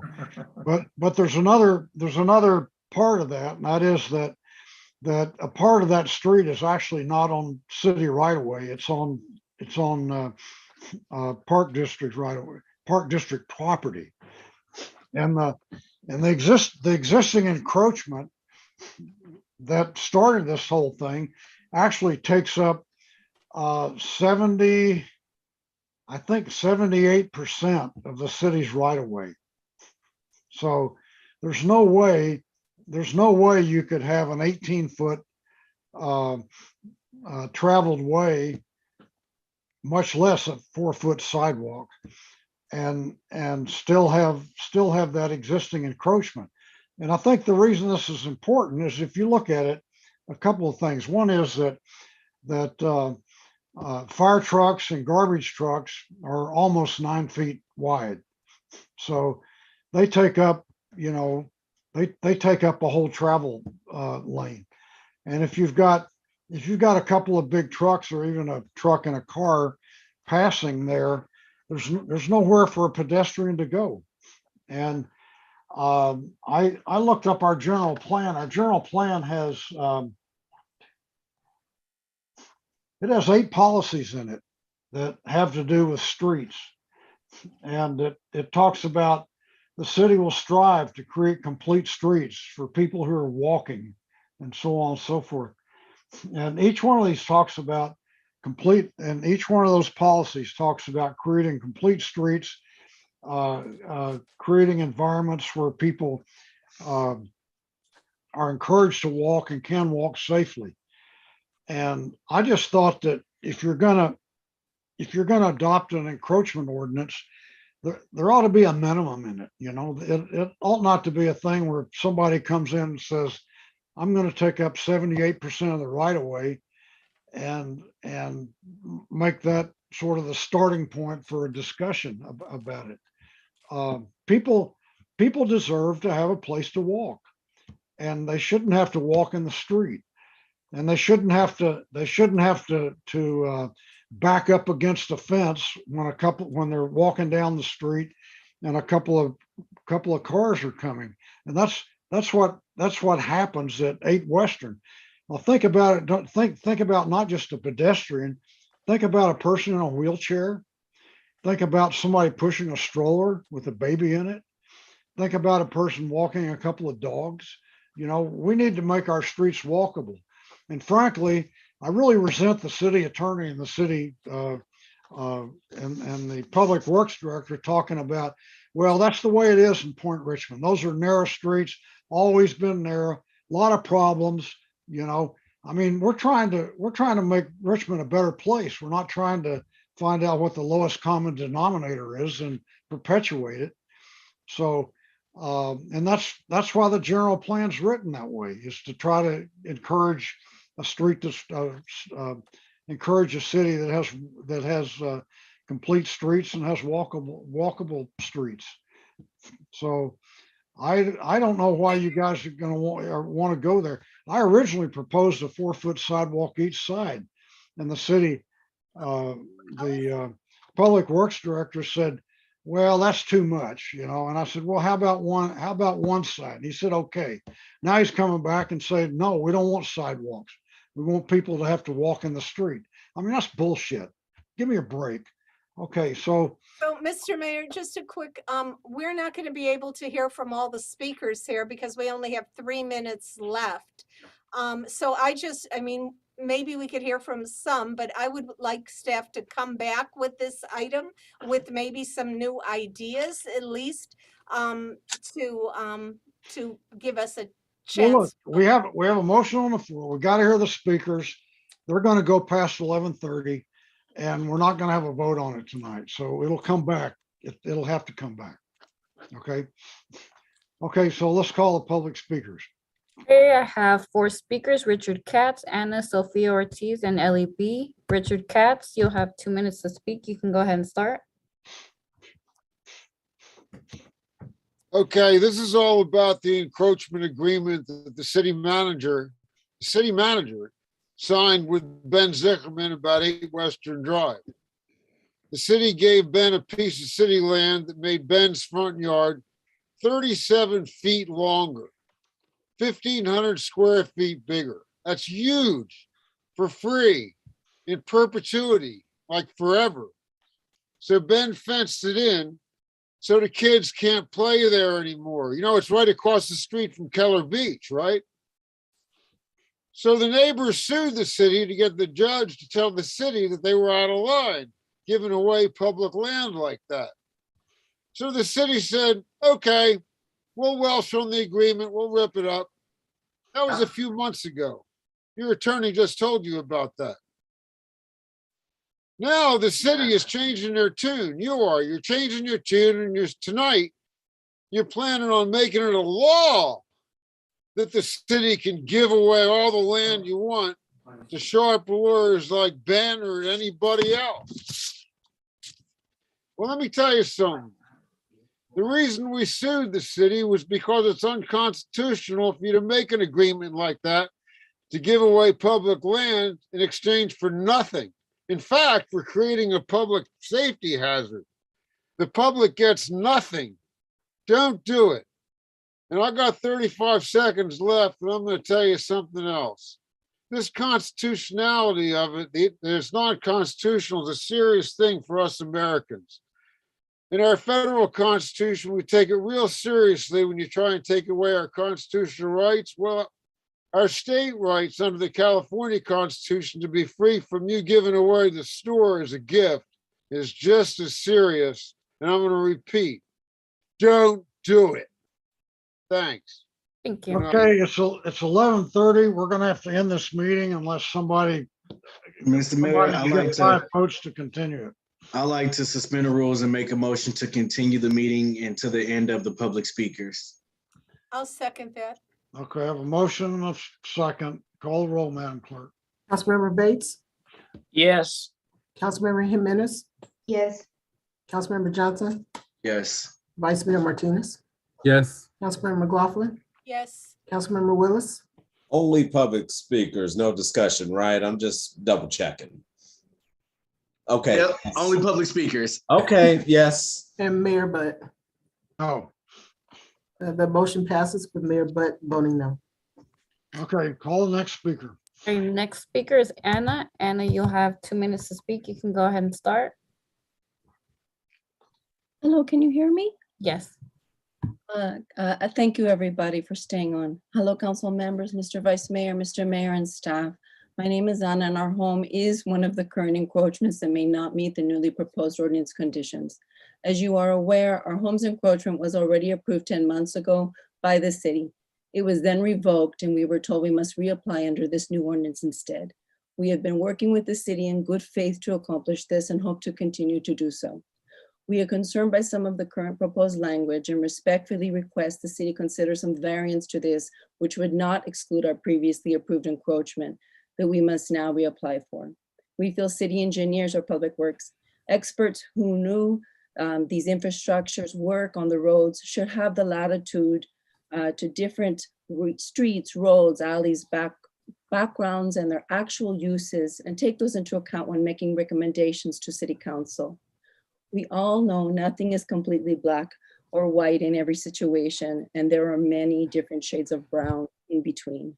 As such, streets may merit individual review, as Western, Bishop, Terrace, or Scenic may have different conditions than a Barrett, McBride, Ralston, or San Pablo, for example, and should not be unilaterally assessed under the same standards.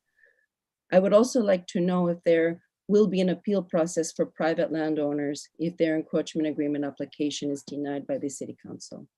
As I shared in January, this has escalated from a mere fence issue into something that's put my family in danger. When the officer came to our home to investigate the hate crime, he said we should not take down our fence. While things for us have not improved, I still vehemently believe that hate shouldn't be no home in Richmond or anywhere in our world, frankly. And despite how we've been bullied, terrorized, shunned, and honestly just beat down, we will continue to lead with kindness and try to show grace to our neighbors in Point Richmond. Thank you again for your service to our community. Thank you. Next speaker is Sophia Ortiz. Sophia, you'll have 2 minutes to speak. You can go ahead and start. Hi, can you hear me? Yes. Hi, hello City Council. My name is Sophia and I live on Western Drive. As a political science major, I want to say that I have in fact found joining these council meetings interesting. With everything going on with my family, I've taken a great interest into joining and seeing government in action, and it's been incredibly educational. So I thank you for that. I guess what I just really want to say is how all this has affected my life. Well, I don't really understand how something the city approved almost a year ago can be taken away when my parents have done nothing wrong. I have experienced firsthand how this is impacting us. I came to our house last summer, super excited, only to find people who were not very nice to us. Since all of the local attention and blasts and gossip about the front of our house, my mom, she keeps the curtains closed and she doesn't really want me to go outside, whether it's to go to the beach or to walk and see the town square. She's afraid that if I'm seen in front of the house again, I might be called, and excuse my language, a cunt or a spick. Again, she doesn't want me to go through that. And she doesn't want me in the backyard either, because several months ago, an arrow came flying by our yard and just missed my head. I kind of feel like a prisoner in my own home now. I understand why my mother is doing this. She doesn't want me to get hurt.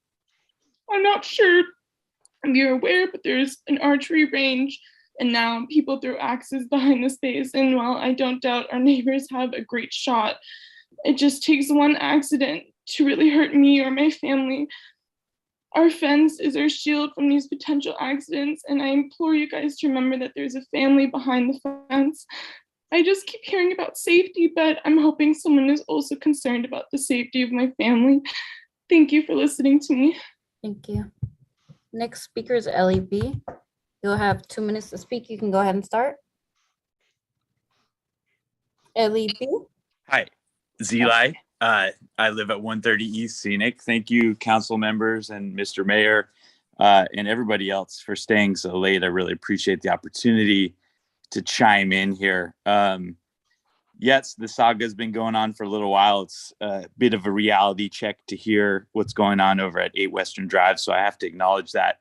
My heart goes out to everything that you guys are experiencing. I think that it's important that we all take a hard look at things that we post on the internet and the influence that we may have over other people, and think about that for a moment.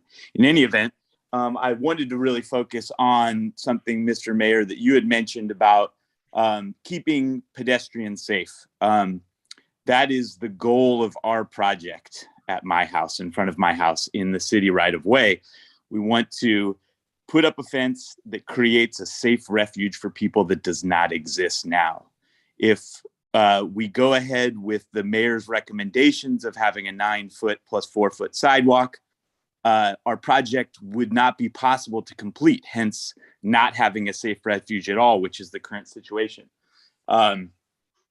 We've spoken with a number of neighbors, mailmen, who have all expressed their positivity towards having a safe space, which doesn't exist now. So again, to focus on the positive aspect here, we too want a safe place for people to not only drive down the street, but for families to walk in our neighborhood. And to reiterate one more time, if that language is accepted, our project wouldn't be possible. So it's interesting to me, Mr. Mayor, that you want to include that language, but you're also trying to focus on keeping things safer, when in fact, if that language is adopted, will eliminate safety in certain areas, such as ours. Thank you for letting me speak. Thank you. There are no more public speakers. Okay, thank you. And this meeting is adjourned. Oh, that was quick. Night. Night, everyone. Good night, everybody.